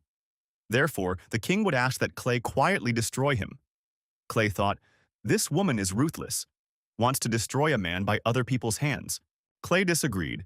He said that no king would agree to miss out on such an outstanding general. This is Madame Tsun-ji's sole intention. The woman was angry. She said it was a direct order from the king. Kunji said that if Clay fulfilled this condition, he would get 2 million gold. Clay wondered, where did she get so much hatred from? If she hadn't pushed King Wong, 200,000 soldiers wouldn't have died. Clay figured that when Cage got back, the first thing he'd do would be to go after this mistress. Lord Boratz asked if this trip was initiated to replenish the treasury. Where did the 2 million come from? If Kunji didn't confess, he would send the crystal that had been recording their conversation the entire time straight to King Wang. Clay was indeed holding a magic crystal in his hands. Clay showed the crystal to his interlocutor and said that in that case it would be up to the King of Van to decide everything. Kunji was naturally frightened and even fell to the ground out of fear. The woman folded her hands in front of her and said that she acknowledged everything and begged him not to say anything to the king. She would do anything. Clay, looking into the eyes of his interlocutor, said, sounding promising, Clay said that the woman should go back and bring him a copy of King Wang's decree, which would state that General Cage should be loyal to him. Tsun-ji, kneeling down, asked in surprise, how could this be possible? Kunji said with a pleading tone in her voice that the king is not an idiot. Cage is the guarantor of the entire kingdom's security. The king will not give such an order. Clay said that he would pay the king 100,000 gold pieces for this. Since the kingdom's economy is on the verge of collapse, this money will be enough to pacify the civilians a bit. Clay said he wiped out practically the entire Cage army. If the kingdom just won't be, what good will it do to bring him back? Clay took his conversation partner by the chin and added that Cage disagreed with her methods of inflaming passions. Kunji hugged Lord and said that he was young but very talented. Now it was clear what everyone around him admired so much. Clay immediately came to his senses and pushed the woman aside. He said he wasn't interested in someone that age. Clay added that he would accompany Cage on his way to Stormgrad and hoped to get good news from her. Clay said he would give her another 10,000 after she completed her errand. The Lord turned around and added that if she disobeyed, she could prepare to die.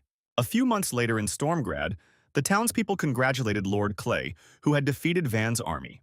Lord Clay on horseback, accompanied by his army, entered the city. Joe said that everyone is incredibly happy about the fact that Clay managed to fend off Wanna's attack. He's popular now. Clay modestly lowered his head and said he didn't think so. The local girls hugged Pyra and Sam and confessed aloud that these warriors were very courageous. Clay thought he was being mistaken for a child in town after all. Lord Lungsu stated that he did not like it. Clay saw his mother open her arms and run toward the warlord. In the distance stood his father. The woman hugged her son and said his mom missed him very much. Clay, like a little baby, cried and said he missed her too. Elijah wondered if Clay had brought anything special this time. Clay noticed again that his mother was rather mercurial, the woman stated. Because Clay spilled too much blood during his last visit, people nicknamed him Scarlet Baron. The aristocrats and royal family hate him. So when he returns, he must present something to his aunt the queen, so someone can put in a good word for him. Clay said he knew it. His mother worried as always. His father told Clay that the king was already waiting for him in the council chamber. Clay wondered why not in the ceremonial hall. Dar said the king decided to question Cage first and demanded that Clay be there. Clay was surprised and asked his father what was written in the war report that was delivered to the king. Dar replied that Clay had discovered Van's army after the bees had attacked. That is, when the main force had already been destroyed. He seized the opportunity and captured Cage. Dar said for his son not to worry. It's normal when King decides to twist the course of any events. The father added that Cage and the king had previously studied together. It's normal for King to want to ask questions. Royal courtroom. Clay and Joe are next up for questioning. Clay had deliberately launched a stealth attack to prevent the others from exposing his technique. But according to his father's words, the king didn't even look at his war report. What's the point of all this? Clay swung open the doors to the ceremonial hall and thought that if he was provoked again, he wouldn't mind getting massacred again. The king, the archbishop, and Cage were already in the hall. Cage, comfortably seated, sipped hot tea. Clay entered the hall and bowed to the king. He said that the humble servant Lord Boretz had come at the request of His Highness. The king rejoiced and said that they had not seen each other for a long time. And he added that they were just talking about the young man. Clay smiled and said that he too missed His Highness very much. Clay wondered if the king wanted his presence to question General Cage. Looking at the general, Clay thought, he didn't look like a prisoner, he looked like a guest. What did that strange smile of his mean? The king said that even though their countries are feuding, Cage is his old friend. There is no need for an interrogation. The reason the king summoned Clay is to have him apologize to Cage. Clay lowered his head. What apology could he possibly be talking about? The king says that Cage was only defeated because of an attack by amethyst bees. Clay will get an award, though not really for military merit. It's just a happy coincidence.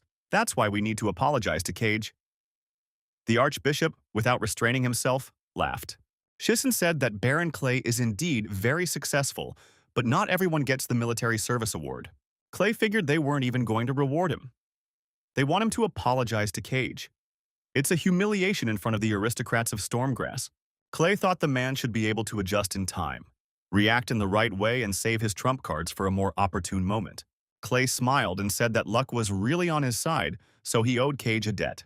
Cage indignantly said it was to his credit. Clay actually defeated him. Cage asked the king, "Does Edward really think he couldn't handle monsters?" The king humiliates him with this. King wondered, did Cage really think it wasn't an accident? Cage hugged Clay and said that this guy brought the amethyst bees on them on purpose. He officially wants to admit it. Cage said if it wasn't for that boy, he would have drenched Stormgrad in blood long ago. Clay saved the king and the kingdom. Clay thought Cage wanted to ruin him. Clay said that Uncle Cage was mixed up. He was just lucky. Clay thought that was a bad thing. The king is already unfriendly. Now he would announce that details of the hostilities had been concealed. After that, the king would see him even more as a threat. Clay thought there was a reason Cage was considered the best. He thinks things through and calculates everything. Cage grabbed his sword and pulled it from its sheath. Clay wondered what Uncle Cage was doing. Did he really want to challenge him in front of everyone? In any case, Clay had no intention of showing off everything he was capable of here. Cage raised his sword up and said he was publicly declaring Baron Clay's victory. Cage lowered his head and admitted that he had lost. Cage held out his sword to the lad and recognized Baron Clay as the strongest general of this continent. Clay was shocked. If he accepted this title, he would become a target for all the power pretenders from all over the continent. However, if he backtracks, it will affect his reputation as well as that of his family. Clay realized that Cage was forcing him to make that choice. Cage continued to hold his sword and stare into his interlocutor's eyes. Clay took the sword and said that sword and the status of the strongest general. He accepts it from the hands of General Cage. Clay tells Uncle Cage that he doesn't like unpleasant surprises, but he's never been afraid of anything or anyone. If Cage is trying to scare him, it's not enough. Cage was discouraged. King laughed. The king said that the strongest general was an incredible honor for the entire kingdom, even more so for the Dragonblood family. The king, on his way out, said he was looking forward to telling everyone of such wonderful news. Cage thought Clay was a great and determined guy. The general felt that being loyal to Lord Clay was the only right thing to do. The initiation ceremony has begun. The king said that he was Edward VII, King of Sturgrad. At that, His Majesty placed his sword on Lord Clay's shoulder. The king added that he is using the powers that the God of Light has bestowed upon him. Clay listened silently as His Majesty proclaimed Clay Lungshu. The king said he was awarding the man the title of Marquis of the First Rank, and the former strongest general on the continent handed over his title. Clay is also owed 10,000 gold pieces. The king added that now everyone on the mainland should know about it. Clay's parents and his companions were pleasantly surprised. The aristocrats were surprised. It was a generous reward. No one had ever become a marquis at the age of 15. Cage himself handed him his title. The king said that from now on, this man is the chief guarantor of the security of the entire continent. His Highness announced the start of the festivities and invited everyone to celebrate this wonderful occasion. The townspeople offered sincere congratulations to the young man. The archbishop was extremely reserved. Shisen said that Clay shouldn't be so smug. Someone like him, who has the blood of aristocrats and important people on his hands, will never be truly trusted. Clay wondered what kind of trust we were talking about. He trusts only in strength. The queen came up and congratulated the young man. She said that his successes were nothing short of gratifying. Clay thanked his aunt. His Majesty's gift is very valuable. His mother began prompting Clay about a gift for his godmother. Clay looked at his mother and let her know that what she was showing was too obvious. Clay told his aunt that he had brought a present for her. The queen smiled and said that the young man made surprises for her every time. Clay said he wanted to give the queen every woman's dream. In the hands of our hero was a vial with a mysterious liquid. The people present were surprised. Is this vial really the masterpiece of a master from the Goblin clan? It's worth at least 10,000 gold. If the crystal flask is that expensive, what could be inside? Clay pulled out the cork, and a mysterious fragrance began to spread. He said that only a great man could appreciate it, and invited the queen to experience its effects for herself. Our hero thought that with this in the future, all the money of influential ladies will belong to him. The queen said it's a pleasant odor. It's like she's enveloped in magic. She is comfortable and pleasant. By inhaling these scents, the queen got rid of the wrinkles on her face. Everyone noticed it. The queen's breasts have changed for the better. Of course, everyone noticed it. The women who took notice were already envious of Her Majesty. Everyone noted that the queen was like an 18-year-old again. The queen inhaled the fragrance even more deeply. Her Majesty was happy she was young again. The queen wondered what it was. All she did was sniff this liquid and she got such an incredible effect. The kingdom's chief alchemist said that it was the effect of the legendary honey of the amethyst bees. It helps to preserve youth. It's a fragrance he doesn't mistake for anything else. Clay says hello to Mr. Card and tells him they haven't seen each other in a while. But his guess was not quite right. Clay said that this bottle contained the prized honey of the uterus of amethyst bees. Kara said that Clay deliberately gave this gift. Now, all the ladies of the kingdom would do anything for a drop of amethyst honey. Clay, smiling, replied that Kara would not be fooled. Kara asked, if Clay was selling this honey, why not put a price on it? He could use it on his way to becoming a god of magic, too. Clay said he was willing to give Kara-san 3 vials of amethyst honey in return for 3 favors. The old man said he accepted these terms. Clay promised to bring what he had promised in a few days. Clay thought he had Kara and the queen's trust in his pocket. It's a great deal. Joe, alarmed, went up to his boss and told him that he had received a secret message. That woman from Wana wants to meet again. Clay was surprised that Kunji was so fast. Clay figured that this time Uncle Cage would have to give up something more than a blade and a title. The secret meeting took place under the cover of night. Clay said that Miss Sunji had surprised him. She came back so soon, and with a gift from the king. The woman replied that she couldn't help but fulfill that condition. Kunji added that given the internal crisis in Wang, the king favored money. She handed the young man a scroll and hoped that Clay would not procrastinate on the promised payment. Clay said that money is not a problem. But Sunji must personally convey the king's will to Cage. The woman was frightened and said that Cage could destroy her. Clay thought that if he was the one to say it, Cage would definitely not accept it. Clay said that this deal would only be paid for after Cage accepted his new position. Kunji thought that if she came back without money, the king wouldn't forgive her. She should try her best. Clay thought of Cage, that this general had dedicated himself to serving the king and the kingdom of Van, but it was the king who had betrayed him. Clay could not read this sentence as a representative of the victorious side and trample the remnants of Cage's pride and honor. Kunji turned around and began to walk away. A moment later, there was an explosion in the direction where the woman had been. Cage was indignant with rage. He shouted that he would destroy that witch. Kunji flew up and, bleeding, fell to the ground. Clay watched her. Sunji asked for help. She announced King Wang's will to Cage. Cage now belongs to Storm God. Clay, on the other hand, cannot watch an envoy from another kingdom being destroyed. Clay said the woman could get the money at his residence and get the hell out. Cage yelled for the boy to get out of the way. He wants to deal with that woman. Clay says that Cage is his subordinate now and doesn't dare give orders. Or does he want to break his oath? Clay said that the general could destroy that letter right now. However, that would mean that he had signed the sentence for the people of Van. Clay said Cage should realize how much that money means to the people of Van right now. Cage kneeled, lowered his head, and said he was ready to serve faithfully to Mr. Clay. Clay tells Uncle Cage that he can't trust him, but very soon he realizes that Clay is the only one who deserves his loyalty. Clay heard his grandfather's voice saying that this news had already reached the king, and the king was waiting for him. The boy thought that rumors spread very quickly here. As he opened the doors to the meeting hall, our hero heard the king being told that there was no need to negotiate peace. In the meeting hall, the archbishop was having a conversation with the king. He said that without Cage, the kingdom of Vanna is weaker than ever. The king could attack Wanna at any moment. Clay walked into the boardroom and said that waging war with Vanna now is the greatest folly. There was silence in the meeting room, and everyone looked at Lord Clay, who had entered. Clay apologized to the king for being late. He said that in addition to Cage, there was also the seventh princess in Vanna. They would not be able to capture Vanna quickly, but they would give the neighboring states a chance to invade Stormgrad. The king stopped the archbishop and said that this time Clay was right.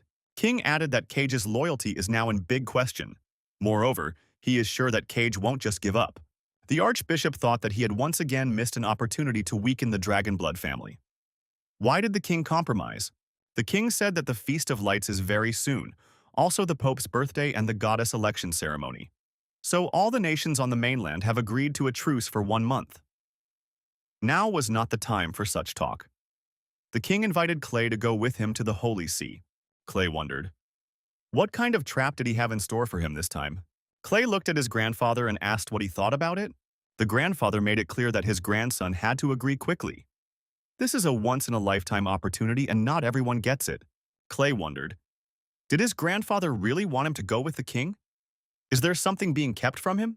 Clay bowed to the king and said that he would like to go to the Holy Throne in His Majesty's company. It would be a great honor for him. The king rejoiced and said, this is great news. They are leaving in 2 months. Approaching Reno, our hero asked why his grandfather had given him such advice. After all, it could be a trap. The grandfather laughed. Is Clay afraid of something? Clay replied that he wasn't afraid of anything. He just had other things to do and he didn't want to upset the king with his refusal. Grandfather said there was a tradition that each kingdom should send 1,000 elite warriors to fight in the arena to commemorate the bloody battle of the god of light and the god of darkness. Clay asked, meaning he was facing a dangerous fight? Gramps confirmed. If they go to war, Stormgrad will suffer significant losses. The king has no other options left to weaken the family army but the dragon. He wants his grandson's warriors to face their strongest enemies head-on and thus get rid of him. Clay said he has 3,500 berserkers under his command, each one worth their weight in gold. They're men, not cannon fodder. Why would his grandfather tell him to say yes?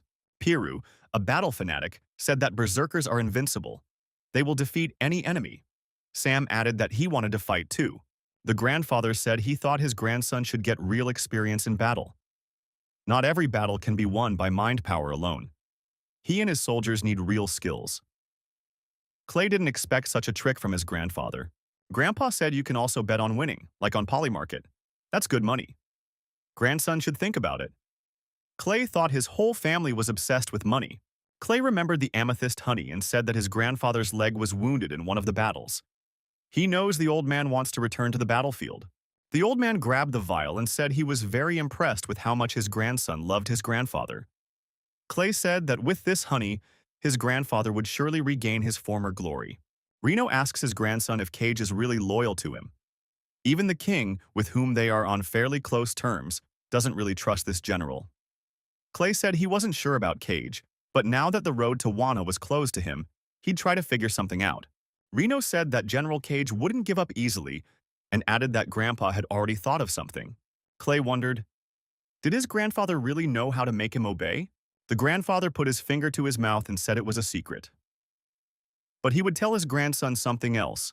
He had managed to get back from the battlefield not because of his outstanding skills and luck, but because someone had helped him. Clay wondered who had helped his grandfather outlast his enemies and even get home. Why hadn't he ever heard about it? Reno said that man's name is Destroyer of Gods, but he calls him Little Brother.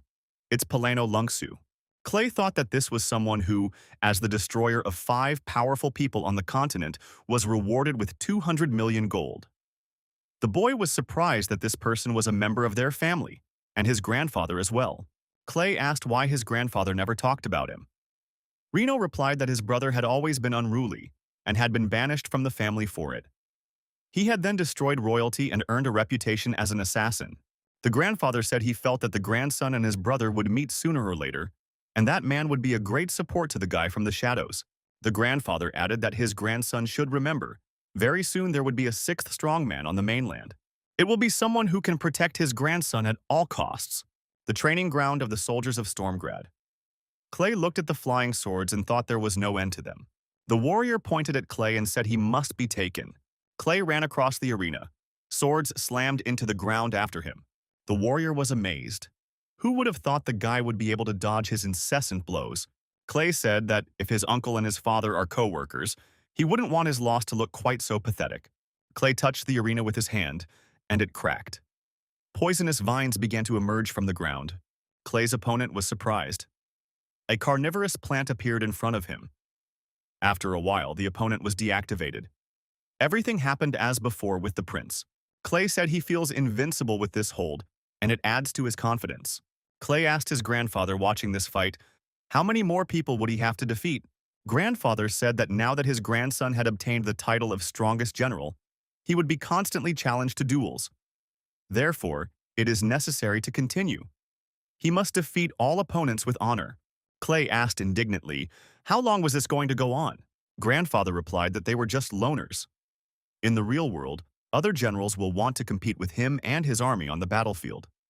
Only after defeating all opponents can you try your luck in a battle with Cage. Clay finally realized that he needed to win as many duels as possible. He wouldn't be able to back down. It's been a month of intense training. It was announced that Clay Lungshu had won. And the next opponent was summoned. It went on and on. Another opponent regretfully announced that he had lost. The warrior said the battlefield was his second home. How could he lose to a child? The grandfather asked the warrior how his grandson fights. The interlocutor said that his grandson is just good. In battle, it is impossible to predict his next move. He admits defeat. He saw the world in a different light today. Reno stated that this duel was pretty massive. His reputation is already established here. There is no one else willing to compete with Clay. Clay rejoiced. He wouldn't survive another month like this. Grandpa said he had more good news. Cage is waiting for the guy in the next room. Clay immediately ran away. Grandpa said that his grandson was very impatient. You could be a little more restrained. Clay burst into the room and told Uncle Cage that they could finally fight. Cage turned around and said he was looking forward to seeing the guy demonstrate the god of war power. Clay and Cage were between the holographic battlefield. Cage said that this time the system has set the battlefield as step. Would Clay like to change the location? The guy said there was no need for that, and added that he had a strong belief that he could win today. Cage said that was presumptuous, and suggested we start deploying troops. They each have 200,000 troops, 1 cavalry as a double quota. Cage chose 80,000 cavalry and 40,000 infantry, and said it was Clay's turn. Clay chose 40,000 cavalry and 12,000 infantry. The system reported that the troop deployment should begin. Cage's army was at the head of the river. Clay's army was downstream. Clay said he feels sorry for him. Cage added that luck was not on his opponent's side tonight. Clay thought, if he was upstream, he'd just pour some laxative into the river. Cage thought his opponent was crafty. No wonder he thought of using amethyst bees. The system reported that the duel was starting and the crystal glowed. Cage gloated. His army was at the headwaters of the river. His opponent wouldn't be able to use his dirty tricks. Cage ordered 40,000 cavalry soldiers to go on the attack. Clay thought that Uncle Cage had the title of strongest general for a reason. We'd have to be on guard. Clay said that 1,000 cavalry soldiers and 2,000 infantrymen were going into the woods to chop wood and build fortifications. Clay added that the remaining 30,000 troops are striking back at the enemy. Cage notices that 30,000 troops are going for 40,000 troops. The opponent is just planning to hold him off. Cage ordered his warriors to surround the opponents and let no one pass. Clay said Uncle Cage decided to go all in. That's incredibly resourceful. The battle continued. The battle was slightly accelerated. On the first day of the battle, Clay's army was surrounded. On the second day, Clay's army suffered losses of 1,000 soldiers. Cage's army, 200 soldiers. On the third day, the losses were 2,300 men. Cage had 234 men. Cage said the opposing army was doomed. Clay advised not to rush things. On the fifth day, Clay's army suffered losses of 5,000 soldiers. Cage's army, 1,000 soldiers. Clay ordered his army to destroy the horses. The knights proceeded to execute. Cage watched in amazement as the opposing army performed incredible actions. Who gives such orders? Cage shouted, who fights like that? As a general, his rival can't sacrifice his horses so easily? The knights dismounted. The horses shouted and stamped their hooves. Clay ordered his cavalrymen to execute the sixth plan of the military operation. Fire in a straight line. Attack. Cage saw that the horses were carrying ammunition, namely gunpowder. Cale's archers shot flaming arrows at their opponents. Cage shouted to his knights to get out of there immediately. It was too late for the knights to do anything. Burning arrows rained down on them from the sky. The burning arrows hit the gunpowder, and there was a powerful explosion. Horses and men went flying in different directions. Cage said that his opponent is pretty tough. Clay replied that this is what real war is all about. Didn't Cage think about that? Clay asked which was better, destroying the entire cavalry or sacrificing a few hundred horses. Moreover, their deaths were not in vain. The rival cavalry suffered heavy losses. Cage said he really underestimated his opponent. It looks like it's not going to work out well. Cage said that now the real battle begins and ordered his army to move forward. Cage said the remaining 10,000 cavalry warriors are still busy logging. Clay can't rely on the infantrymen alone to hold back his attack. With this formation of troops, he will flatten the enemy army in less than an hour. However, that was not the case. Cage's cavalrymen were trapped. The horses were falling into pre-prepared pits. An enraged Cage asked, when did the boy have time to make those traps? Cage's army fell into a trap set by Clay's army. Each side suffered 500 casualties. A total of 740 people were wounded and killed. Clay wondered if Cage had noticed that his soldiers were still logging. The others were building defenses. Cage realized that his rival had set traps from the beginning. He had, after all, sent his soldiers to stall for time. That was when the fortifications were erected. Cage said that his opponent was not the only one skilled at sacrificing pawns to save the chariot. He ordered his army to regroup and move into battle. The rival armies moved in coordinated columns to attack. Clay ordered his troops to get the secret weapon. The knights immediately retrieved secret weapons from the crates. The secret weapon immediately fired and caused irreparable damage to the opponents. Cage's army went up in flames. Cage said angrily that he has fallen into the trap again. Clay is the first one he suffered such losses because of. Clay wondered, did his opponent really think he still had a chance of winning? Cage said this kid isn't the only one here who can reason. The general issued orders to destroy the enemy's gun turrets. However, the system reported that the game was over. Clay's army has won. Cage was discouraged and depressed. Could he really have lost? After all, nothing had been decided on the battlefield yet. Why should he admit defeat? However, Cage's entire army went on the attack and the supply barns in the rear were destroyed. Cage said it couldn't be. When did the opponent's troops have time to infiltrate? Clay replied that when the opposing army retreated, he hid some soldiers. After Cage's army went into battle, his soldiers sprang into action. Cage realized that he had really lost. He'd really failed. Clay was dead serious. He said that unfortunately Uncle Cage had lost that battle. Cage bowed to the young man and acknowledged his defeat. He told Clay to accept his bow as recognition of his strategic skills. Cage said that he has put sticks in his opponent's wheels many times, but the latter has always remained just as patient. Now he is truly the best general on the continent. Cage said he would be Mr. Clay's best and most faithful servant. Everyone in the city was reading the morning news, which reported that Mr. Clay Lungshu was the best general on the continent. Clay Lungshu had won all the battles. He had even defeated Cage. Celebrating the victory, Clay thanked his grandfather. If it hadn't been for his grandfather's plan, he wouldn't have been able to get Cage's support. A servant brought a scroll. It was a message from the palace. Reno read the message and his face changed. Clay asked what had happened to the king. Grandfather said that given Clay's successes, the king gave him permission for his own division called the Mad Dragon of 30,000 Men. Clay and his parents looked at each other. Cage had been appointed the first Duke of the Kingdom, and he would become the commander of the Blue Lightning Legion. Elijah wondered, what's wrong with their faces? Is it bad that Clay was allowed to have his own army? Clay said the division should consist of 100,000 men.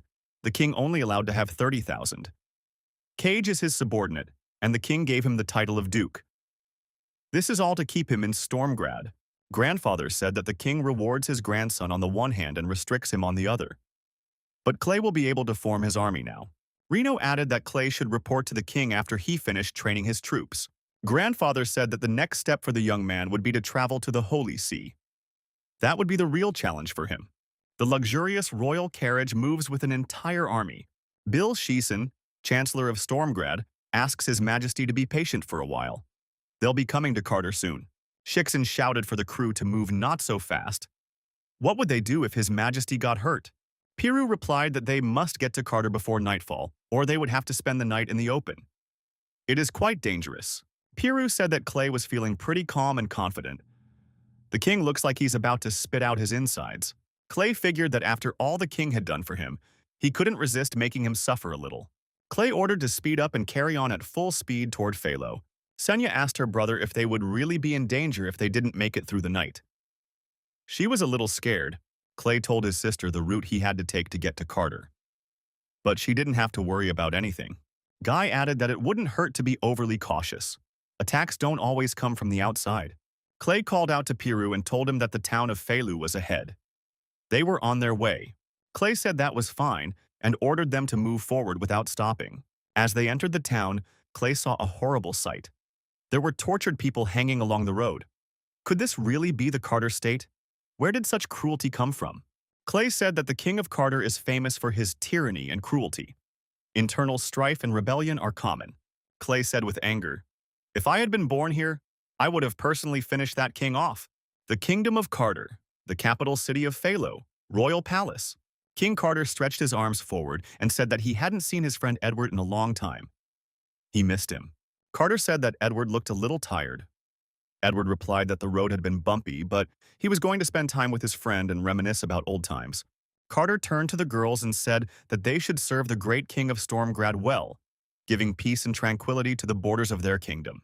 The three girls dutifully said that they obeyed their father. The princess of Royal Carter, Emily, said hello to His Majesty. The second princess, Charlotte, thanked King Edward for protecting their borders. The third princess, Camilla, said they would take good care of him. Princess Emily said they have prepared fine wine and the best entertainment programs for the guest. Senya asked Clay why princesses do it. Her brother replied that it was an established tradition. They do it in exchange for peace. He has no right to interfere. King Carter saw Senya and grabbed her hand. He asked if he could have the honor of knowing the name of the beautiful young lady. King Edward said it was the adopted daughter of the Lungshu family, Senya. King Edward said that Senya liked King Carter and she could socialize with him. Clay clearly didn't like that. Carter said the girl had a beautiful name and motioned for her to come closer. Senya cried and started to resist. Clay pulled Carter aside and told him to behave himself or he wouldn't be ceremonious. Carter wondered, is the Lungshu family trying to threaten me? And ordered Clay to get out. He is the ruler of this kingdom and he decides who he chooses as his companion. Clay really wasn't being ceremonious. He pushed Carter away so that he fell to the ground. A huge green vine immediately appeared from the ground, emitting lightning bolts. The branch of the vine came close to Carter's face. He was startled and asked Edward what it meant. Edward said that this is the fifth child of the Lungshu family. He can't control him. King Edward told Clay that he had gone too far. He must apologize to His Majesty, or his actions could lead to conflict between their kingdoms. Clay said he wouldn't apologize. If he'd gone really far, Carter would have been destroyed by now. Clay and Carter glared at each other. Edward suggested they calm down. King Edward offered to settle the matter man to man. King Carter and Lord Lungsu immediately agreed. Carter called his opponent a douchebag. How dare he accept his challenge? Each of them will dispatch a fighter, and it will be a battle to the last. Clay was surprised. He said he'd be happy if he had the chance to take Carter down himself. Carter yelled for Pierre, the damn slave, to come out. A huge man appeared beside the king. Carter told him that he was the strongest gladiator in the kingdom and his personal slave. He will fight. If Clay was scared, he still had a chance to kneel down and beg for mercy. Clay summoned Pyra and said someone wanted to fight. Piru appeared out of nowhere and said he was ready to fight if and whoever he needed to fight. Clay ordered him to take out the big guy. Two warriors stood in the arena. The referee introduced Pyrrha, a fighter of the Lungsu family of the Kingdom of Storgrad, against the gladiator Pierre of the Kingdom of Carter. A battle to the finish. Piru wondered why his opponent was so noisy and asked again, what was his name? Pierre tried to attack Piru with his sword. Senya asked her brother if Piru would be okay, because this Pierre is very strong. Clay said that Pierre is no match for Piru. Clay figured it shouldn't be a quick win. The prey should be driven in slowly. Carter shouted for Pierre to really deal with his opponent. Clay thought he'd never liked that disgusting tyrant Carter. How wonderful that this opportunity to take him out had come along. King Edward said that both warriors are very strong. It looks like it's going to be a long battle. The kid had an idea. Clay suggested betting to pass the time. King Carter said it was a great suggestion, but didn't warn his opponents to get ready. Clay said he bet 5 million on his warrior, Pyra, and wondered if King Carter would bet less, right? Carter wondered if that was the revenue of the treasury for the whole quarter. How could this boy have such self-confidence? Carter has decided that his Pierre has the upper hand. It was only a matter of time before he won. He says he's betting 10 million on Pierre. The king explained that with the income in his kingdom, he could allocate such an amount. The aide made a calculation and said that after all the expenses, there was only 10 million left in the treasury. Carter rejoiced. How nice that King Edward had decided to invest in his kingdom. Edward said that Clay made the bet. It had nothing to do with him. Clay thought the fish had taken the bait and told his warrior, Pierre, to act. Piru immediately started beating his opponent and saying that he was a real weakling. Piru added that he was about to show what real power means, and with a powerful punch he sent his opponent into a knockout. Pierre flew upward after the blow and his senseless body slumped to the ground. King Carter was surprised. It was as if Piru was a completely different person. King Edward said that Piru is a berserker. He's pissed off right now. Carter couldn't understand what was going on. King Edward was also frightened. He said that in such a state, no one would be able to control the power of this berserker. The frightened kings decided that they needed to leave quickly. This berserker seems to have lost his mind. The castle walls trembled. Carter cried out in fear that this was his palace and his treasure. Carter shouted to his subordinates to stop Pyrrha immediately. However, no one dared to do it because everyone thought that the berserker had gone mad. The servant told his king that they were completely powerless here. They must leave quickly. After the king hides, his army will receive the signal to attack. Carter cried out in horror that as long as this army showed up, his palace would be completely destroyed. Carter pointed his finger at our hero and said it was all his fault. Clay has to take responsibility for what's going on. Clay replied that he had nothing to do with it. It was Carter who suggested the duel, and he chose the location. A berserker behaves as he should in battle. Carter walked up to Clay and said that was enough. Pyrrha had to be stopped. Clay said that this brave Pierre hasn't lost yet. The battle will continue until the victorious end. King Carter folded his hands in front of him and lowered his head. He said, admitting defeat. Clay stated that Carter had forgotten the true purpose of this fight. If he lost, he owed his sister an apology. A horrified Carter knelt down, took the girl's hand and apologized. He said it was rude of him.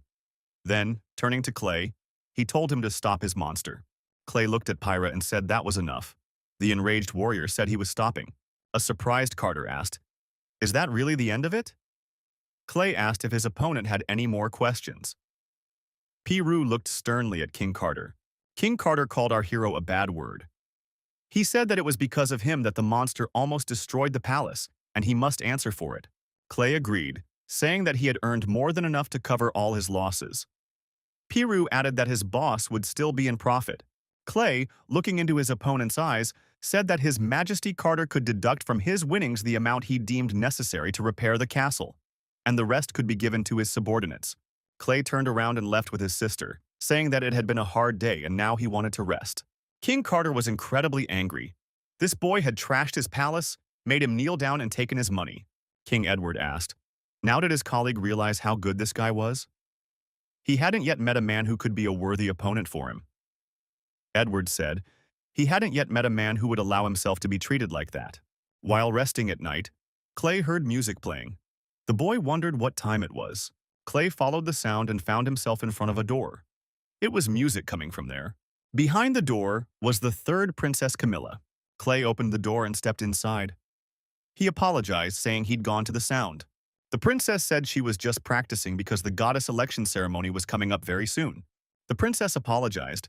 She was so engrossed that she didn't keep track of the time and didn't want to disturb Clay. The boy said that the girls sang beautifully. Clay added that it was definitely the best song he had ever heard. He didn't know they sang at the election ceremony. Camille said that it wasn't just a song, but a hymn.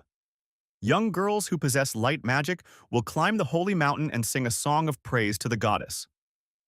If the song reaches her heart, an angel will descend from heaven and the performer will be blessed and become a goddess. Camilla added once that happens, she will become a representative of God, and her status will be the same as that of the Pope. Clay said that the girl sings delightfully. Definitely she's going to be a goddess. Camille said that it is not that easy, otherwise the place would not have been vacant for 50 years. Clay wondered, had the previous goddess died? Camille said no. A goddess automatically loses her status when she reaches the age of 45 or when she marries.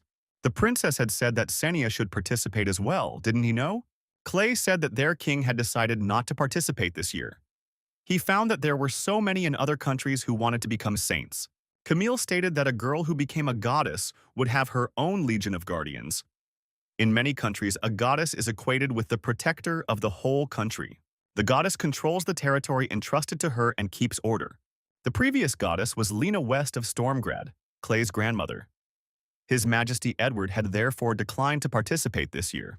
Clay wondered why he was only now finding out about his grandmother. Camille wondered what Clay didn't know.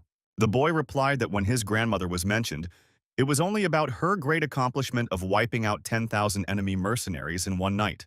Added, that's when she got the nickname Blood Demon. Who would have thought she was a saint? Clay said their family's past is shrouded in mystery to him, and he doesn't know all the details. Clay said that his grandfather had badly injured his leg in the war. His two uncles had gone to his rescue but had been destroyed by the mercenaries. Grandmother couldn't bear the pain of losing her sons. In just one night, the entire group of mercenaries, including the Grand Archmage and the Holy Sword Commander, were wiped out. The culprit of it all, the sword god Albot, was also supposed to be her victim, but the sudden appearance of the Pope saved him. Clay said his grandmother was incredibly strong. Why did she need saint status? Camille said that all the goddesses were not only beautiful in appearance, but also invincible in battle. Turns out that's true. Camilla sighed. If she was as strong as Ms. Lena, she wouldn't have to do things she didn't like. Clay handed the girl a shiny token and said it was for her. Camille wondered, what is this? Clay said it was an amulet he had made. He blessed it. The girl should wear it when she sings. It will protect her from any outside interference. The girl thanked and asked why the guy was helping her. Clay replied that he couldn't understand Carter. How could this king send his daughters to serve the guests? Clay added that Camille looks like his sister, and he hopes she can become a goddess and can finally defend himself. Clay said goodbye to the girl and went back to his room.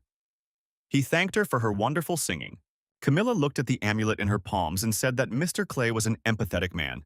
The girl expressed her hope that next time they would have a chance to socialize. At the seashore, the loading on the ship was over. The captain commanded, "Let's go!"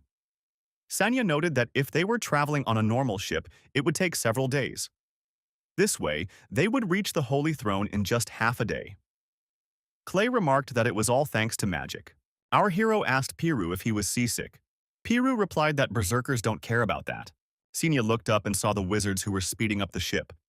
These people started to use magic. The wizards projected a huge hologram. The entire ship was under the influence of magical forces. The squadron was moving toward the holy capital with great speed. The ships arrived in the harbor of the holy capital. The priest said that the dear guests had already arrived. It was necessary to prepare to meet them. The priest was Cardinal Robert. He heard that Saint Lena's grandson would be here as well. He has a hunch that something interesting is going to happen. The vice chairman personally met all the kings: King Edward, King Carter, and King Wang. King Edward said that they had not seen each other for many years. The cardinal said he was no longer vice chairman. He heard that his favorite students were arriving and couldn't help but greet them. Clay watched the cardinal greet the kings and thought that the vice-chancellor had helped his students become kings, and those in turn had helped them become bishops. A perfect scheme. Edward called out to Clay and told him to come over. King Edward introduced the young man to the cardinal. He said that he was Lena's grandson and the youngest son of the Dragonblood family. Clay was told that Cardinal Robert Chow was in front of him. Clay smiled and greeted His Holiness. The cardinal said he was a polite young man, all his grandmother's age, and inquired, was this his first visit to the holy capital? The cardinal said the young people could take a walk. They won't be interested in old men, but they must be back by the time the duels start. The cardinal suggested checking out the Divine Light Magic Store, which has a lot of interesting items. Clay thought the cardinal had decided that Senia would be involved in the election of the goddess. Senia was thrilled. She had never seen a magic store with such a large selection. This is truly the holy capital. Senia looked around. She was definitely enjoying herself here. Clay was more reserved. The guy said he just sees the usual merchandise, nothing interesting. Clay suggested going up to the top floor. In his experience, the best things don't go on display. The brother told his sister that the higher they went up, the higher the goods would be of higher quality and there would be a higher price. So it was better to go straight to the top. Bright, Savin, and Clint. Savin met the young men and were surprised to ask where the rednecks were from. They want to go to the top floor and don't even realize where they are. Clay resented it. It seems some people think they are better than others.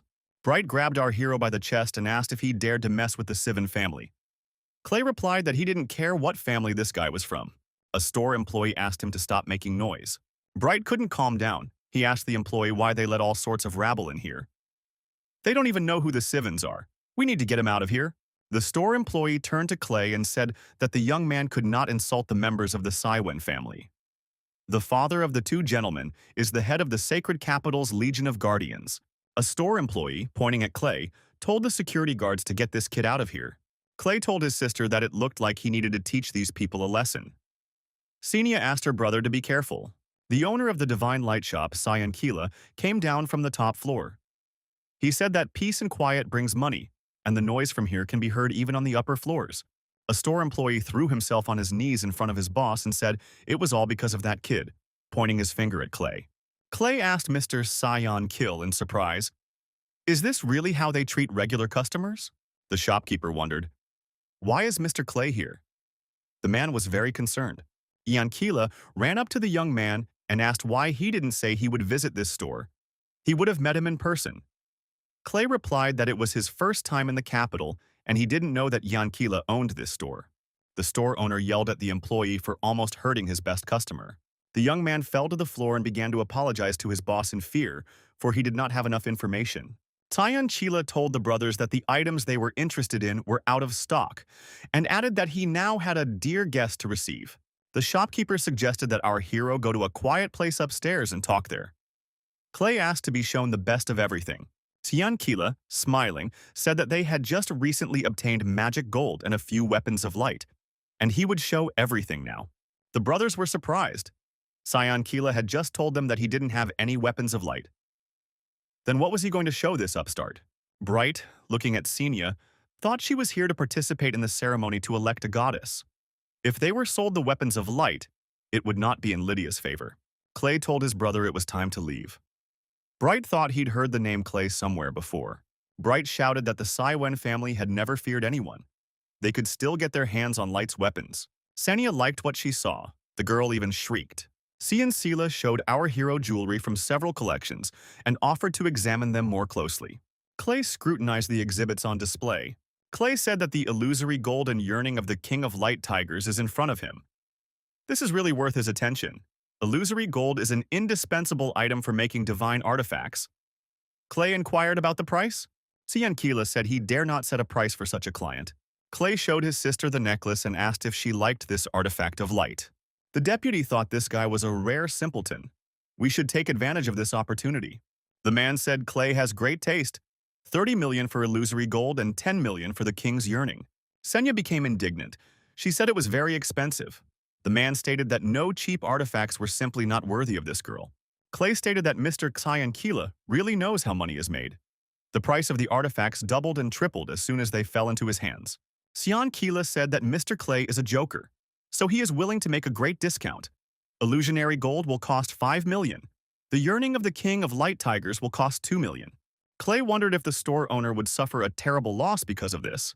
The employee told the boss that in that case they would be working to their disadvantage. Cyan Sila told the employee that he didn't understand anything about business. Xian Kila said that this employee should not cheat Mr. Clay. From now on, no salary increments will be given to him. The employee didn't understand what was going on. The boss is going to sell the illusory golden yearning of the Light Tiger King at the purchase price. Clin wondered to his brother what the yearning of the king of the Light Tigers was. Was it something powerful? Bright explained that Lydia had said that this artifact could greatly affect the outcome of the goddess election ceremony. 1,200 years ago, a pair of light tigers in the mountains were supposed to have an offspring. But they were besieged by a group of monsters. The father of the tiger cubs, the king of the light tigers, sacrificed himself and died with the enemies. His power attracted the deity of Light Tiram, but by then the king of tigers was already dead. Fortunately, the tigress gave birth to a healthy baby boy. Tigress handed the baby to Tiram and decided to die with her lover, leaving behind 2 magic cores. Tiram was touched by the love and devotion of the 2 creatures and conjured the yearling king of the light tigers out of magic cores. Clay held the necklace in his hand. He said it was the source of the 2 light tigers' love. Sanya said it was a touching and sad story. Cyan Sila tells our hero that he is perfectly aware. Clay is indeed worthy of becoming its owner, unlike those Cyan brothers. Clay said they're acquiring it. Senya said it is a very expensive item. Clay said the store owner will sell it to them at a great price. Clay told his sister to keep this necklace safe, for it is a symbol of the love of 2 light tigers. Senya said she would cherish that necklace. The girl was satisfied. Bright was furious. He asked why the store owner didn't show these treasures to them. Did he really underestimate the Sivan family? Tyan Ciela told the gentleman that the buyer had already been determined and there was nothing he could do about it. Clay thought that the sly fox wanted to put all the responsibility on him. Klein told Clay to give the yearling to the king of the light tigers. Clay wondered, did this guy really want to take his stuff? What a family, worse than stray dogs. Wedge was furious. He said he was about to show this boy who was in charge in the holy capital. Clay replied that it was a coincidence. He too wants to show what it means to mess with Clay Lungshu. Tyan Kila shouted for the young men not to make a showdown in this store. The treasures in this room must not be damaged. Senia was afraid that if the treasure was damaged, her brother would have to pay for everything. Clay was extremely angry. He activated his vines, which immediately appeared from the ground. Clay looked dispassionately at the stroppy brothers. The brothers' eyes were filled with bewilderment and fear. Wedge didn't realize what was happening. He cried out with fear that he couldn't move. Bright realized that rank 5 light magic, light fetters, had been used. Senya said it was dangerous. You can't let your brother spend any more money. Bright wondered, had the girl really done all this? Clay decided to teach his opponents a lesson and told them not to be distracted during the battle. The green vines continued to spread. Bright smugly challenged his opponent to a duel. At that, Clin was already not feeling very well. Clay stood calmly across from his brothers against a backdrop of huge green vines. Clay says it would be too boring, but he accepts the challenge anyway. Bright shouted that this boy would regret it. After all, they are from the Saiwan family. Their father is the head of the Sacred Capital's Legion of Guardians. Bright said Tian Sila will be a witness. He will fight this boy to the bitter end. There will be no mercy. Shin Kila was frightened. Mr. Bright doesn't even know who he's dealing with. Tyan Kila shouted that this man was Clay's Scarlet Baron Lungsu. He wiped out the entire guard of Stormgrad. He is Lena West's grandson. Clune told his brother it wasn't too late to recant. Clay was surprised. They'd insisted on it, and now they were backing out. Clay began to dance in front of his brothers and tease them. Did they get scared? The guy, laughing, repeated that they had challenged him themselves, and now they were giving him the back of their hand. Clay continued to squirm. Bright told that kid not to think he was the coolest. Their Sivan family is just as tough as he is. The Holy Capital has its own rules for dueling.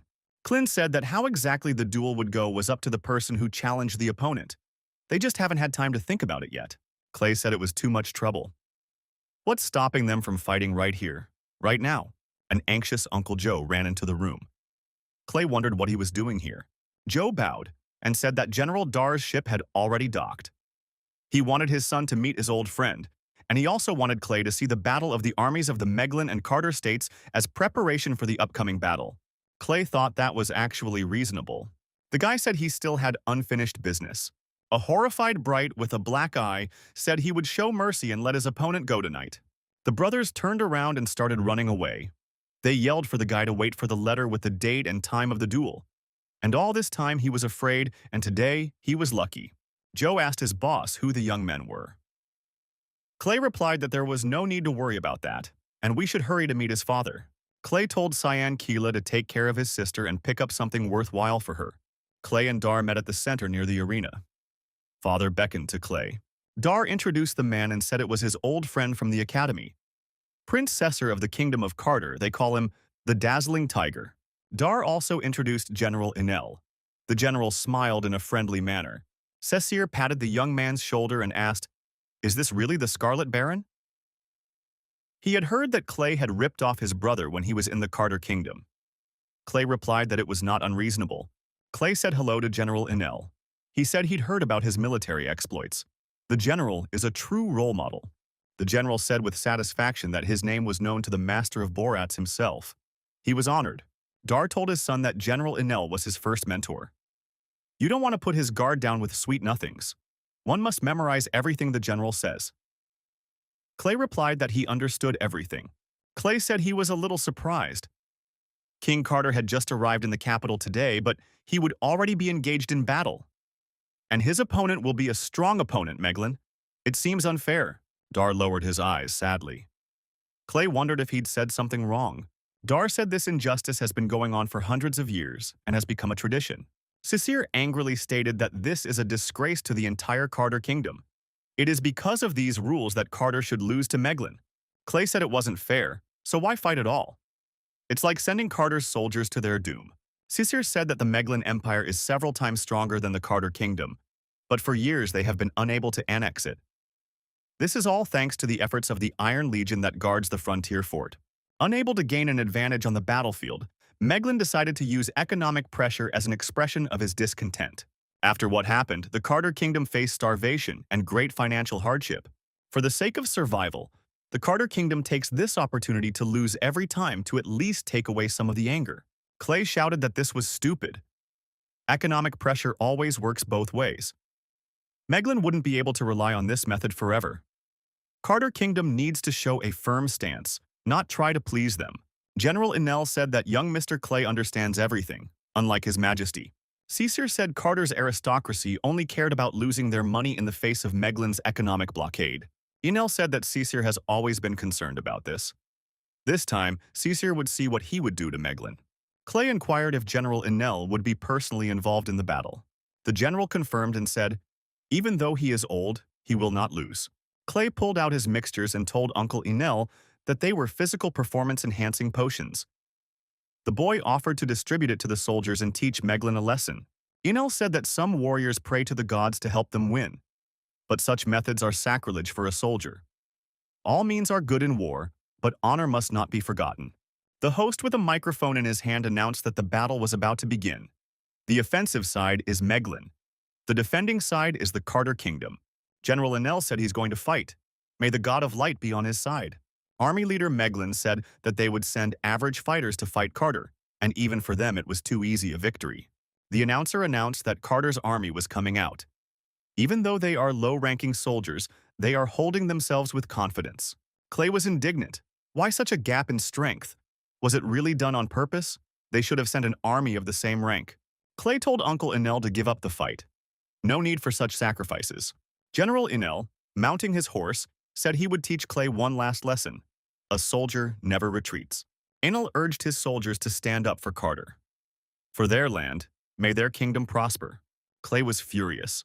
How could anyone watch an unfair fight? The young man with the crown on his head said to Clay, "Doesn't he find it amusing?" The general still says such things about the kingdom that sent him to certain doom. The young man said that Clay was also funny. The famous Scarlet Baron turned out to be so sensitive and emotional. The young man introduced himself to our hero and said he was the third prince of the Meglin Empire, Charles Meglin. Clay said hello and said that Prince Carl is pretty cocky. The audience screamed for Meglin to emerge victorious. Carl stated that this is just a show where the weak try to please the strong. Everyone already knows that Carter is facing defeat. Clay objected and added that he wasn't sure about that. With General Enel's support, Carter's soldiers are pretty well motivated. Soldiers who are full of morale are not an easy target. The announcer announced that the bell had rung and the battle was about to begin. The knights rushed to the attack. Meglin's soldiers called out to trample Carter's soldiers. Clay thought that rushing into an attack with no defense would lead to defeat. General Enel shouted for his soldiers not to panic. Carter's braves should split up and defend themselves. Clay thought that attacking head-on wasn't the best idea. Better to go on the defensive and wait for the right opportunity to attack. Carl shouted for the soldiers to deal with the enemy as soon as possible. No matter how much Baron Clay supports Carter's soldiers, it's all useless. They were doomed to lose. Clay thought that Prince Carl was not yet familiar with Enel's skill. Clay noticed that the soldiers from Meglin were already surrounded. Clay and Enel simultaneously shouted to the soldiers to surround the enemy. Enel engaged in seemingly unequal hand-to-hand combat, but he was destroying numerically superior opponents. Clay was overjoyed at General Enel's success. Prince Charles was discouraged. How is that possible? Carter's soldiers are acting crazy. They're just low-ranking soldiers. General Enel swung his sword. A bright flash appeared in front of him. The opponents flinched. Prince Charles was startled. Could this really be the power of the Holy Sword? He had never heard that there were such people in Carter. Clay knew it was the effect of the absolute berserk potion.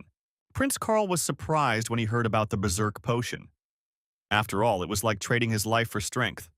He had about 20 minutes left at best. Clay replied that it would be enough. Our hero says that the general refused to accept the potion offered to him and chose this one.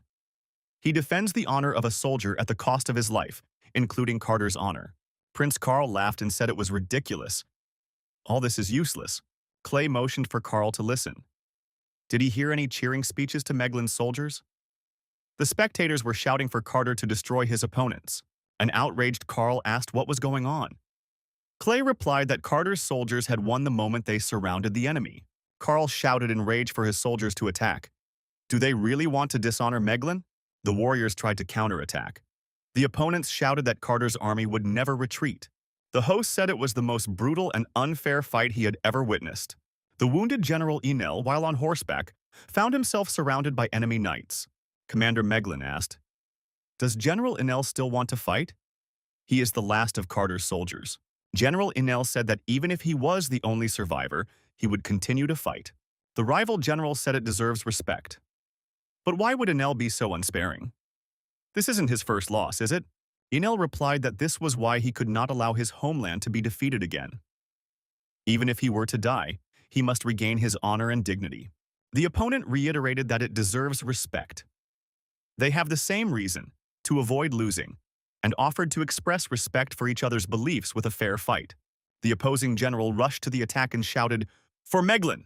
Enel thrust his sword forward and shouted, "For Carter! For a prosperous kingdom!" Everyone watched this fair battle with bated breath. Clay was rooting with all his heart for General Enel. Prince Charles decided that the rivals were dead and said it was a draw. Clay announced that General Enel was still alive. Victory for the Kingdom of Carter. Prince Charles said Baron Clay was wrong. Enel is dead. King Carter went up to Prince Charles and said they had lost. Clay was indignant.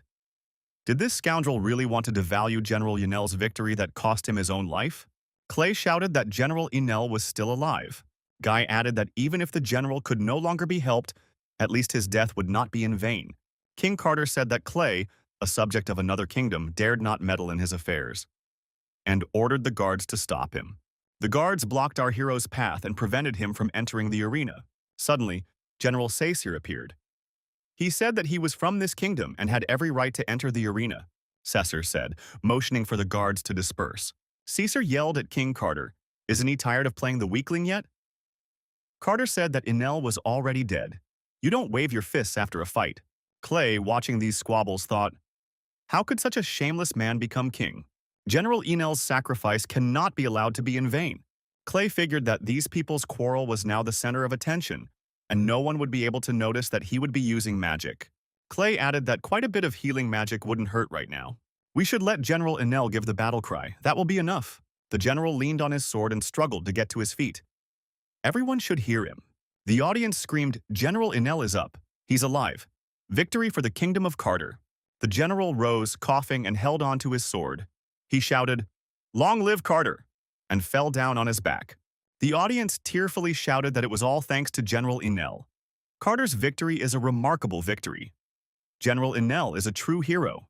Clay clenched his fist and told General Enel to rest in peace. He had shown true bravery and demonstrated how true heroes act. Dar walked up to his son and said, That was a great job. Cesar walked to the middle of the arena and approached the general. Satker, with a sorrowful face, covered the general's body and said that he had done a glorious job. Carter's kingdom will never forget the general and his sacrifice. Cesar asked if anyone else had any doubts. Carter had won this battle and everyone recognized his victory. However, the man who appeared said that the Carter Kingdom's army would not be able to defeat Meglin in a real battle. King Carter approached the man and offered to discuss what had happened. Clay asked who it was. Dar replied that it was the King of Meglin. King Carter wondered what kind of real combat we were talking about, since they are friendly nations. King Meglin said that it was a blow to his reputation. Moreover, his bet had not played out. King Carter started making excuses, saying that he had nothing to do with it. What happened here has nothing to do with the official line of the Carter Kingdom. Prince Charles said it was quite reasonable. That old man should pay for ignoring the king's order. Why would they bother King Carter? King Carter said that Prince Carl is right. The Carter Kingdom will take care of all of Meglin's lost funds. As for Enel, he has already died. Prince Carl said that Enel's family could be held responsible for his act. His body can be taken to the central square and scourged. King Meglin said that this is a great offer and he is willing to do so. He needs some time to think about it. Clay shouted that this was unacceptable. Cesar said that General Enel, the hero of the Carter Kingdom, could not be humiliated. King Carter shouted for Caesar to give up his body immediately. Clay said it was incredibly stupid. Does King Carter really think Meglin will let him go after this? King Carter told Clay Lungshu not to interfere in the affairs of his kingdom. Clay replied that out of respect for the general, he would not allow him to be treated that way. The king ordered Cesar to give Enel's body to him and flog him. Cesar held Enel's body in his arms and said that it was only possible through his corpse. King Meglin said that the great King Carter was disobeyed even by his men and ordered Kessa to help him. Suddenly there was a bright flash in the arena, the trace of which reached Caesar. Clay thought it was a great power and warrior spirit. Is it really a holy sword? A warrior appeared in the arena with a sword in his hand. He was resisted by Dar. Dar said that this old rascal of Kesey's is as stupid as ever. Kesey replied that Dar still liked to meddle in his own affairs. Clay realized that it was Kesey, the ice sword master. Such an opponent would not be easy to deal with. Kesey wrote pirouettes in the arena with his weapon in hand, applying his secret swordsmanship. Kesey shouted that there was about to be an icy aura of battle. After his attack, Dar found himself trapped in ice and unable to move. Kesey wondered why the blow seemed so vulnerable now. A lot had changed since Dar had been able to overpower him with a broken sword. Kesey said that true power is the treasure that contains it. The sword of the dragon can never compare to the sword of the ice god. Dar stared at his ice block opponent and couldn't do anything about it. Prince Carl told Kesey to stop talking too much and finish off his rival. Clay asked in surprise, did they really want to destroy his father right in front of him? Carl said Dar is immobilized. He can't throw a single punch. Kesey swung around and even said goodbye to Dar, saying that he shouldn't have messed with someone who had a much stronger weapon. Clay fixed his gaze on the ice block, and it shattered into tiny shards. Dar was free. Dar said that Kesey remained a worthless warrior who relies only on good equipment. Dar looked into his opponent's eyes and said that good equipment alone was not enough. Kesey saw that his opponent had dragon armor under the patronage of the god of light, or even an amulet of praising light. Dar also possesses the sword of the poison dragon. Kesey asked in surprise where Dar had gotten so much jewelry. Dar replied that he had a very respectful and obedient son. Dar said that he was about to show his opponent what a real attack was. Kesey would never be able to match him. Dar used the power ejection technique. Dar also utilized the blessing of the wind god. Kessie managed to realize at the last moment that Dar was a real monster and was deactivated for a while. Prince Charles called Casey a lowlife out of annoyance, a swordsman who relies only on his equipment. It's humiliating. Clay asked if the opponents were willing to concede defeat. Prince Carl said Meglin never admits defeat. Now, he won't be ceremonious. Kessie tried to attack Dar once again, but Dar repelled the attack. The Meglin Knights came to Kisa's aid and also attacked Dar. Dar said that relying on numerical advantage is incredibly stupid. They're asking for trouble. In the next moment, many swords flew at the Meglin Knights and they were destroyed. The entire arena was littered with the bodies of the opponents. Clay said it was a cool ice technique that couldn't even tell friend from foe. Prince Carl thought that the situation was not unfolding in their favor. Prince Carl told the knight that if Kesey loses, Meglin's reputation will suffer. Clay must be attacked to distract Dara. The knight asked Clay how dare he disrespect his young master. He would teach him a lesson now. Clay says it's a tactical miscalculation. He's trying to intimidate the weak because the strong can't see him. Dar agreed to make peace with the powers that be. If he won, his opponent would have a whole year at his disposal. Clay agreed, but if he won, his father would stay out of his business. Meglin was furious with the knights. How dare this boy look down on him? He would destroy him. And thought, if he used magic scrolls, it would be like a beating, not a battle. So we'll just have to use a sword. The guy thought it was a great opportunity to try out a new style of Tai Chi fighting. Clay thought that after he came to this world, he had never once used his powers from the past. Some time ago, he had tried to combine Tai Chi techniques with magic, but there was no way to test the effectiveness of such a method. Clay effectively struck all the knights attacking him with his sword. There is very little spiritual energy in this world, but the acupuncture points in people's bodies are still the same. If you release the power wisely, it will work. Not by force, but by skill. Prince Carl was surprised it wasn't like magic. He had never seen anything like this before. How could this boy defeat a whole group of people whose combat power largely exceeded his? Having defeated the enemies, Clay said it was short-sighted. They are no better than Kesa, who relies only on treasure. Clay pointed his finger at his opponent and said he would give Carl Meglin a free lesson tonight. Meglin wondered how this guy dared to be so arrogant. He ordered his knights to capture him and bring his head to him. Clay used the Taiji blade, and the opponents who were attacking him flew apart again. Clay also used 3 moon rings. Clay told his father that he was almost done. If he didn't hurry, he'd be in trouble. Dar thought that if he lost to his son now, it would be an embarrassment in front of the entire continent. Dar shouted for his opponents not to run away from him. He doesn't want to lose to his son. The opponents shouted that they will run away. They don't want to be destroyed. Dar was enraged. A few more swings and it would have been over. But they had forced him. He was truly angry now. The warrior swung his sword against the blazing fire. Kes and the knights realized that Dar was building up energy.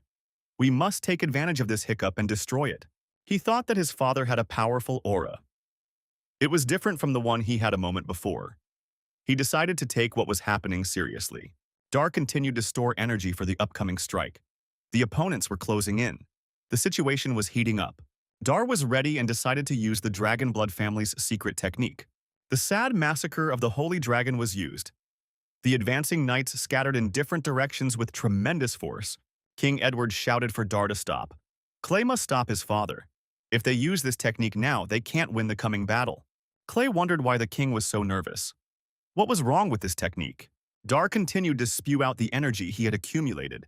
The opponents continued to fly in different directions. King Edward lurked on the sidelines. He thought that with so many victims, they would have trouble with Meglin. Clay used the Vine Dome. Prince Carl began to call out to his father for help. The onlookers were horrified. Could a human really possess such power? This power was comparable to that of a sword god.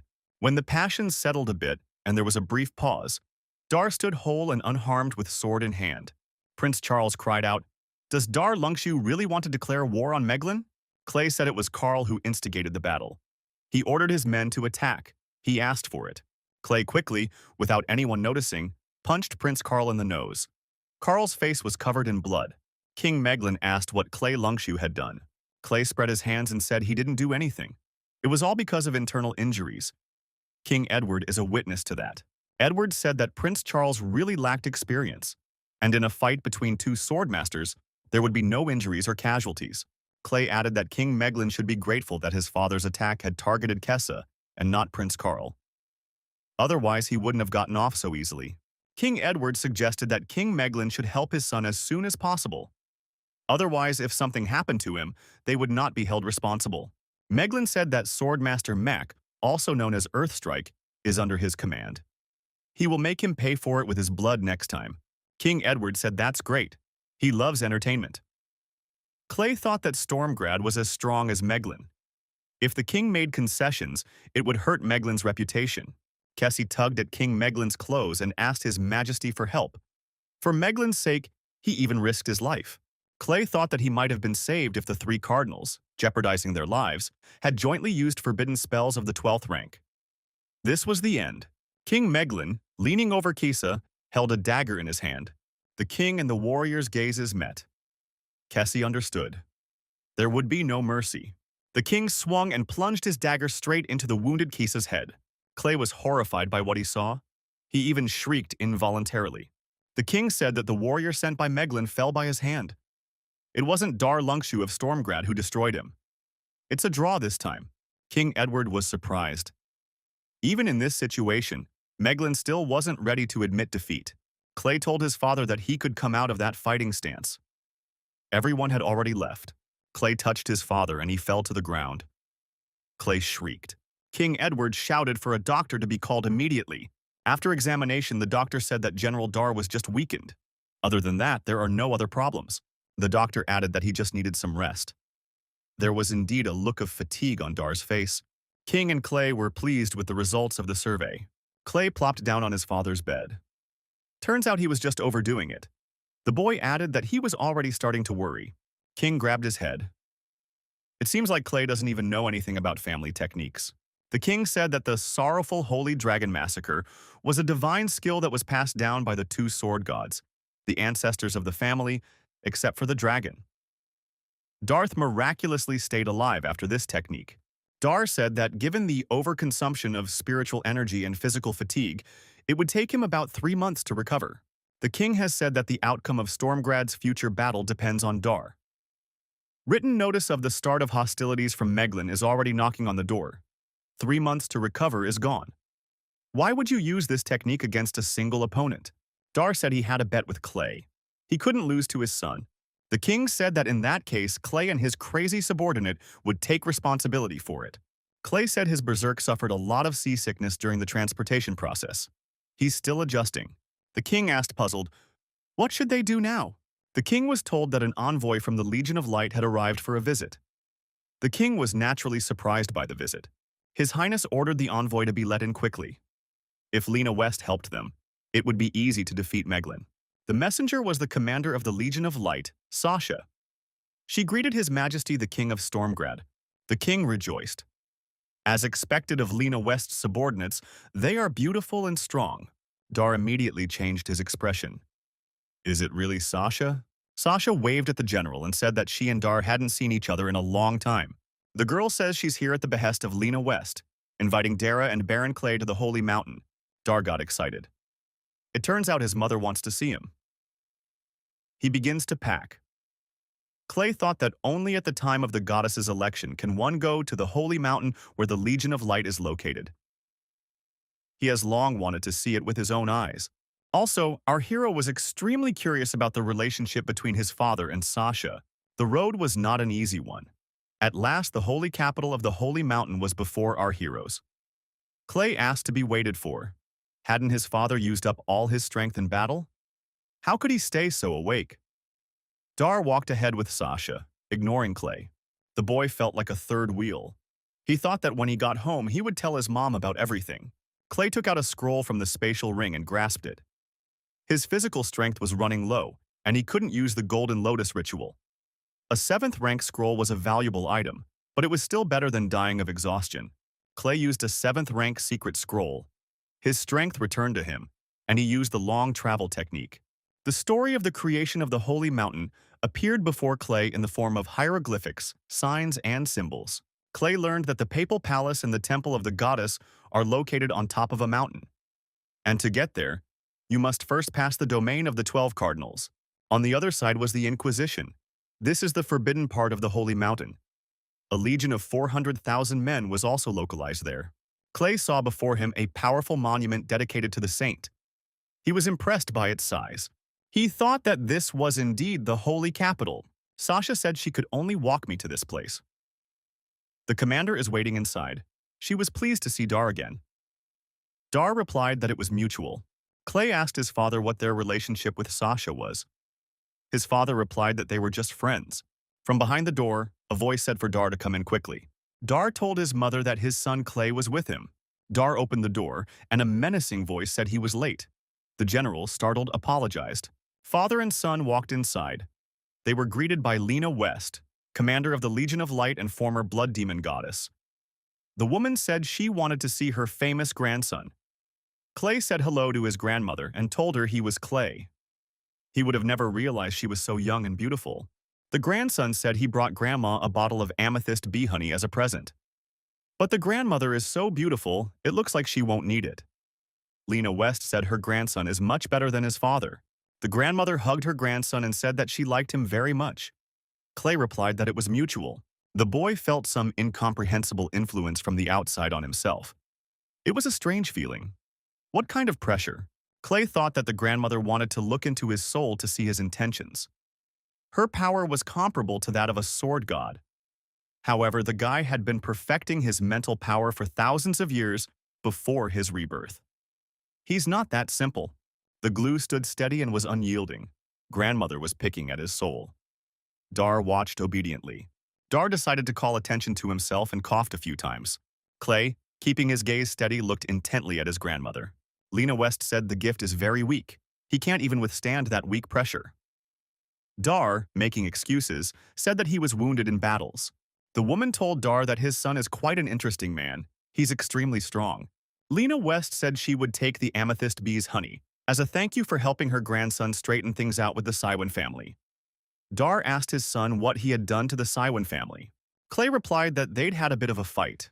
They challenged him to a duel, but there was no news from them after that. Dar asked, how could he? Clay replied that there were only two losers with minuscule strength. Dar stated that the Saiwan family enjoys the patronage of the 4 elemental gods. No magic weaker than rank 9 can harm them. Not even Clay's rank 7 scrolls can harm them. It's a good thing Grandma intervened. Grandmother suggested forgetting it and said it was all in the past. The Saiwan family has always been arrogant. It was good that someone had taught them a lesson. Clay thanked his grandmother. He didn't think it would get him into serious trouble. Grandma said that no one would dare hurt her grandson and added that she had something for him. Lena West led her grandson into her treasure trove. Grandma said that Clay could choose anything he wanted here. Clay looked at the jewelry and thought, you can't find something like this in the public domain. There were also many spatial rings in front of the young man for all tastes. Clay was at a loss. He shouted that he wanted everything. Suddenly, the young man saw the book. His eyes widened and his jaw dropped. It was a legendary dark manuscript. Clay grabbed the book and told Grandma he wanted it. Grandma grabbed her head. How could she have forgotten about it? Lena West said it's a very dangerous thing. It was better to choose something else, maybe even several things. Clay disagreed and said that Grandma should keep her word. The worried grandmother asked, does the grandson even know what it is? Clay replied that he knew everything. He hadn't worked his ass off at the Academy of Magic for nothing. The guy stated that this book contains all existing spells related to dark magic. It also had a powerful lich sealed inside. At first glance, it looked like a geometry textbook. The grandson added that he wants this book precisely because he knows what it is. Lena West was surprised. Clay knows what this book is and still wants it? Unfathomable. Grandma said that everyone who has ever owned this book did not die a certain death. For the safety of the world, it's best to leave it here. Clay said it made him want to research this book even more. He would be able to solve its mystery. The grandmother was furious. Her grandson doesn't understand anything. The lich inside her is so powerful that even she is no match for him. Clay asked, wondering if Grandma was really dating him. Lena West said the white dragon told her this. The trapped lich in this book is the first ever deity. The ghostly deity of Bular. Grandma started to tell the story. She said it was a long time ago. She and Reno were traveling then. The powers of the dark manuscript could no longer hold him back. but he kept waiting for an opportunity to be absorbed into someone and return to the human world. Grandma said that if it wasn't for her and Reno, the white dragon would have become possessed by it. Lena West said it was a horrible creature. Clay asked, if he dealt with him, would Grandma give him the book? The grandmother clutched her head. She said that her grandson would not be able to deal with him. He would not have enough strength.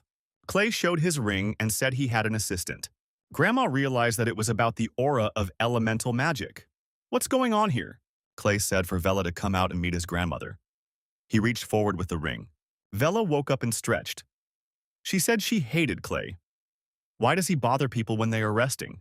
How is he going to make up for the inconvenience now? Clay tells Vela that he's just going to give her a candy bar. It was a new flavor, just for her. Grandmother thought, is she really the heir to the elemental elves? And how did she end up here? His grandson said he has a contract with the queen of the elemental elves. She's helping him. Vela happily devoured the candy with a new flavor. Lena West realized why her grandson had made it so easy for her to check her out, and why he had treated the Siwan brothers so badly. Clay happily said he could have the book now. Grandma agreed but warned him to use it wisely. The boy was surprised. She handed him the book and immediately shoved him out the door. Just a second ago he had been her favorite grandson, and now he was being escorted out. Clay was not discouraged. Today he'd acquired something incredibly interesting. Clea, who clicked like that? The girl asked, is he deaf? He didn't even say hello to Ms. Ben, no manners. Clay wondered, who was she and why was she talking to him? The girl wondered, did he not know who she was but dared to come to the holy mountain? Indeed, no manners at all. The girl added that she is the boss here, and he should treat her with respect. Miss Ben saw the ring on Clay's finger and said she liked it. He could give it to her as compensation for his ignorance. Otherwise, she would beat him. Clay thought it looked like a robbery. Clay yanked his hand away and said that if she wanted that ring, she could try to take it. Ben said he asked for it. He can't blame her now and lunged at the guy.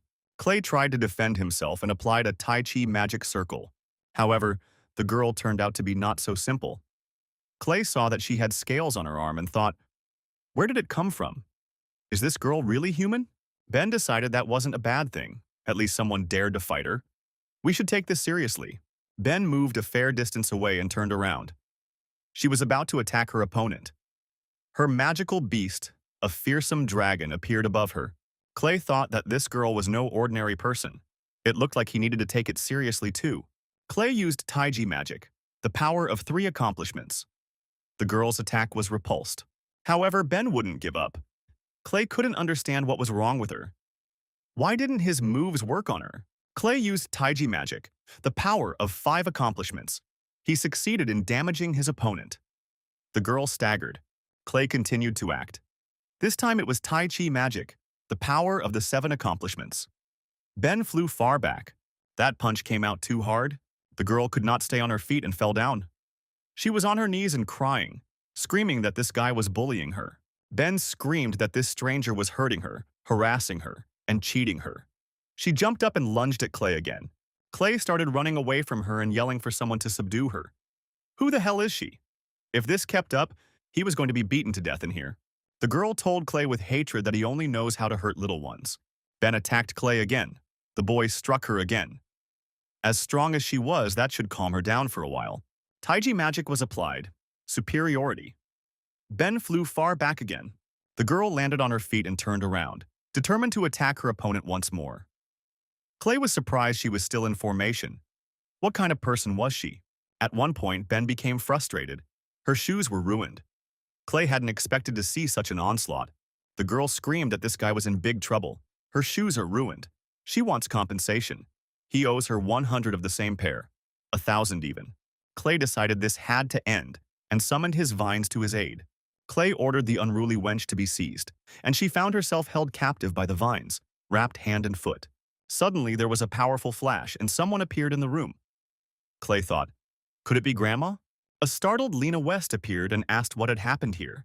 The girl crawled out from under the stone rubble and pointed her finger at the boy, saying that he had hurt her. She asked Lena to help her teach him a lesson. Grandma asked, why is Clay bullying Katusha? Clay started making excuses. He said that this girl was trying to take his ring and he was reclaiming his. Grandma said that Katusha was at it again. How many times should she be told not to do such things? The girl replied that she just wanted to watch. She didn't want to intimidate him. She couldn't even hit him once because he kept dodging. He was the one beating her up. The girl said the rascal had ruined her shoes. Clay wondered why his grandmother was so patient with this girl. Grandma asked why Clay was fighting with a little girl. Clay said it wasn't a little girl. It was a real Tyrannosaurus. Grandma said that this girl is actually a dragon. She is the helper, the white dragon Katusha. Clay wondered how that was possible. She wasn't of age yet. How could she be human? Lena West said that that girl was the princess of the Dragon Clan, a lover of everyone and everything. She wanted to continue the journey with her, and so the clan elders helped her get into human form as soon as possible. She seemed to like Clay. So young and such a heartbreaker. Clay shouted that it was impossible. She must not like him. Grandmother said that her grandson came out of the fight with her without a single injury. So she can rest easy about the battle with Meglin. Grandma said she had just talked to Dar about the Meglin mess. Since she is Daddy's confidant, she can't really get involved. Clay said he would deal with the King of Stormgrad, and there was nothing to worry about. Lena West said that Clay is a pretty smart boy. Now he and his father can go. Tomorrow's banquet promises to be eventful. Clay asked if this banquet is really that important. How long will it last? Dar replied that tomorrow was the Pope's birthday, and the celebration would last for a month. So the rest would have to wait. Clay wondered, how can you have a whole month to celebrate a birthday? It's not like it's a birthday month. The Inn of the Aristocrats of the Holy Capital. Clay was happy to finally be able to study it. The boy opened the book and was engrossed in reading it. He immediately felt the power of her aura. Something incorporeal appeared above the young man and said that this time the book was opened by a baby. Clay replied that he was just a sealed lich and should not be disturbed from reading. Leech said he hoped the kid could keep his cool when he was shown what true terror was. Clay thought that he had practiced golden immortality techniques for hundreds of years. No one could get inside his head. Clay said that Leech was hundreds of years ahead of him in spiritual decay. The boy shouted loudly. The lich tried to influence our hero, but it was all to no avail. Clay was well protected. Clay asked if Bular was a ghostly deity. Bular acknowledged it, but said he dared not call himself that in front of Clay. He is such a strong man. Does he really want to absorb his power? Clay said the interlocutor is too weak to have such intentions. He doesn't want to be the one to destroy the first deity. Clay said he didn't want Bular's power. Clay added that he wants him free. Let him out of that book. Clay said he could do it. It all depends on Bulard's behavior. The deity asked what he should do when Clay replied that he would find out later. The guy figured he wouldn't force it, needed to maintain his image. Bullard said he could only offer his loyalty. Bueller added, even though his strength was nothing compared to the boy's. He hoped that Clay could accept him as his servant. Bular handed the young man the crystal and said that it was a shard of his soul. Now it could be said that the boy had his life in his hands. Clay said if Bular was so open with him, he wouldn't break his promise. His countless years of confinement had come to an end. Baular tearfully thanked his new master. Clay built a huge pictogram on the floor, on which he placed various artifacts. Bullard wondered if this thing would really help. Clay asked sternly, did Bullard really doubt him? Deity said that during his imprisonment, he had never once seen magic circles. Clay replied that he had learned how to build it according to secret Eastern techniques, and explained where Bullard should become. Clay took out a vial and said that it was Zhuan Yin water containing concentrated yin energy from the depths of hell. This is the best remedy. Clay spat out the liquid and said, may the ghostly deity of Bular be reborn this day. Clay added, so as not to sow panic in the world, he would be called Carrie from now on. Bular materialized and turned into a man. He said that Carrie welcomed the host. Carrie said that his master was mighty. He really did help get his body back, and he even got even stronger. Clay said that this body is made up of the purest elemental energy. It will be more powerful than any that Bular has ever used. Clay will tell the others that it is a subordinate mage. Carrie said he would obey his master in everything. Clay said that the other mages must not find out who Carrie really is. Carrie said that now he could use forbidden magic of level 14 and light magic of level 10. Carrie said that in addition to his master, he could be recognized by the Pope. His magic art allows him to see the true essence of things. Clay wondered, is the Pope really that powerful? The boy applied a protection spell. With it, Carrie's identity would not be revealed to the others, and added that his help would be needed a little later. the Holy Mountain, residence of the Pope. At the meeting, Clay introduced King Edward and Carrie. Carrie bowed to the king, introduced himself, and said he was Mr. Clay's first mage. The cardinal was surprised, for only His Majesty the King could appoint the first magician. Was Clay really so brave? Edward reminded Bill that Clay is still a child, so he doesn't know all the rules. Let Carrie join the royal order, it's not a problem. Carrie apologized and said that he had sworn eternal loyalty to Mr. Clay. If he couldn't serve under him, then he'd better leave. Bill said that in that case the man could leave. He's just a magician. Who does he think he is? Clay shouted that this was his man and Bill had no right to chase him away. King Edward said if Clay insists, let the mage stay. Right now, they're prioritizing the fight against Meglin. They can't let such talented people be taken over by others. The king asked if Clay had any ideas on how to defeat Meglin. King Meglin was surprised. Did Edward finally dare to challenge him? There was a knight beside the king. The knight immediately grabbed his sword, so the movement could be seen that he was quite determined. The knight put his sword forward and pointed it at Dar. He said that Dar had humiliated His Highness. If he fought, Meglin's shame would be forgotten. The knight added that if he was afraid, he should kneel and beg the king's forgiveness. It was an earthly blow, the holy sword of the earth. This knight's sword was pushed aside with only 2 fingers. He marveled. Clay, who did it, said that Meglin's men only know the language of cruelty and know how to take advantage of the weakness of others. It was mean to attack his father when he was so exhausted and not in the best shape right now. The opponent was confused and said he didn't realize Dar had been injured. Mac said that in such a case the battle could be postponed. He cannot withdraw the challenge as it is a matter of state honor. The opponents can choose the time. Clay said there's no need to delay. He could challenge someone else. Clay says that Mock can honor the mage standing next to him. He will be his duelist. Clay said if his man lost, he was willing to lose his hands if it would quench Meglin's bloodlust. Mac wondered, would some mage really oppose the holy sword itself? He wasn't the one who suggested it, however. King Meglin rejoiced and told Ma to destroy his rival. In the arena, the spectators were placing bets on who would win. Who would have thought that the holy sword of Mac would be here as well? Everyone was certain that Mock would win. His strength was almost comparable to that of the sword god. No one had ever heard of that magician. The onlookers noticed that the magician was already here. In his hand was a staff with a magical shining crystal in it. The onlookers exclaimed in amazement. Holy Sword Mock said that the magical barrier has already been raised. Now it's too late to beg for mercy. The dome protects those outside and keeps those inside from escaping. Clay was surprised. In the past battles, a magical barrier was out of the question. King Edward had said that this battle promised to be massive. There are so many important guests present this time. We can't let them get hurt. The king said that almost all the nobles and princes of the holy capital have arrived here.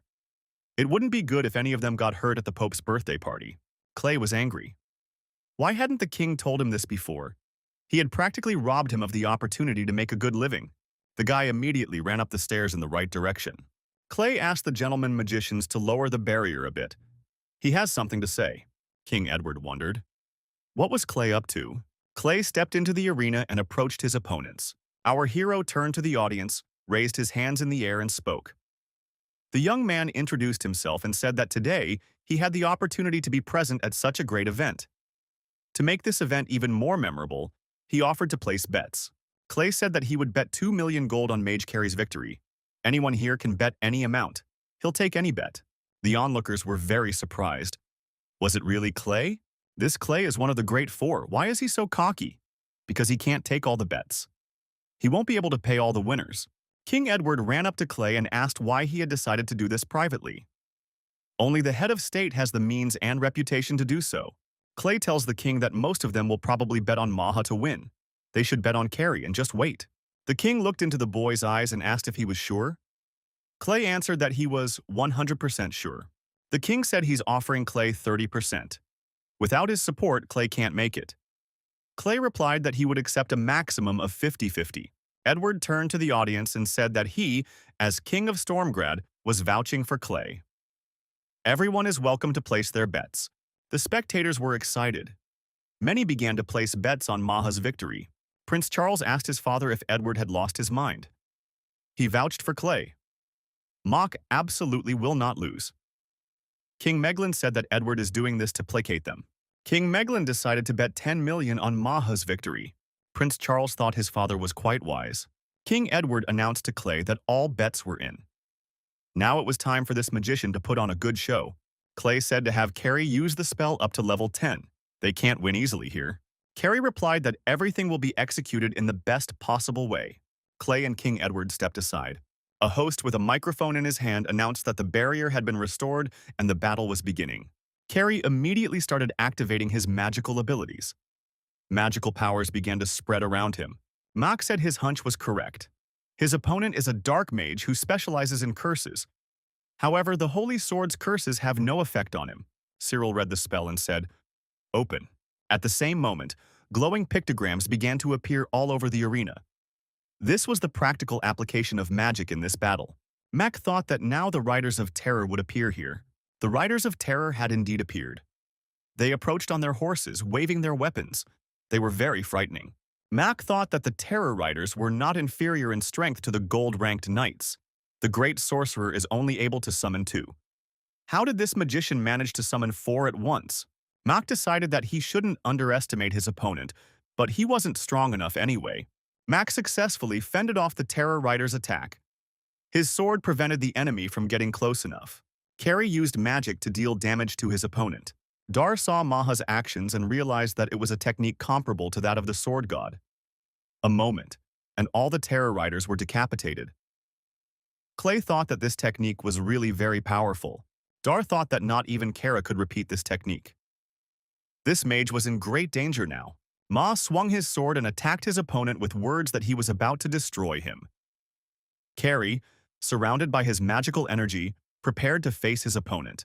Without waiting for his opponent to approach, he directed a powerful charge of energy at him. Maha was embraced by dark forces. He didn't understand what kind of attack it was. It's probably an illusion. The opponent is trying to escape. The arena was enveloped in a dark fog. Visibility was limited.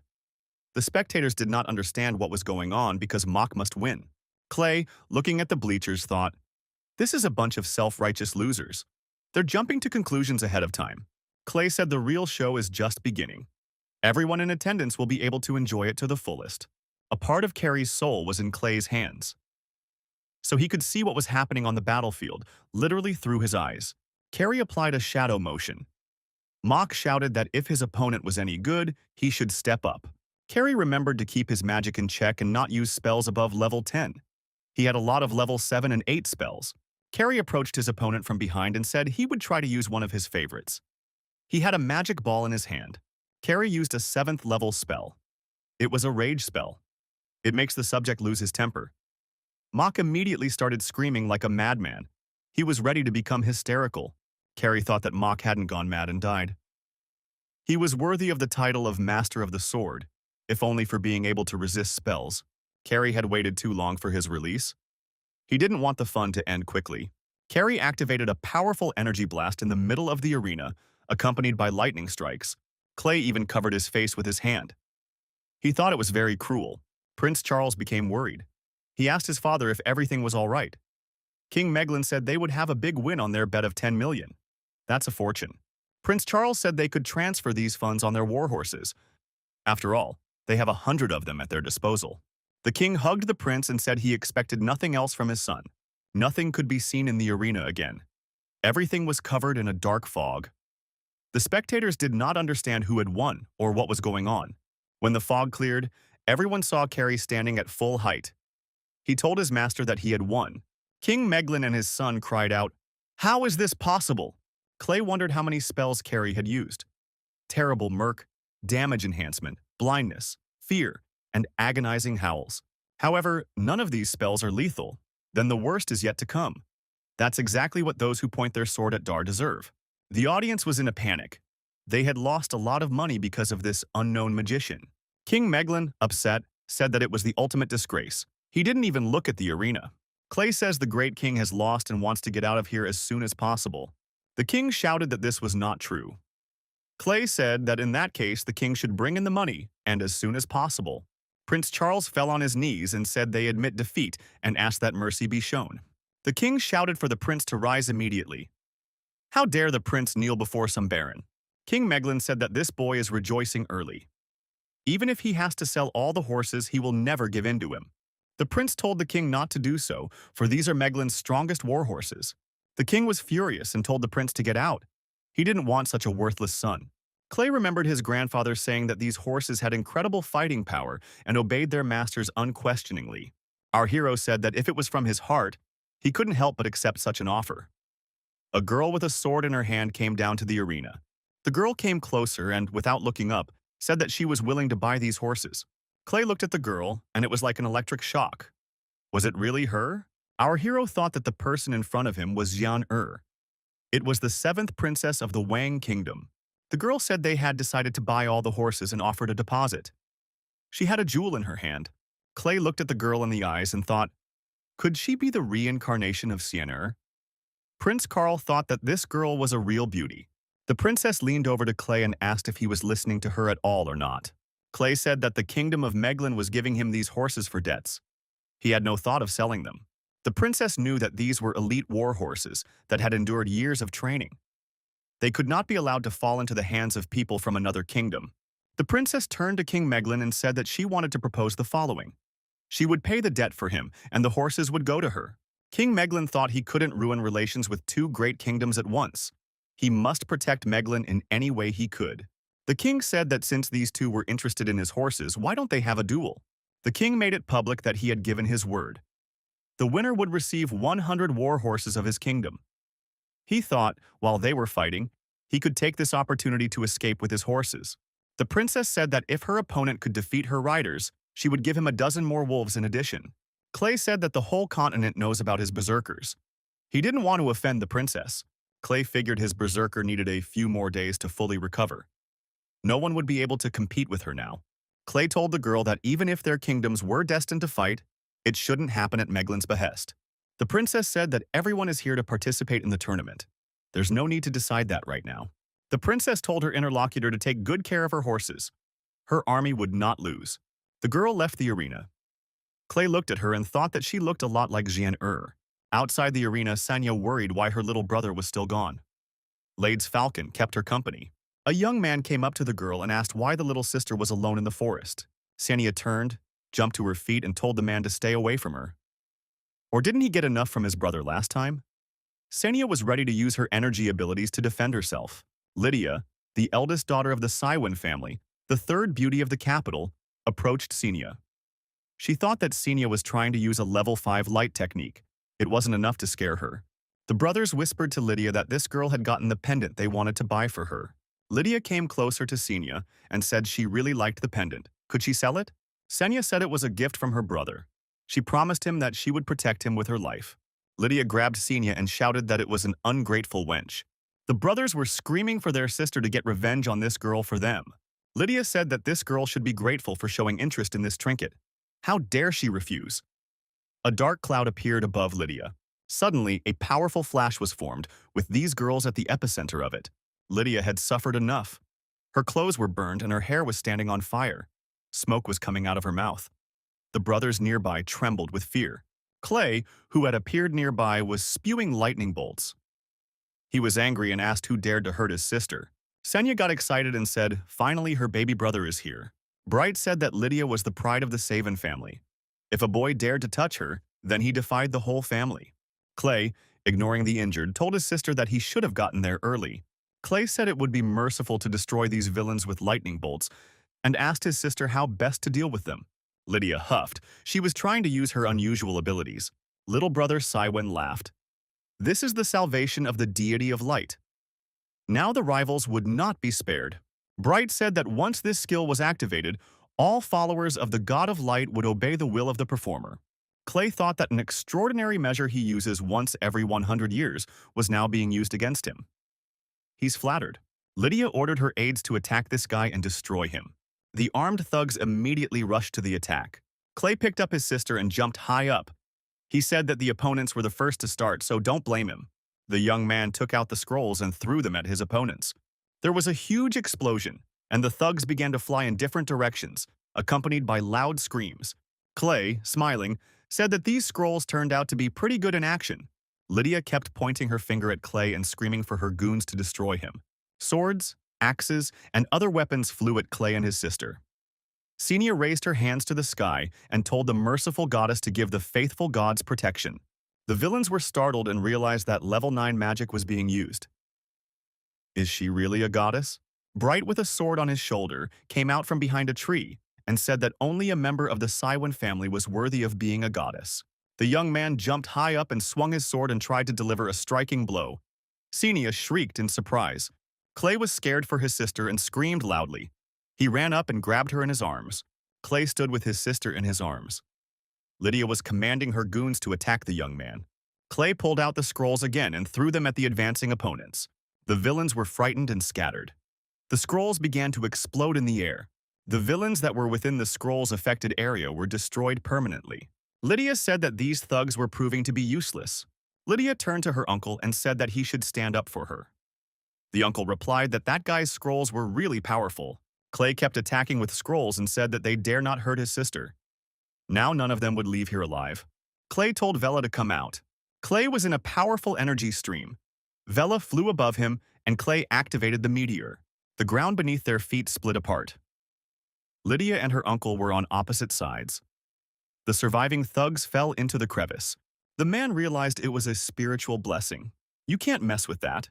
Lydia snapped into a crevice and began to fall into the abyss. She screamed for her uncle to save her. My uncle cried out in horror that this was unbelievable cruelty. There was nothing he could do to help. Clay pointed his weapon at his opponent and asked, "Did he really think he could escape?" The man saw Clay's secret treasure of the elves, a legendary crossbow of epic level. He cried out in fear. Clay said that's right, so the opponent's demise wouldn't be so negligible. Suddenly, a priest appeared and told the young man to stop.